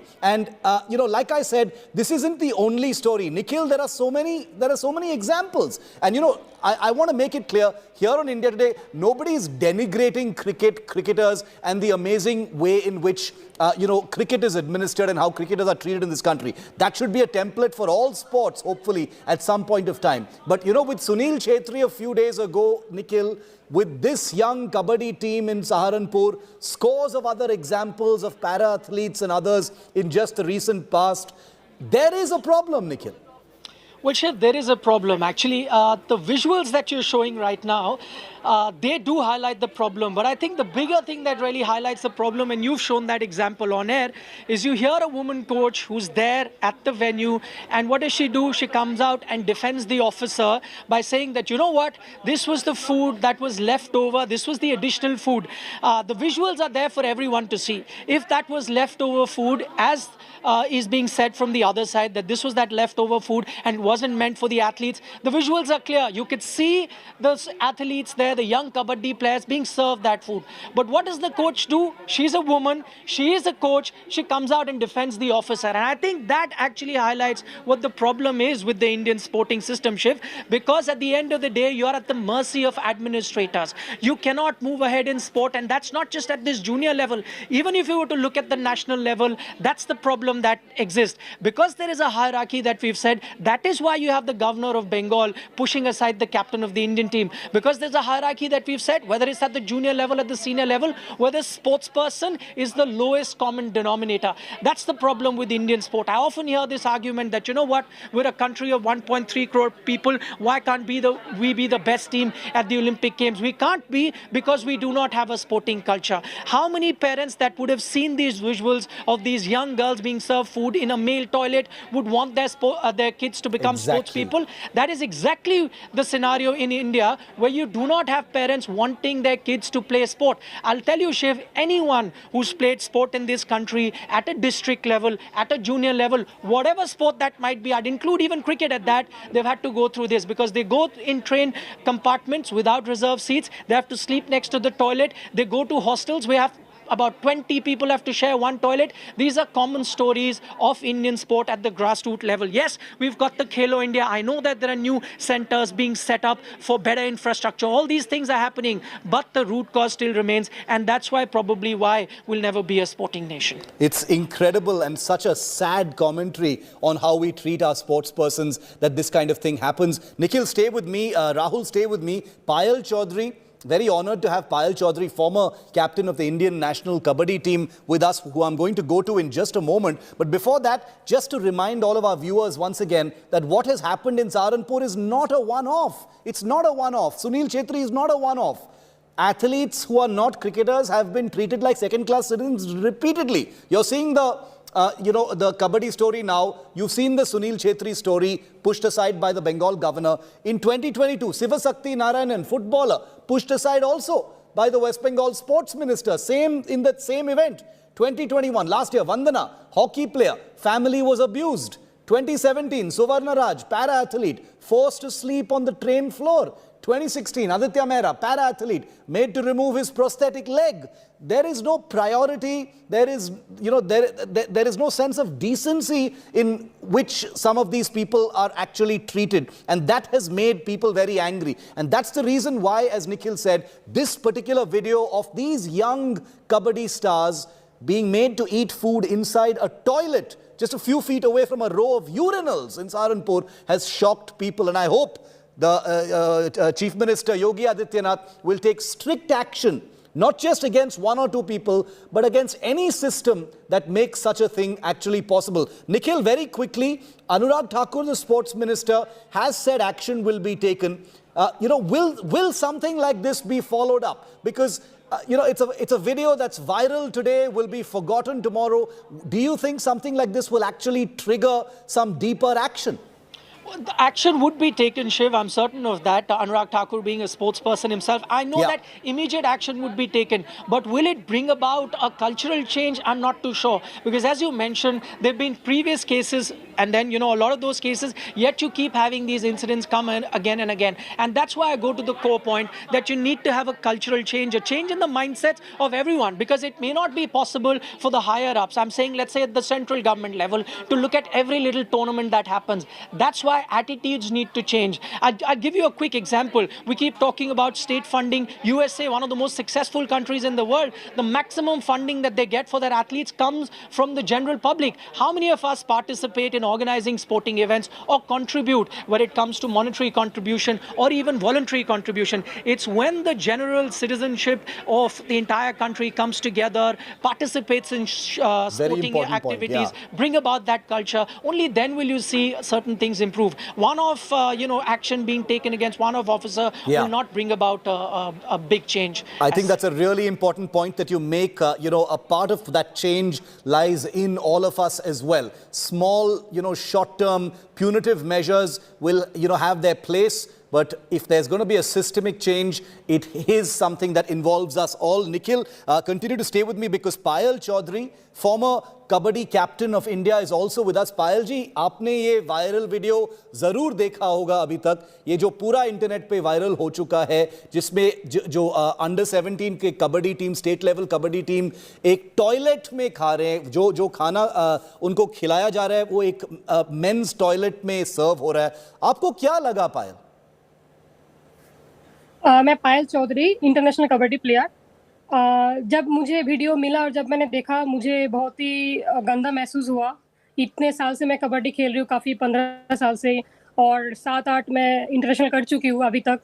तो मैंने कभी ऐसे कुछ देखा नहीं, पहली बार मैंने देखा। तो मेरे हिसाब से अभी पीएम मोदी जी सर ने इतना मोटिवेट करते हुए, मतलब कोई भी इवेंट हो, कोई भी खिलाड़ी हो, उनको इंटरनेशनल पे वापस आने के बाद उनको इतना मतलब मोटिवेशन करना, उनको मिलना, या वहाँ पे जब कोई जाते हैं इंटरनेशनल इवेंट पे उनको फ़ोन में बात करना, तो इतना कुछ होने के बाद भी ऐसे तो होना नहीं चाहिए हमारे देश में। ऊपर से मैं ये बोलना चाहूँगी कि कोई भी इवेंट हो या कोई भी टूर्नामेंट हो, छोटा-मोटा, खिलाड़ी होता है। हर जी। खिलाड़ी का एक रिस्पेक्ट होता है। तो छोटे-छोटे लड़कियाँ भी, ये लड़कियाँ आगे जाके अपना देश का, अपना स्टेट का नाम रोशन करेगी। अगर इनके साथ ही अगर ऐसे होगा, तो आगे ये लोग कैसे बढ़ पाएँगे? और जहाँ पे मैंने देखा वहाँ पे बाथरूम के अंदर खाना बनाया जा रहा था, उनको खाना प्रोवाइड किया जा रहा था। तो मुझे लगता है ये बहुत ही गलत है, और वहाँ पे फूड पॉइज़न भी हो सकता था बच्चियों के अंदर भी। तो अगर वो कुछ हो जाता तो कौन ज़िम्मेदारी लेता ये चीज़ का? तो जो ऑर्गेनाइज़र थे वहाँ पे उनको आके विज़िट करना चाहिए था कि कैसे टूर्नामेंट चल रहा है, क्या कैसे नहीं चल रहा है, उनको ध्यान देना चाहिए था इस हिसाब से। तो मैं बोलती हूँ ये गलत जी। चीज़ है एकदम भी। पायल जी, आप भी हाँ जी। आप भी एक कबड्डी स्टार हैं, आप कैप्टन भी रहे हैं, आप इंटरनेशनल कबड्डी प्लेयर हैं। आपके हिसाब में ऐसे जो यंग एथलीट्स जो हैं, जो इस वीडियो में शामिल हैं, उनके मन में क्या गुजर रहा होगा जब ऐसे ट्रीटमेंट मिलता है उनको? तो क्या इफेक्ट, क्या इम्पैक्ट हो सकता है उन पर? उनको ऐसे लगता होगा कि मतलब हमारे साथ ऐसे किया जा रहा है, या उनको मतलब पहली बार मैंने ये चीज़ देखा है, तो उनको मतलब अंदर से अजीब सा महसूस हो रहा होगा कि ये चीज़ जैसे हम लोग खा रहे हैं कि कहाँ से मतलब प्रोवाइड किया जा रहा है उनको। जैसे मान लीजिए उनको मैसेज होने के बाद भी वो बच्चे हैं, कुछ बोल नहीं सकते। तो ये चीज़ मैं मानती हूँ कि जो ऑर्गेनाइज़र है उनको खास करके ध्यान देना चाहिए था इसके ऊपर। जो छोटे-छोटे लड़कियाँ हैं उनको इतना नॉलेज नहीं है, और इसके बाद फूड पॉइज़न भी हो सकता है, जी, कुछ भी हो एग्जैक्टली। सकता है इनके अंदर। और जो स्पोर्ट्स के स्पोर्ट्स पर्सन्स हैं, एथलीट्स हैं, पायल, उनका डाइट जो खाना होता है उनको काफ़ी रिस्ट्रिक्टेड होता है। तो ये देख के ऐसे लगता है कि कोई भी रिस्ट्रिक्शन नहीं है, कुछ भी खिला रहे हैं, कहीं भी खिला रहे हैं, कोई क्वालिटी चेक नहीं है। सर मैं यही बोलना चाहती हूँ कि अभी जितना सारा मतलब गवर्नमेंट का जो भी रूल वगैरह रेगुलेशन जो भी है, गवर्नमेंट की तरफ से सारे खिलाड़ियों को इतना अच्छा मोटिवेशन मिल रहा है, इतना अच्छा इनकरेज मिल रहा है, होने के बाद ऐसे चीज़ होना नहीं चाहिए। जहाँ पे हम लोग का सर अनुराग ठाकुर मौजूद है खुद, तो इतने अच्छा सर होने के बाद यहाँ पे होना नहीं चाहिए ये चीज़। तो मैं चाहती हूँ जो ऑर्गेनाइज किया गया है उनके ऊपर थोड़ा जांच किया जाए कि ऐसे चीज़ दोबारा ना दोहरा जाए कहीं और, कि खिलाड़ियों के ऊपर बहुत कुछ बीतती होगी इस चीज़ देखने के बाद। पायल, दो आखिरी सवाल। एक परसेप्शन बन गया है इंडिया में ज़्यादातर ऐसे वीडियो देखने के बाद कि अगर आप एक एथलीट या स्पोर्ट्स पर्सन हो और अगर आप क्रिकेट नहीं खेलते हो तो आपको तैयार रहना पड़ेगा ऐसे ट्रीटमेंट के लिए। क्या ये एक्चुअली एक सच है? सर क्रिकेट तो पहले से ही पॉपुलर रह चुके इंडिया में, इंडिया के बाहर भी। तो सारे इवेंट के अंदर ही मतलब जो इवेंट जो खेलते हैं तो सब में कंपटीशन होता है और सब में मेहनत लगता है। जैसे कबड्डी में बोलिए, बॉडी फिटनेस जितना बॉडी कॉन्टैक्ट गेम कबड्डी है, चोट लगने का ज़्यादा चांसेस है। वैसे रेसलर भी है, वैसे हॉकी भी है। हर इवेंट अब बोला जाए तो बहुत ही टफ है। तो मैं मानती हूँ कि हर इवेंट को क्रिकेट जैसा ही दर्ज दिया जाए इंडिया में, और भी पॉपुलर हो जाएंगे क्रिकेट के साथ साथ, और भी आगे हम लोग देखें तो और सारे इवेंट को। आखिरी सवाल पायल जी ये है कि एक जो कोच है जमीन पर इस सहारनपुर में, उनको पनिशमेंट देना वो बहुत आसान चीज़ है। उनको सस्पेंड करना या उनके खिलाफ कुछ एक्शन लेना वो तो बहुत आसान है और वो होगा भी। लेकिन जो बिगर पिक्चर है, क्योंकि हमको मानना पड़ेगा कि जो युद्ध है ये against for our sports persons, ये एक बहुत बड़ा एक्शन प्लान बनना पड़ेगा। एक कल्चरल माइंडसेट भी है जब हम नॉन क्रिकेट प्लेयर्स के बारे में बात करते हैं। तो अगर आप कंट्री के leadership, Anurag Thakur ji, prime minister Modi ji से बात कर सकते हैं डायरेक्टली, तो इस वीडियो के संदर्भ में आप क्या बोलना चाहेंगे?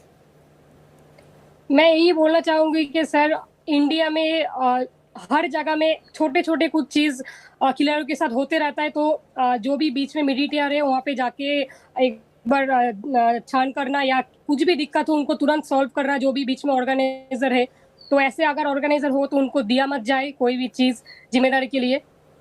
तो हर स्टेट में मैं चाहती हूँ कि हर स्टेट में खिलाड़ियों को इज्जत मिले, हर स्टेट में खिलाड़ियों को एक ऊंचे दर्ज में रखा जाए, जैसे हमारा पीएम मोदी जी कर रहे हैं, अनुराग ठाकुर सर कर रहे हैं, ऐसे सबको देखा जाए। चौधरी, हमारे साथ बात करने के लिए बहुत धन्यवाद। योर वर्ड्स विल एको, क्योंकि because your word is not just of a bystander, your words are as someone who has been a kabaddi champion and a captain of the national team. I'd like to give the final word to Rahul Gautam, who is in Saharanpur and actually tracking the fallout of a story that India Today picked up first. Rahul, given the huge viral nature of this story, do you see more action being taken, some corrective measures being taken? Like I always say, it's very easy to punish one or two people. It's more difficult to change the system so something like this is never deemed necessary in the future.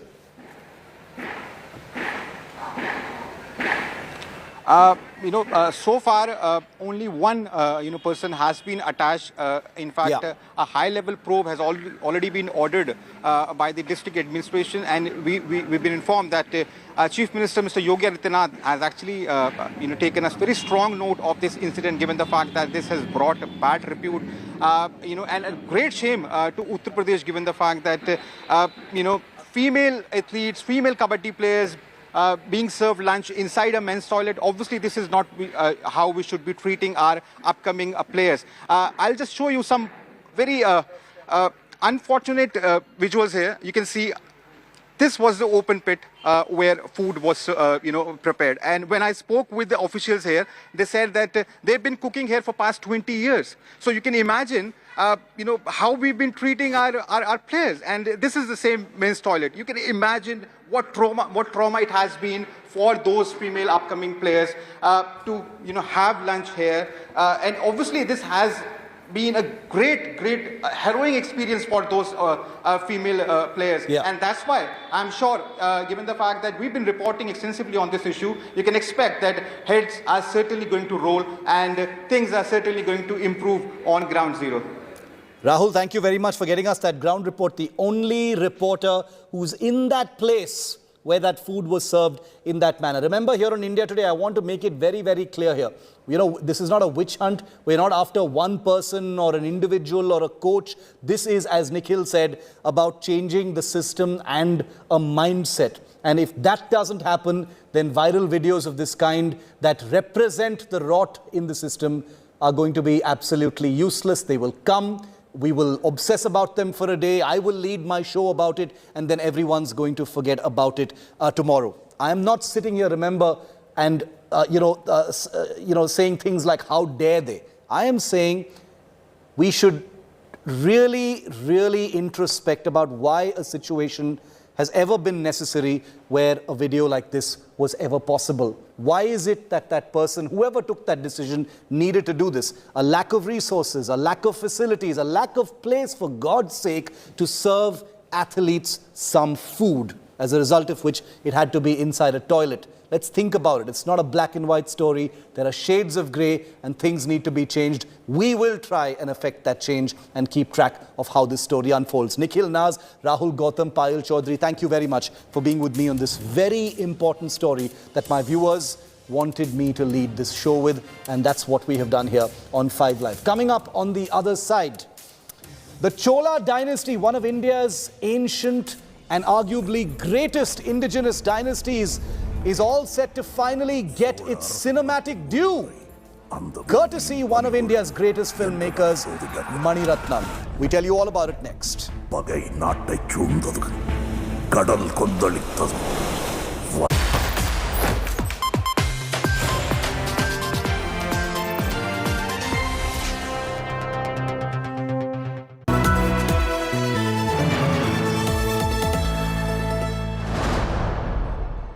Arvind Kejriwal is on the campaign trail in Gujarat, one of the big upcoming elections. He said the Congress is finished. You look at it on a larger, on a national scale, no, the Congress is not finished, you know, and this is coming from a party which has 0 Lok Sabha MPs right now. Arvind Kejriwal is positioning himself as a potential challenger, if not in 2022, then in 2027. One party who can take on the Congress at this point as the leading opposition in this country is optics. Kejriwal attempted something similar in Uttarakhand, didn't quite work. Small state, didn't quite work. In Goa, yes, he got 6% of the vote, but the Congress was still substantially larger. 14, if he takes 14 Vidhan Sabha seats, this election in Gujarat, the Aam Aadmi Party would have done more than what they wanted to do. 14 is their figure. Aam Aadmi Party is certainly a natural national replacement. This is what Raghav Chadha said, and I totally agree with him, because they've mostly wiped out the Congress in Delhi. Rahul Gandhi actually given up on Gujarat completely. The fact remains he's spending 18 days in Kerala, only 2 days in Uttar Pradesh, and practically it's a splinter yatra that's going into Gujarat. But actually the voters resonate with the Delhi model of governance speech that they've been making in Punjab, similarly in Gujarat as well, because honestly speaking, what is the Delhi model of governance? You know, I think Kejriwal sold this education health model of his, and these are two areas where Gujarat has traditionally been weak. Delhi is Congress Mukt. Punjab Congress has been defeated. So Arvind Kejriwal is eating into the opposition votes or the Congress votes. Both these states he is successful. In the third state, Congress is in a disarray. I would not write off any political party which has got 35 to 40% vote like the Congress completely. The Congress has a well-entrenched vote in Gujarat. Can AAP completely take that vote over in one election? We don't know. They did it in Delhi. But as I said, Delhi is not India.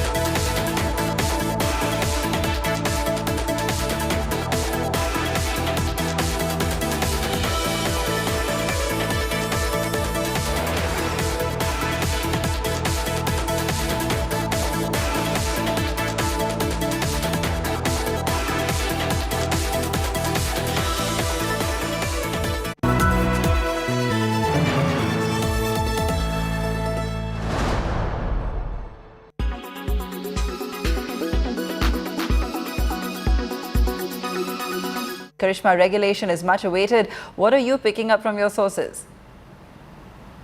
Well, absolutely looks like the road towards legality of cryptocurrency in India is fast approaching, because sources tell us that Ministry of Finance is in fact in significant discussions when it comes to legality of cryptocurrency, and they are doing this in order to present a response to the other companies or to the other countries in order to, of course, come up with a global opinion. Now, this is all after the FSDC meeting that was held last week in Mumbai, but we are picking up that it is for the FATF, which is Financial Action Task Force on Mutual Evaluation, that government is now planning to submit a response, and one of the key questions that FATF has asked is on legality of cryptocurrency and stance of India when it comes to virtual digital assets. Now, government had pretty clearly made it obvious through last budget that they look at taxing VDAs, which is the virtual digital assets, at 30%. But what they've not yet clarified to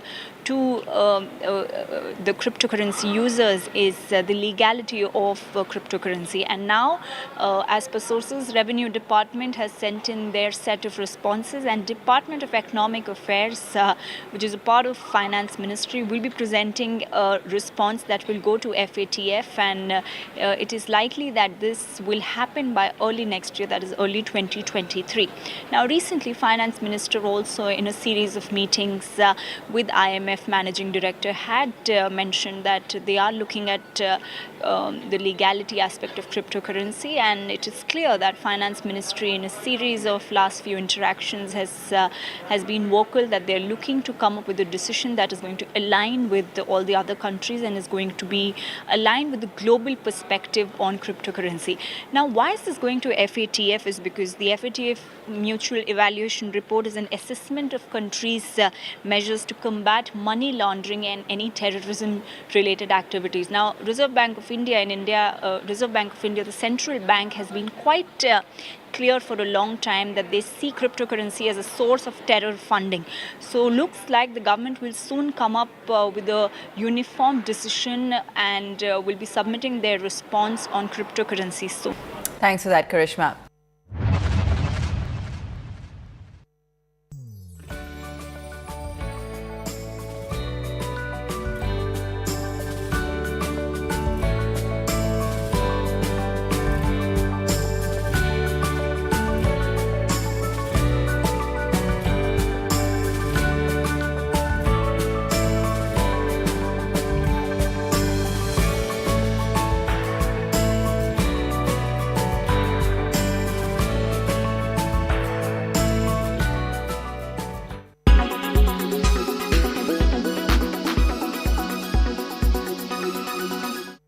Everyone's busy finding what's trending.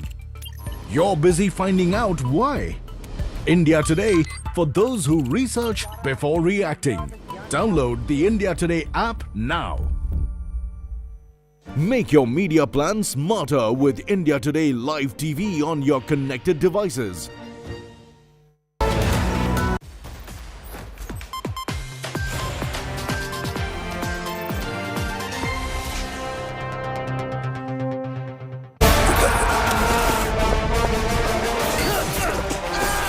India's greatest ancient dynasty is back.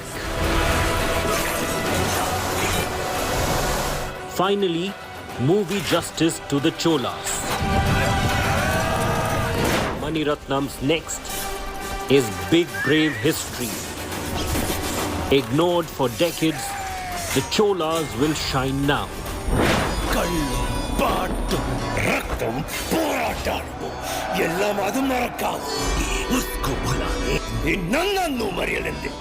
Mughals for decades, finally Cholas get their due.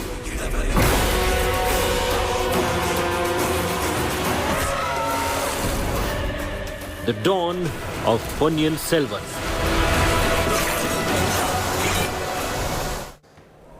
Mughal rulers and their legacies and history have long dominated the world of cinema in India. But with Mani Ratnam's upcoming magnum opus Ponniyin Selvan 1 hitting the screens at the end of this month, arguably India's greatest ancient dynasty, the Cholas, will finally get their long due recognition.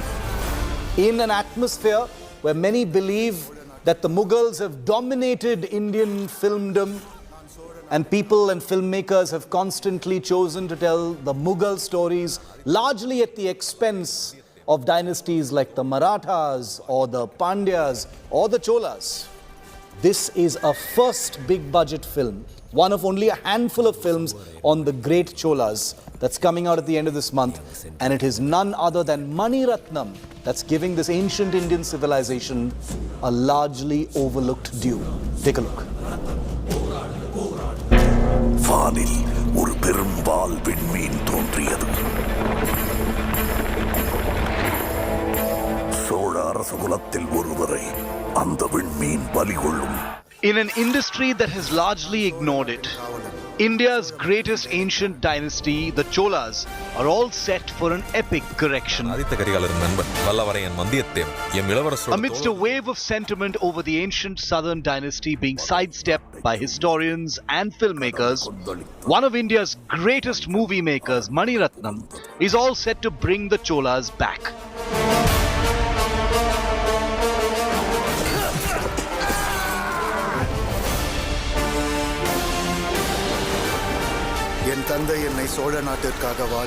While the Mughal Empire has justifiably seen grand productions in Bollywood and beyond, a stubborn sticking point has remained that the older and grander Chola dynasty hasn't received its rightful due. The Cholas were so far ahead. They had achieved so much. They had, created so much that it still stands today. There's been a lot of lot of predecessors who have done so much, who have achieved so much, who have conquered so much, who had a amazing naval force and things like that. So it's something that we can put out. The issue continues to be a divisive one, with historians either welcoming renewed interest in the largely ignored Cholas or wondering whether the new fascination is manufactured and contrived. Either way, thousands of years later, the all-star cast of Mani Ratnam's next film know that an enormous legacy sits on their shoulders.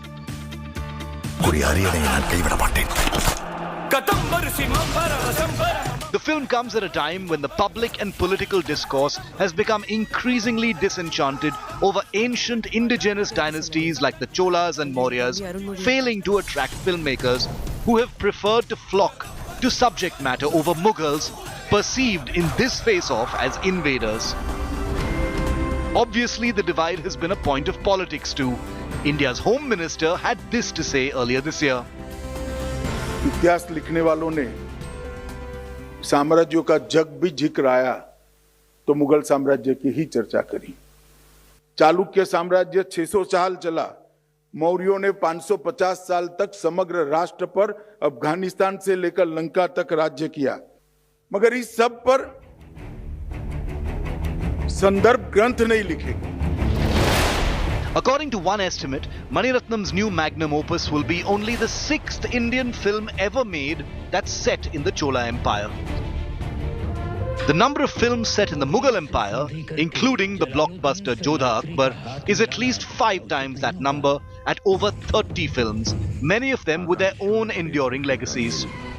As a vibrant and sometimes vicious debate intensifies over India's ignored dynasties, will Mani Ratnam's upcoming film correct what is deemed by millions to be an injustice in our lifetimes? The countdown to Ponniyin Selvan 1 has begun. Bureau Report, India Today.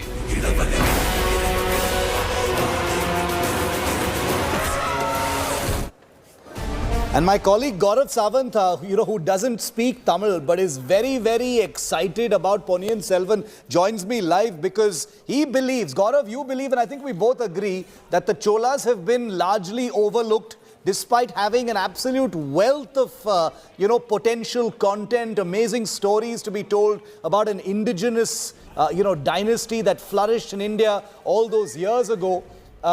This is in many ways being seen as a historical wrong being corrected, Gaurav. Courtesy Mani Ratnam, no less. Shiv, truly, this is something to look forward to, because when you look at history and when you look at popular culture, so we've heard a lot about Jodha Akbar and Akbar Mahan, and some historians even say Aurangzeb was great. Be that as it may, our country is much bigger, our country has a much richer history, our country has a bigger legacy, and perhaps it's only now that some of it is being recognized. The Cholas, for example, when you read about them in history books, perhaps it's only now that many of us would be reading about the vast expanse of the empire, not just within the country, but far beyond India's shores and far longer, than any one particular dynasty that our country may have read about, courtesy a select set of historians. So it's this movie is clearly not about the Mughals versus the Cholas, but it's for a country to know that there were so many more in our country. For example, how many of us know about King Lalitaditya in Kashmir, or the Cholas, or Lachit Borphukan in Assam, and how many of our Bollywood stars have made movies about Lachit Borphukan who didn't let the Mughals advance, or Maharana Pratap. How many movies have we seen on Maharana Pratap? Thankfully, some on Chhatrapati Shivaji Maharaj, and now so much more on Cholas, Rajaraja Chola, Rajendra Chola, the vast expanse, the conquering of territory, the trade that went all the way up to South China. So all of this is something that we are really looking forward to know so much more about our history through popular culture. And you're absolutely right, Gaurav. You know, this is not about not doing Mughal films, because the Mughal Empire also, had a wealth of stories to be told, and a lot of justice has been done to the, through films that are set during the Mughal Empire. I don't think anyone is faulting that, but the point you make is an important one. The Cholas have been largely overlooked. For a dynasty that was of older vintage, that was from here in India, that in many ways was greater in certain aspects. It's a little odd in our modern times that so many people wonder why were we not taught as much about the Cholas? Why don't we have more movies about the Cholas? When I teased this show earlier right now, Gaurav, someone was telling me the Ponniyin Vijayan story would make a fabulous, Game of Thrones style web series as well. So it's not about one versus the other, but why not the Cholas? There's no good reason for it, Gaurav. You're absolutely right. Why not the Cholas? Why not learn about how our culture, our religion, that was spread far beyond our shores to Sri Lanka, to Maldives, to Malay Peninsula, to Sumatra, how trade was carried out all the way to South China, how we were a very strong seafaring nation. And Shiv, you and I, since we spend so much time, looking at the importance of command over sea for power and power projection. It's as true today as it was from the times of the early Cholas, the middle Cholas, and it's so important for all of this to come out in popular culture. Yes, some historians may know about it, history students like you and I may know about it, but it is for popular culture, for the nation to know about this. The Cholas, for example, Lachit Borphukan, for example, in Assam, or Maharana Pratap, for someone who never accepted invaders in our country. So, and the self-respect, that's as true and as important as it was then, as it is now. So it's something that needs to be spread through popular culture, Shiv. Absolutely, and it's not even like a crusade or a campaign. There is a sense of befuddlement or curiosity about why something that offers so many exciting avenues for storytelling has, been left fallow for so many years. Only 6 films, imagine, at last count, have been made on the Cholas. In fact, Mani Ratnam's upcoming Ponniyin Vijayan is only the 6th film that's set in the Chola Empire, at least as far as the big known films are concerned, which is very, very odd when you actually think about it. Gaurav, thanks very much for that. Hopefully it's going to be a film that will tell us more about the Cholas, Rajaraja Chola, Rajendra Chola, and all of the amazing characters of that time. But leave it to political parties in Tamil Nadu who've also sort of waded into the discussion. And remember, it's a very divided kind of discussion. Many people believe that the Chola period was not exactly a golden age for Tamils. Many others say that this is the propaganda of certain historians. It's a nice, vibrant debate that it's nice to have in a country like ours. And political parties have welcomed the film for what they say is going to be the first detailing of history of the Cholas in Tamil Nadu. Listen in to, for example, BJP state chief in Tamil Nadu, Annamalai. Here's what he told us.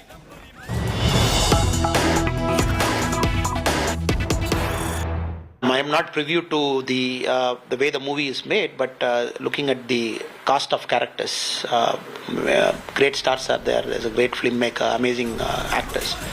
So this period movie is supposed to be made for a long time. Almost for the last 40 years, a lot of people tried making Ponniyin Selvan because it is from a classic written by Kalki. And finally, Mani Ratnam ji has decided to take this on and make it into a huge epic movie. The important part of the movie is the glorious part of Tamil Nadu, 1000 years before, our great Chola Empire from our Tamil soil. Not only it brought laurels to our soil, but across India, it crossed seas right up to Java, Sumatra. They're great seafarers, they're fantastic administrators, and more importantly, they are rulers of absolute justice. So that period is being showcased as a movie. So though it was a novel, but 80% of the novel was a period novel. It was set in a Chola dynasty, that to the great guy Rajendra Cholan and his army and the intricacies and what happens inside and everything. So I think finally the great land of Tamil, which has given Cholas, across the world people will be seeing.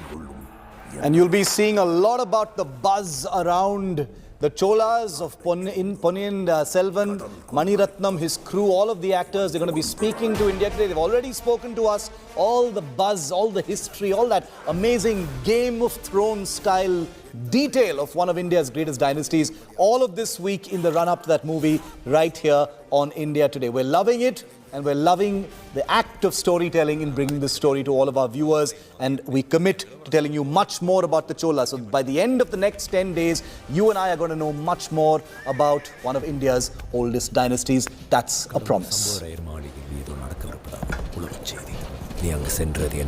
that's a wrap on 5 Live, but the news doesn't stop here on India Today. Akshita is up next on 6 p.m. Prime. The big hijab showdown has escalated in Supreme Court. You're not going to believe some of the things that have been said in this unfolding case. Akshita is going to round that up for you next.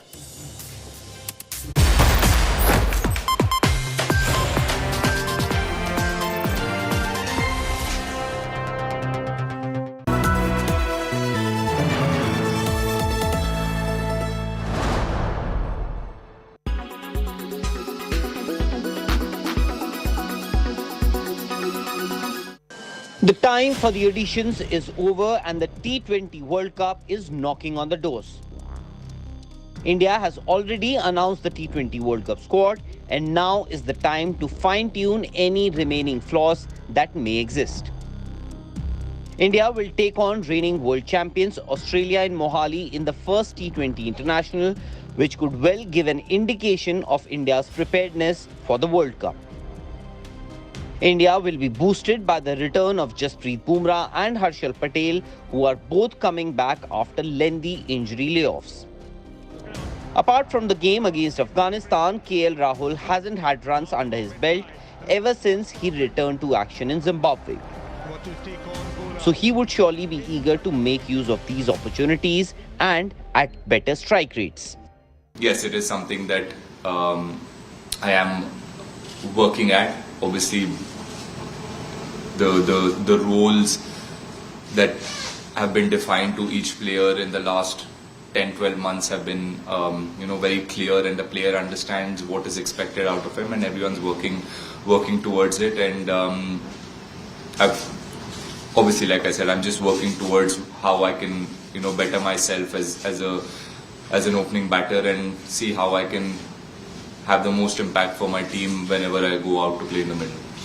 India also wished to toy with the idea of opening with Virat Kohli before the World Cup, just to have him as a backup option.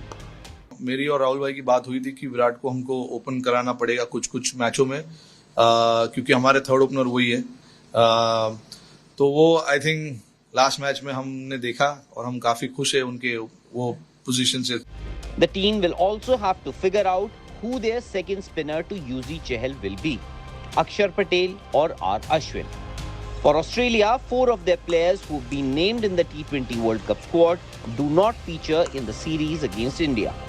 Among those missing out are David Warner, Marcus Stoinis, Mitch Starc and Mitch Marsh.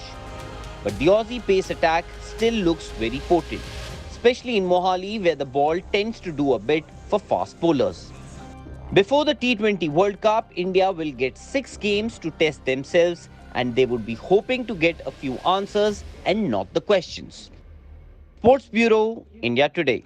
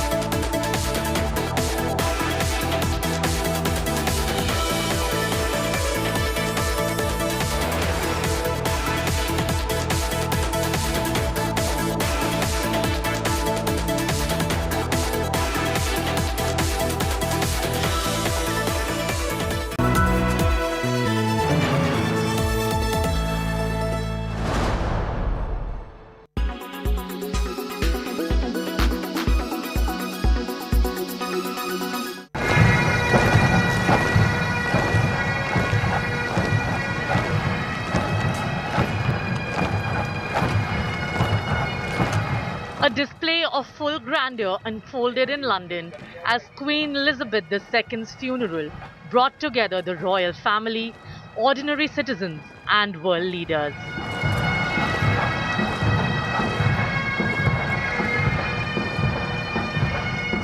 All eyes were on the Princess of Wales, Catherine. She honored the Queen by wearing two pieces that once belonged to her grandmother-in-law. The Bahrain pearl drop earrings and 4-strand pearl choker with center diamond clasp, both from the Queen's personal collection. Her daughter, Princess Charlotte, fourth in line to the British throne, wore a dress similar to her mother.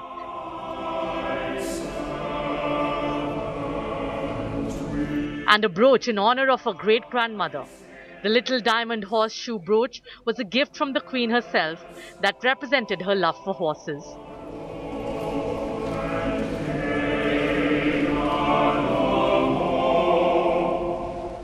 The 7-year-old royal was also pictured wiping her tears as she said goodbye to her beloved great-grandmother. The other royals, or should we say former royals that were in the spotlight, were Harry and Meghan. Unpopular among the British public and the media, the two courted controversy even during the Queen's funeral. A video going viral showed Harry not singing the national anthem, even as the other royals mouthed the words at Westminster Abbey. Some social media users also pointed out how Meghan Markle was conspicuously hidden by a candle that blocked her view during the telecast.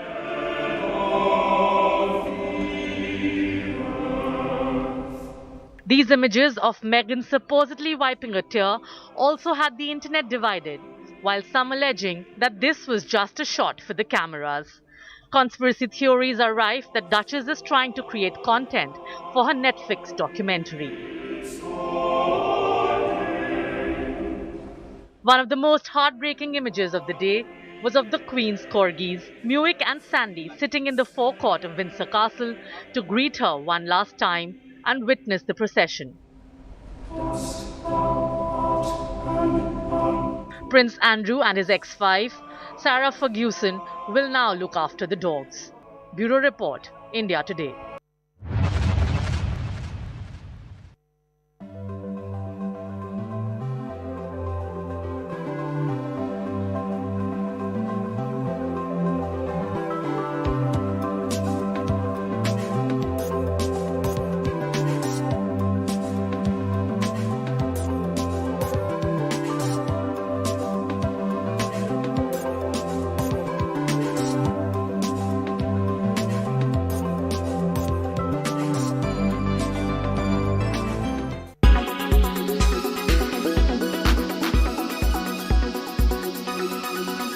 Make your media plan smarter with India Today Live TV on your connected devices.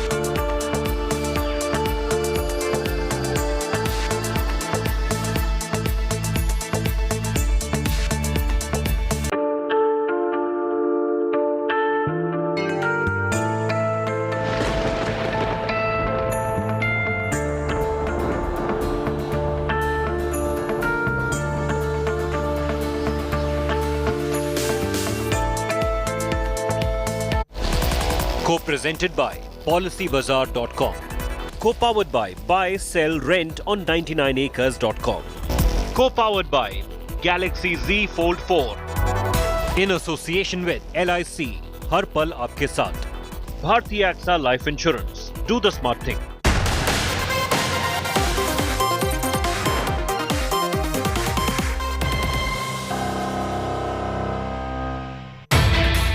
Turning point in Karnataka hijab showdown.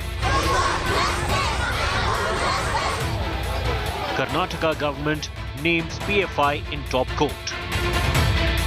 Government blames PFI for hijab stir in Karnataka. BJP pins blame on PFI and Congress. Amid Iran hijab row, big debate. Karnataka hijab conspiracy. Top focus on 6 p.m. Prime.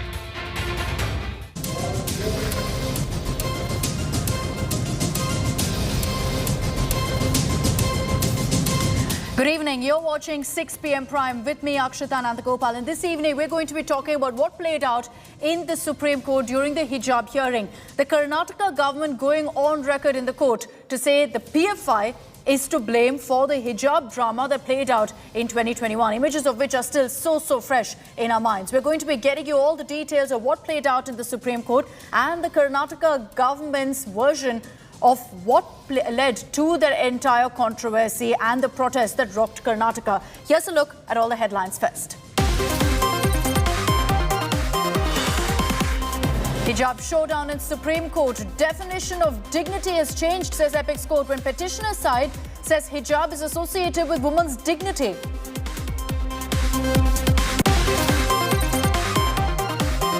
Saharanpur apathy brings shame to sporting spirit. Food for women athletes cooked in the toilet. India Today's agenda-setting news break. Sports Minister Anurag Thakur takes note.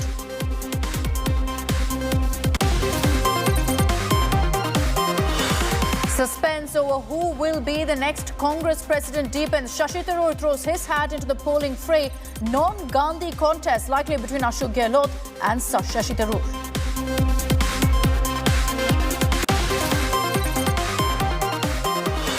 It's a packed political Tuesday in Gujarat. Prime Minister Modi addresses virtual mayors meet. Nadda leads BJP's campaign. Kejriwal met with Modi chants in Vadodara.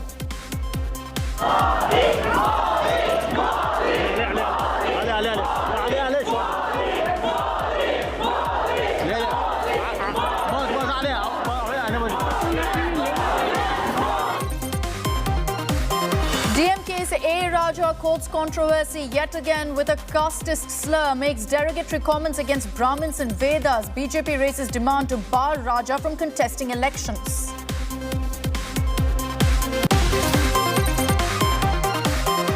And PDP chief Mehbooba Mufti against Gandhi and Raghupati Raghav Heme in Kulgam schools, labels it BJP's Hindutva agenda. The BJP hits out at Mehbooba.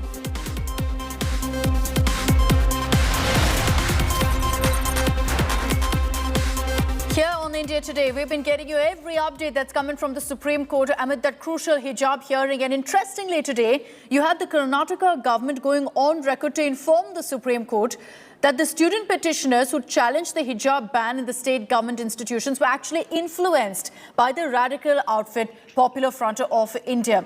You had the Solicitor General Tushar Mehta also informing the Supreme Court that the sudden upsurge, the sudden agitation by the students wasn't their idea. There was no issue or insistence on hijab between 2004 and 2021, but it suddenly came up. The BJP, adding fuel to the fire, has now said it's not just the PFI, but also the Congress that led to the hijab protest.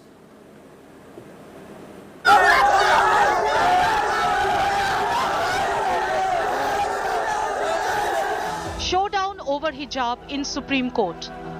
As hearing on the petitions challenging the Karnataka campus hijab ban continues, the state government has blamed the Popular Front of India for the face-off. The Karnataka government has told the Supreme Court that the PFI ran social media campaigns against hijab ban, influencing protesters. The Solicitor General of India, Tushar Mehta, appearing for Karnataka, told the Supreme Court a copy of the charge sheet against the PFI will be submitted before the court. The SG claimed there were no hijabs on campus before 2021. Pointing to protest against hijab even in Islamic countries, the SG argued that hijab is not essential practice of Islam. The SG also argued that campus uniform is within the power of state. During the hearing, the court asked if the arguments could be heard, setting aside the essential religious practices question. Senior advocate Dushyant Dave, appearing for petitioners, has submitted precedent judgments over the distinction between religious practices and essential practices. Dave, who closed his arguments today, told the court that the hijab adds to the dignity of women and has been worn for centuries. He also said that as the community in one voice has accepted the practice, it should be accepted as part of the religion. The political fight over hijab continues outside courts. BJP leader Shehzad Poonawalla accused the Congress and PFI of engineering a hijab controversy before Karnataka elections. State BJP leader S. Prakash claimed the PFI is spearheading the hijab protest in the state. No, PFI's offshoot Campus Front of India was spearheading this agitation. It is they who instigated those 6 students to wear hijab inside the classroom, which they were not doing so for several months before that. They started wearing it after some of the students took part in an ABP-sponsored agitation. Fearing the desertion of their cadres, they insisted and trained these students to wear hijab inside the classroom. From the controversy erupted. Congress MLA Rizwan Arshad accused the state government of shutting doors of schools and colleges on girls for wearing hijab. So the government has played a role where they've closed down the educational doors on the face of these girls. And we are hoping that Supreme Court would come out and say that whoever is comfortable with a piece of scarf can also go and get their education. It's their right. JDS leader CM Ibrahim has compared hijab with pallu and pointed to the use of pallu in Rajasthan. Indira Gandhi के sir पे पल्लो है, president of India के sir पे पल्लो है, वो जो घूंघट उनके सर पे है वो भी क्या पीएफआई की साजिश है क्या? कुछ ना कुछ बोलते हैं आप। भाई भारत की संस्कृति है, सर पे पल्लो डालना, दुपट्टा डालना भारत की संस्कृति है, भारत का इतिहास है। Whichever way the Supreme Court rules, campus ban on hijab in Karnataka looks set to become an election issue when the state goes to polls next year. With Anisha Mathur, Bureau Report, India Today. All right, let's open this up. Joining us this evening is Mr. Mohan Vishwa of the BJP and also Varis Pathan of the AIMIM. Before I take it across to you, gentlemen, I'd also like to introduce Mr. B.C. Nagesh from the Karnataka government. He's a primary education minister. So, Mr. Nagesh, good evening. I'd like to begin with you and understand what the Karnataka government statement is here. What is their version of what played out as far as the hijab controversy is concerned? You were the minister then, and I remember you spoke out several times. Is the Karnataka government effectively saying that the PFI is to blame for all that played out for the hijab protest? No, we are not blaming anyone. Actually, we made the circular on the basis of Karnataka Education Act and Rule 95. So, no student in Karnataka where uniform has been prescribed can use any religious symbolic cloths. So, as you know that the students were attending the classes according to the uniform of the college, somehow some 6 students refused to come in the uniform and they wanted to put hijab. So, naturally, the department took the stand according to our act. So, when students were not ready to hear, and when they went to the High Court, 3 bench of the High Court has clearly stated that no religious practice can be allowed. So that is the stand of the government. It has upheld the stand of the government. And so that is the, at present also, that is our stand. No. But before that, Mr. Nagesh, before all that transpired in the Karnataka High Court, you claim everything was fine. And then suddenly this entire hijab spark was kicked off. So according to you, who started it? The problem was started by 6 girls of the college, but it was not at all an issue till political party. Congress took the issue. Congress also said the same thing as students were saying that it is our fundamental right. The leaders from the Congress party also said the same thing. It is their fundamental right. You should allow it. Then it became an issue. Till there, then it was only an issue in particular single college of Udupi, and it was an issue of 6 students. You know, you're saying that all of this became and went out of control because of the Congress. The Congress has said that your government, the Bombay government, is to blame because you mishandled this entire crisis in Karnataka. What is a mishandling? To tell the rules, it is a mishandling. We are ruling the Karnataka government according to the act and the rules. We cannot take our own decisions. But, you know, there have been many versions, Mr. Nagesh, of what transpired. Some versions suggest that these students were wearing hijabs before and that, you know, after that, suddenly this cropped up because it's a political conspiracy. From which side, we don't know. But you're saying now, and your government is saying in court, that it's the PFI. Don't try to make truth by telling 100 lie. Because we have shown the photos that the same girls were coming without hijab to the school, and we have given all documents proving that. And whatever that, whether they were coming with hijab or etc., every citizen of the country has to obey the rule of the law of the land. How can they come? 6 girls can be above the rule. When the High Court of the Karnataka has given clear judgment that they cannot wear, how they can come and speak now? Okay, all right. So that is the Karnataka government's version of what played out with regards to the hijab protest. Thanks, Mr. Nagesh, for taking the time out and joining us here on 6 p.m. Prime. Let me take this across to Mr. Mohan Vishwa of the BJP and Varis Pathan of the AIMIM who are joining us this evening. Varis Pathan, I'd like to begin with you. I'm sure you heard what Mr. Nagesh is saying. They're representing the Karnataka government. The BJP is essentially saying 2 elements are to blame, the PFI and the Congress. They're essentially saying that this entire hijab storm, this hijab protest was all motivated.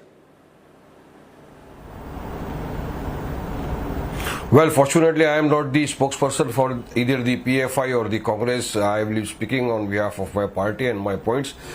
Now, the Karnataka High Court judgment has been challenged before the Honorable Supreme Court. It is sub judice, matter is being heard, and today the arguments are over.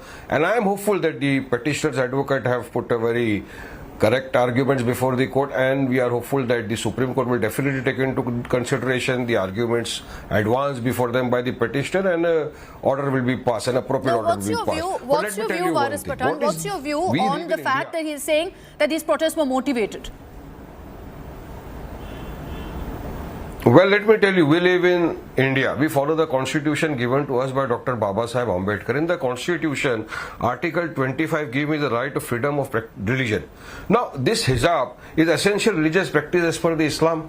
We have been wearing the hijab. Our daughters, sisters, mothers have been wearing the hijab since 1400 years. Why all of a sudden the BJP government came up in Karnataka with this issue? Only a professor comes to the college and say, I don't like hijab, and a controversy erupts, and then suddenly you ban the hijab. So this is what I say, you are entering into the privacy of a particular person. Freedom of choice is ensured to me by the article. It is my right and nobody forces. See, even in the Quran, Allah subhanahu wa ta'ala has said that to the Prophet that please expect to the women to cover themselves. We are just covering them. So what is the difficulty? What is it, a national security threat? No. Now we live in secular country. We follow all the religions, and our Sikh brothers, they wear turban on their head. We have no objection for that. Our Hindu sisters, they put the bindi on their head. We never objected to that. Our Hindu brothers, they wear the thread on their head. We never object. Similarly, if a Muslim girl wants to wear a hijab and go to the college or a school to study, what the hell? Why so much this thing against her? Why to object for her? It is her own privacy and her own right she has to wear it. It is not a national security threat also. So, taking into consideration this aspect of it, let me tell you, the BJP wants to spread hatred all over the country. And what we saw in Karnataka recently, just 2 months back, was few gunds wearing the saffron color shawl. They came to a campus wherein one girl, Muskan, who came on a motorcycle to submit her documents to the college. She was stopped. She was heckled, she was provoked, so many slogans were done, but she stood there. She stood and she replied to everybody with the slogan, Nare Takbir the Allah Akbar. incident that Varis Pathan is referring to. I feel that those people who were not even from the university, the cases the incident that Varis Pathan is referring to, Mohan Vishwa, can the BJP afford to shun blame, shun accountability? Because this clearly led to a law and order issue also in Karnataka. And can you push this off and brush this off as a conspiracy? See, madam, I don't know what Mr. Pathan is talking. In between, he raised about, he came up with Ambedkar's name. Come on, what did Ambedkar say regarding same hijab, regarding same burqa? What did he say? He was very clear that, if a Muslim woman wears burqa, it will affect her health issues. If he really follow Dr. Ambedkar's words, he should not support this. And what kind of information is giving over here? And please understand, the argument which he is making about fundamental rights and all have been discussed in detail by Karnataka High Court on a continuous hearing for 15 to 20 days. So I don't think so we have such kind of an issue. And also as far as the turban above 66 are concerned, it is mentioned in the same Article 25. Let him go and read the Constitution properly and come and speak here. There is an exception provided to them specifically. And also regarding Vindhya also, it's an ornament, it's not a uniform. In Karnataka, in that particular school, particular college, the rules is there from 1986 till 2021 December. There was no issue as far as hijab is concerned. Suddenly it erupted. It was the Youth Congress team which went and met these 4 to 5 girls in Udupi. Post that it was the PFI who took the issue to a bigger level. No, the students, Mohan Vishwa, the students say that this was very much, yes, they're also saying it's a political conspiracy, but they're saying we had no issues wearing the hijab before. Suddenly it became an issue in the campus. Who started? Who went to the court? Who supported them? Who economically supported them? See, the college management led by the principal and the director, even before getting into the court, they had a lot of meetings with the same students and the parents of the same students. So when the issue was getting resolved, it was PFI supported and Congress supported team who supported them economically and also legally to take the issue to bigger level. It was who they are responsible, and we never went to the court. It was them who went to the court. How can they say that we were the one who started? Okay, Varis Pathan, I'm going to give Varis Pathan a chance to answer here. Essentially, the BJP's contention, as you just heard there, Varis, is that this was a political conspiracy. We've only done what the law has told us to do. Well, the BJP spokesperson has totally lost on it. He does not know what he is speaking. He is saying the Karnataka High Court has given an order and the fundamental principles are not applicable. Let me remind him that the same order is challenged before the Honorable Supreme Court. So he should not make such kind of statements before the national television. Let the Supreme Court decide. And as I said, that the Supreme Court will definitely look into the Essential Religious Practices Act. The Supreme Court will also look into the Putta Swami judgment. The Supreme Court will also consider the argument canvassed by the petitioners, lawyers, Senior Advocate Dave, who brought it before the court. He spoke about the social justice which is being done in our country. He spoke about the multicultural thing which we live in our country for. We clearly said that turbans can be worn by our Sikh brothers. No objection. We never objected. Even bindis can be put. No objection. So why hijab? And let me remind the BJP spokesperson what Modi ji said. Hum chahte beti bachao, beti padhao. And when our daughter wants to study wearing a hijab, we say that in one hand she will have a Quran, in another hand she will hold a computer, a laptop. But the Karnataka High Court, Varis, the Karnataka High Court did. The Karnataka High Court did say hijab is not an essential part. You can't brush that under the carpet or ignore what the Karnataka High Court said. That order is challenged before the Supreme Court. That is not the final order. It is challenged before the Supreme Court. Let the Supreme Court decide. That is what I am saying. The matter is sub judice. And here the BJP spokesperson is giving the final verdict as if he has become the Supreme Court judge now. Let the honorable judges of the Supreme Court decide the matter. Okay, I have very little time. Mohan Vishwa, quick response. That order is challenged, sir. Say, Mr. Pathan, you don't know law, you don't know legally, he doesn't know what he's speaking. What are you asking him the question? One at a time, please. One at a time. He does not know what is the Putta Swami judgment. The Supreme Court How many judges were there in the Putta Swami judgment given by High Court prevailed? There can be an argument, there can be an evidence, whatever proceedings can go on. Please understand and please prepare yourself and come for the debate, okay? Till you get the final judgment of Supreme Court, it is the previous judgment given by High Court wholesale. No, one second. Varis Pathan, Mohan Vishwa. Vishwa, hold on. I will not allow bickering to happen here. I'll not allow bickering to happen here. What's very, very clear is that at this point, the BJP is maintaining that all of this was instigated politically. Varis Pathan, I've run out of time. Thank you for joining us. Thanks to Mohan Vishwa as well. You saw what each political party has to say on this. This has been essentially a hot political talking point for the last many, many months. And with the Karnataka government going on record to say in the Supreme Court that it's a PFI conspiracy, this has only led to, in fact, the latest flashpoint being triggered. We're going to continue getting you all the political reactions on that big story. On the other side of a very short break here on 6 p.m. Prime, the other big story of the day, the suspense that's growing right now on who will be the next Congress president.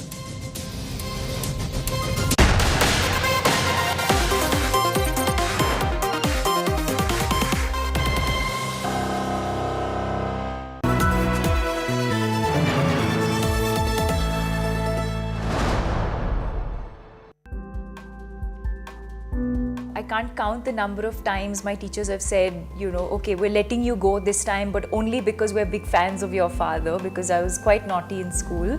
Whatever little I have achieved today is not because of wanting to step out of his shadow. I think I'm more than delighted to be, addressed as his daughter and very, very proud of his achievements. We call him Buddha at home. You call him Buddha at home? At home, and within our friends and family circle, he's known as Buddha, because even without realizing, actually want to call me Buddha, but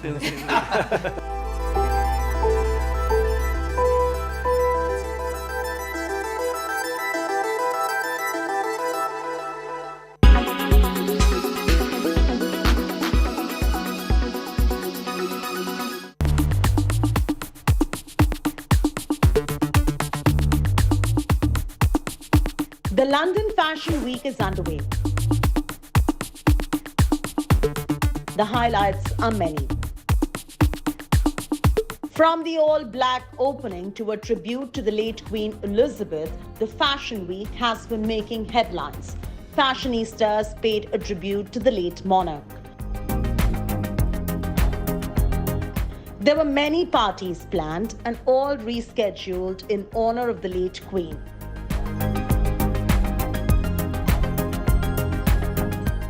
The Monday's shows are also rescheduled due to the late Queen's funeral. There was an outpour of tributes coming in from designers. From Stella McCartney to Paul Smith, all of them reflected on the impact the Queen had on the fashion community throughout her reign.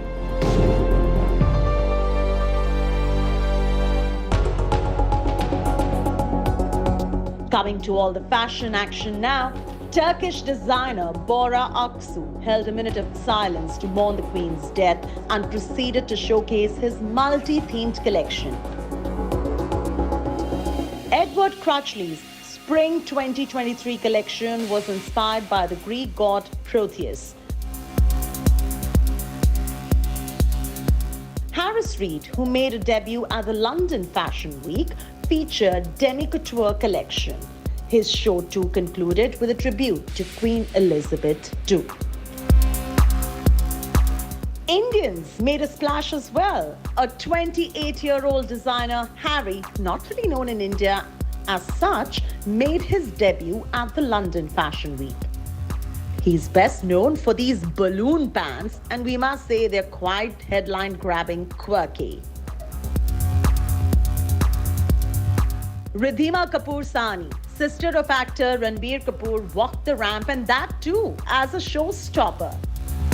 The jewelry designer turned showstopper to showcase her own creations. Lifestyle Bureau, India Today.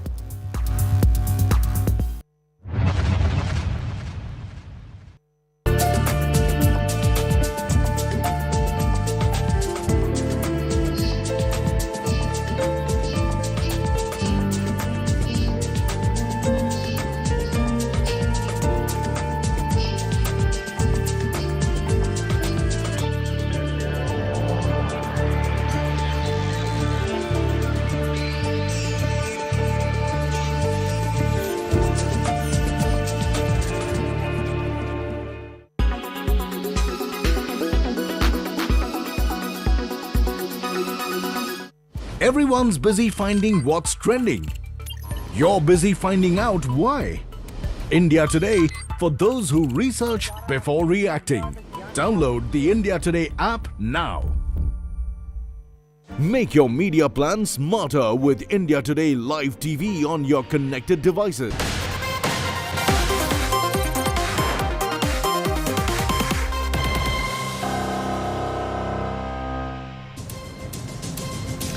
Welcome back. The upcoming presidential polls in the Congress party could witness a contest between Rajasthan Chief Minister Ashok Gehlot and Lok Sabha Member of Parliament Shashi Tharoor, as Congress President Sonia Gandhi has assured Tharoor reportedly that the Gandhi family would remain completely neutral in the presidential contest. Ashok Gehlot, tipped to be Tharoor's rival perhaps in the race, is reportedly also not ready for this responsibility. The Congress looks set to hold election to pick its president after 22 years. All indications so far point a face-off between Rajasthan CM Ashok Gehlot and MP Shashi Tharoor. The Kerala MP met Congress President Sonia Gandhi at her residence on Monday. Sources say Sonia made it clear the Gandhis will not nominate a candidate and will remain neutral. However, sources in the party say Ashok Gehlot could be the unofficial candidate backed by the Gandhis. He might file his nomination for the top job between September 26th and 28th. Gehlot has said time and again he would prefer Rahul Gandhi take the reins. देखिए आज भी लोग ये भावना रखते हैं कि राहुल गांधी जी को कांग्रेस से बनना चाहिए. The chorus for Rahul Gandhi returning as Congress president is growing louder. Many state units including Rajasthan, Chhattisgarh, Gujarat, Bihar, Tamil Nadu, Maharashtra and Jammu and Kashmir have passed resolutions urging Rahul Gandhi to take charge, while many others are echoing the sentiment. Each and every delegate has expressed their earnest desire that Rahul Gandhi should resume the charge of presidency. He is not a consensus candidate. He is the only candidate which is acceptable to the people of congressmen in not only in Kerala, throughout the country. Because everybody knows that if he will take up the responsibility, that will be a new, we are going to start a new era in Indian politics. A section within the Congress is questioning the need for such resolutions. Rahul Gandhi अध्यक्ष अगर उनकी हामी है वो पहली choice है, लेकिन अगर वो नहीं बनना चाहते तो इस तरीके का दबाव कांग्रेस को कमजोर करता है. वो लोग जो रेजोल्यूशन पास कर रहे हैं मेरी समझ में नहीं आ रहा है किस तरीके के राजनीतिज्ञ हैं. The opposition parties have called the Congress party elections a sham. It is only an election for the sake of cosmetic appearances. But in reality, it won't be the Congress president who will call the shots, but the Gandhi family who will have the remote control, just like they had the remote control of Dr. Manmohan Singh during his government.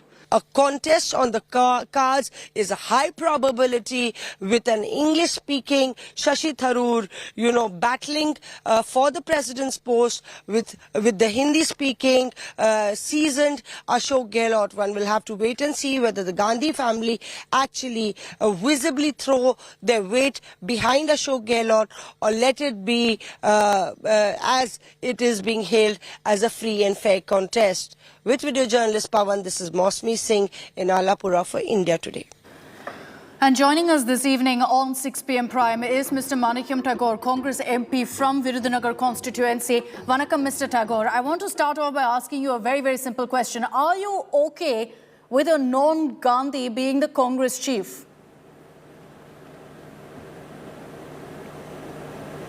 Thank you. Congress party is a democratic party and we are set in a motion for a democratic process. It's an open and transparent democratic process. 9,000 delegates has been elected from all the blocks and now the Congress Working Committee has approved a Congress President election schedule. It is going to start on 22nd and I hope that the Congress party will take a right call about the presidentship. and we are, as Congress, in state after state, many state units has requested Mr. Rahul Gandhi, who is the popular most leader among the Congress party, to take over the charge of presidentship. But Congress party's electoral process is there. Well, let us wait and see from 22nd October what is going to happen. You're saying, Mr. Tagore, that you're all appealing to Rahul Gandhi to ensure that he also contests in this election. Right now, what we're hearing is that he doesn't want it. So in such a circumstance, when Rahul Gandhi doesn't want to even contest to be in the run for the Congress president post, what next for him? What kind of a role will he have? That is very early to predict, I suppose, because 22nd is the nomination starts and it ends on 28th of October. And we are confident that Mr. Gandhi will accept the demand of the state units and the majority of the PCC delegates to accept the responsibility. And he has also made it very clear in the press conference to the media also that he has his decision. He will, after the process is completed, we can discuss about it. Therefore, he has yet that process has to start on 22nd. Let us wait. And we are, as Congress workers, we are confident that Mr. Gandhi, who is on a Padayatra for Bharat Jodo for 3,700 kilometers, will accept the Congress workers' demand of accepting the Congress presidency.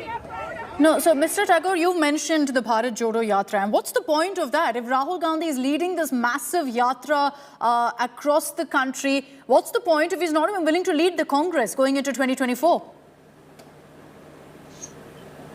No, it's not. There is a miscommunication into it. Mr. Rahul Gandhi leads from the front, and Mr. Rahul Gandhi in the parliament, outside the parliament, and in the streets.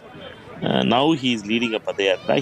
He will say that he is part of the Padayatra, but he is the leader of Congress party. People accept him as leaders. Congress workers accept him as Congress leader. Therefore, he is only leading this bigger Padayatra, which is never imagined by any Congress leader.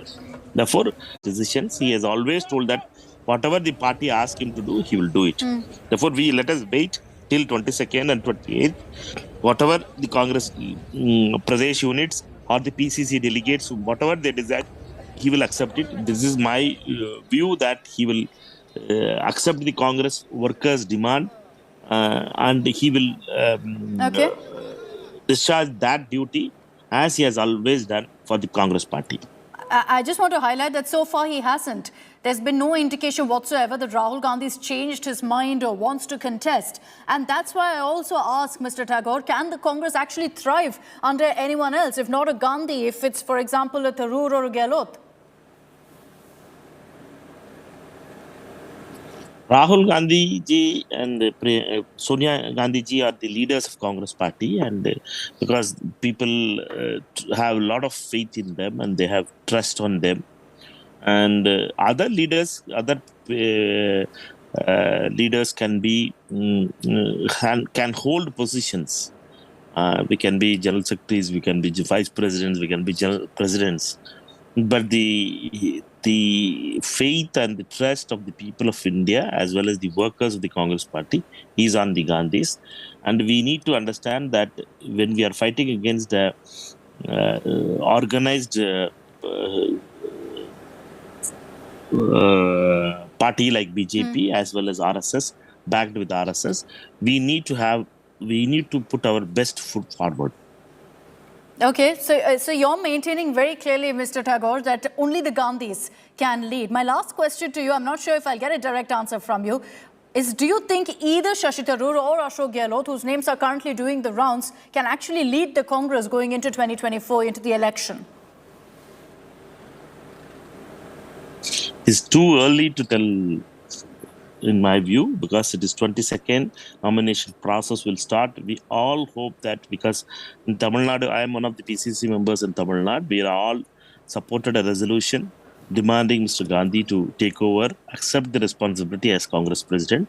And we all hope that he will accept our demand of accepting the Congress presidentship on the election process itself.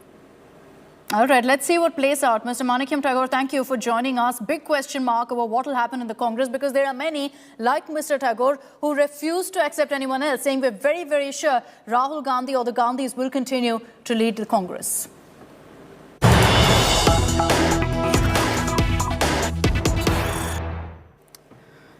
Breaking news coming in from Kerala. A plea has been filed in the Kerala High Court against the Congress's Bharat Jodo Yatra. This petition seeks regulation of the Yatra for traffic issues that have been caused and inconvenienced people.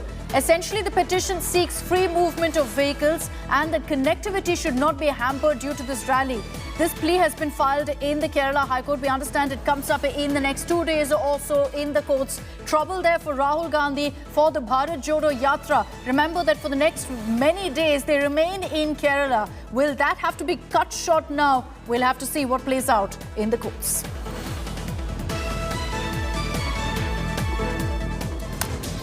And with that news break, I'm slipping into a short break here on 6 p.m. Prime. Coming up on the other side, we're getting you details of the big controversy playing out in Tamil Nadu. DMK's A. Raja, not new to controversy, is he? He stoked another row once again over comments that he's made on Hinduism.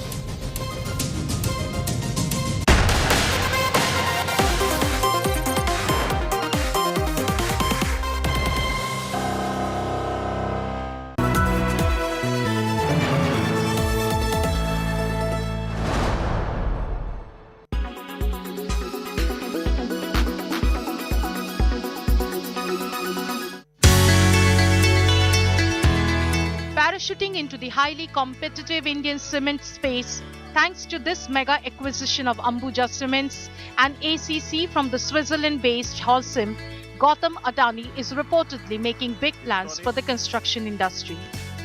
Because we now own the reconstituted Ambuja Cements board, which now includes Gautam Adani, his son Karan Adani, and several other Adani appointees, approved a 20,000 crore rupee preferential issue, the largest ever in the country, to fund a big play in the cement business.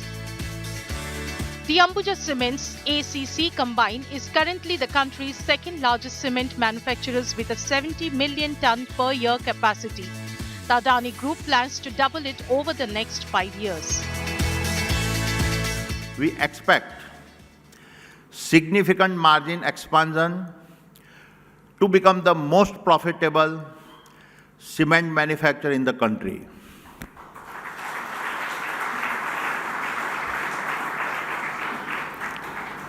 And we anticipate going from the current 70 million tons capacity to 140 million tons in the next 5 years.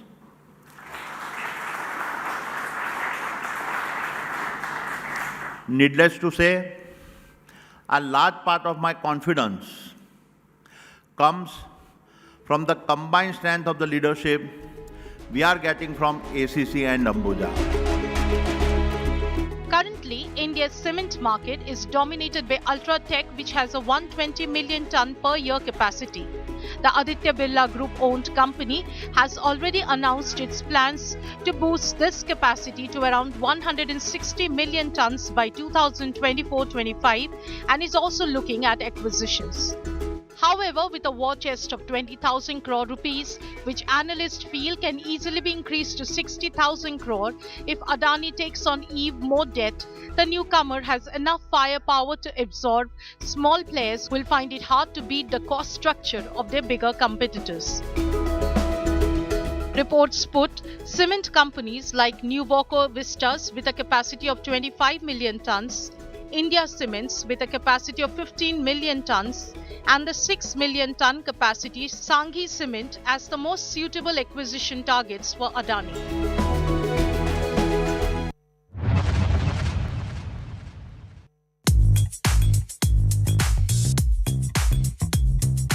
What do you look for in a house?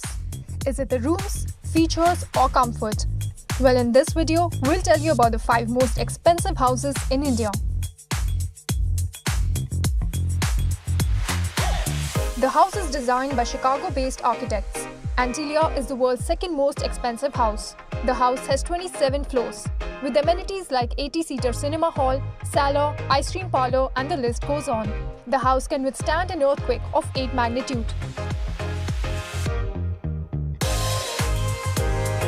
The Raymond Group chairman has the tallest house in India. The 30-floored house is spread over 16,000 square feet. 6 floors out of the 30 are for parking. The house has swimming pools, spas and gyms. It is divided into different flats for families to live.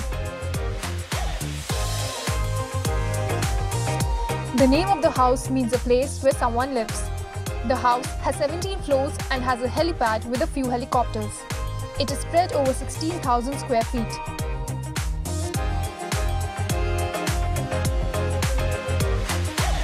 K.M. Birla of Aditya Birla Group lives here. His house has over 20 bedrooms. It is spread over 30,000 square feet.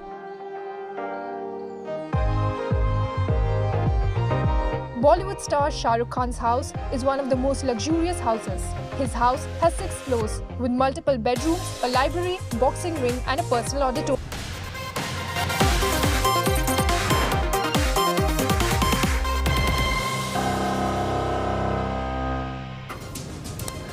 Welcome back. Let's get you details of the latest controversy quoted by habitual offender DMK MP A. Raja just days ago here on India Today. We told you about the comments that Raja had made, anti-Hindu and casteist comments. He's followed that up now, not with an apology or clarification, but adding fuel to this raging fire. A. Raja was attacking the governor of Tamil Nadu, R.N. Ravi, when he said that those who follow the Sanatan Dharma is unconstitutional and that it's only upper caste Hindus who believe in Sanatan Dharma. It's led to a massive controversy in Tamil Nadu with calls for shutdown also by the BJP.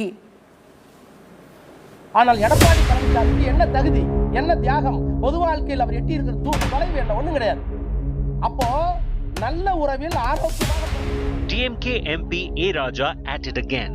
நல்ல உறவில் குறை பிரசவம் தான் எடப்பாடி பழனிசாமி.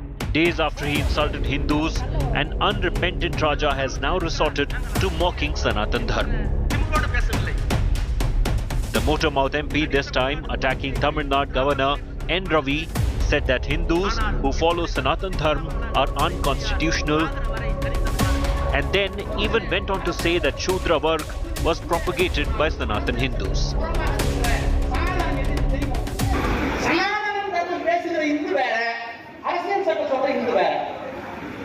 சனாதனம் பேசுற Hindu R. N.. Ravi சனாதனம் பேசுற இந்து சங்கராச்சாரி சனாதனம் பேசுற இந்து அவர் சனாதனத்துக்கு வெளியில இருக்கிறது பாவம் அண்ணாமலை பாவம் வானதி பாவம் எடப்பாடி பழனிசாமி பாவம் ஓ பன்னீர்செல்வம் பாவம் எல்லாம் பாவம் அப்ப அரசியல் சட்டத்தின் மீது எடுத்துக்கொண்ட கவனம் சொல்லுகிறார் சனாதன தர்மம் தான் சிறந்தது என்று சொன்னால் நான் சொல்லுகிறேன் அரசியல் சட்டத்தின் மீது எடுத்த உறுதியில் உண்மையாக இருக்குமானால் அரசியல் சட்டத்துக்கு புறம்பாக இருக்கின்ற எடப்பாடி பழனிசாமிக்கு என்ன தகுதி The DMK MP's comments have sparked a massive political storm, with the BJP and AIADMK lashing out at the party and demanding an apology from Raja. So Sanatana Dharma, the essential character means it's a timeless Dharma. It's a Dharma that crosses all time and which gives justice in a very free and fair manner. That is the basic essence of Sanatana Dharma. So this is something which I think Brother A. Raja hasn't understood properly, what Sanatana Dharma is. These people, particularly the DMK and DK, they are trying to poison venomously in the minds of the people. So once again Raja has done the same mistake and trying to create a debate. See, ultimately they want to hide their failures in the governance. It's the culture of DMK and DK to hurt the sentiments of believers under the umbrella of atheism. With A. Raja's continuous jibes against Manusmriti and Sanatan Dharma, pro-Hindu group Hindu Munani called in for a hartal in his home constituency Nilgiris, while BJP's IT wing secretary has sent in an affidavit complaint to the Speaker of the Lok Sabha mentioning Rule 2334A, demanding that he should be refrained from contesting in any form of elections in the future. A Bandh call was also given in Coimbatore and nearby districts by Hindu groups to protest against Raja's anti-Hindu comments, leading to protest and pelting in several parts. உடனடியாக ராசா அவர்களை பதவி நீக்க செய்யணும். இது சம்பந்தமா மாண்புமிகு ஜனாதிபதி அவர்களுக்கு 10 லட்சம் பேர் கொண்ட கையெழுத்து கடிதம் இந்த 2 நாள்ல போய் சேர போகுது. சபாநாயகருக்கு மனு அனுப்ப போறோம். The DMK has so far hasn't made any comment or even condemned Raja's remarks. Not surprising considering in the last few weeks, the DMK MP has been making one controversial remark after another and there's been zero action by the party.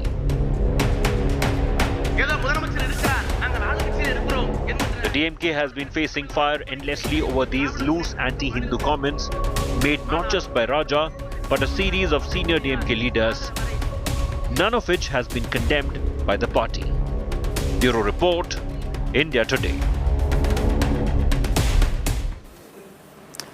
And that's all we have time for in this edition of 6 p.m. Prime. Thanks very much for tuning in. I'll be joining you with the same time tomorrow with all the top stories. Coming up on the other side of a short break, 7 at 7 with Preeti Chaudhary. The focus is going to be on the latest as far as the investigation into the Chandigarh MMS scandal is concerned.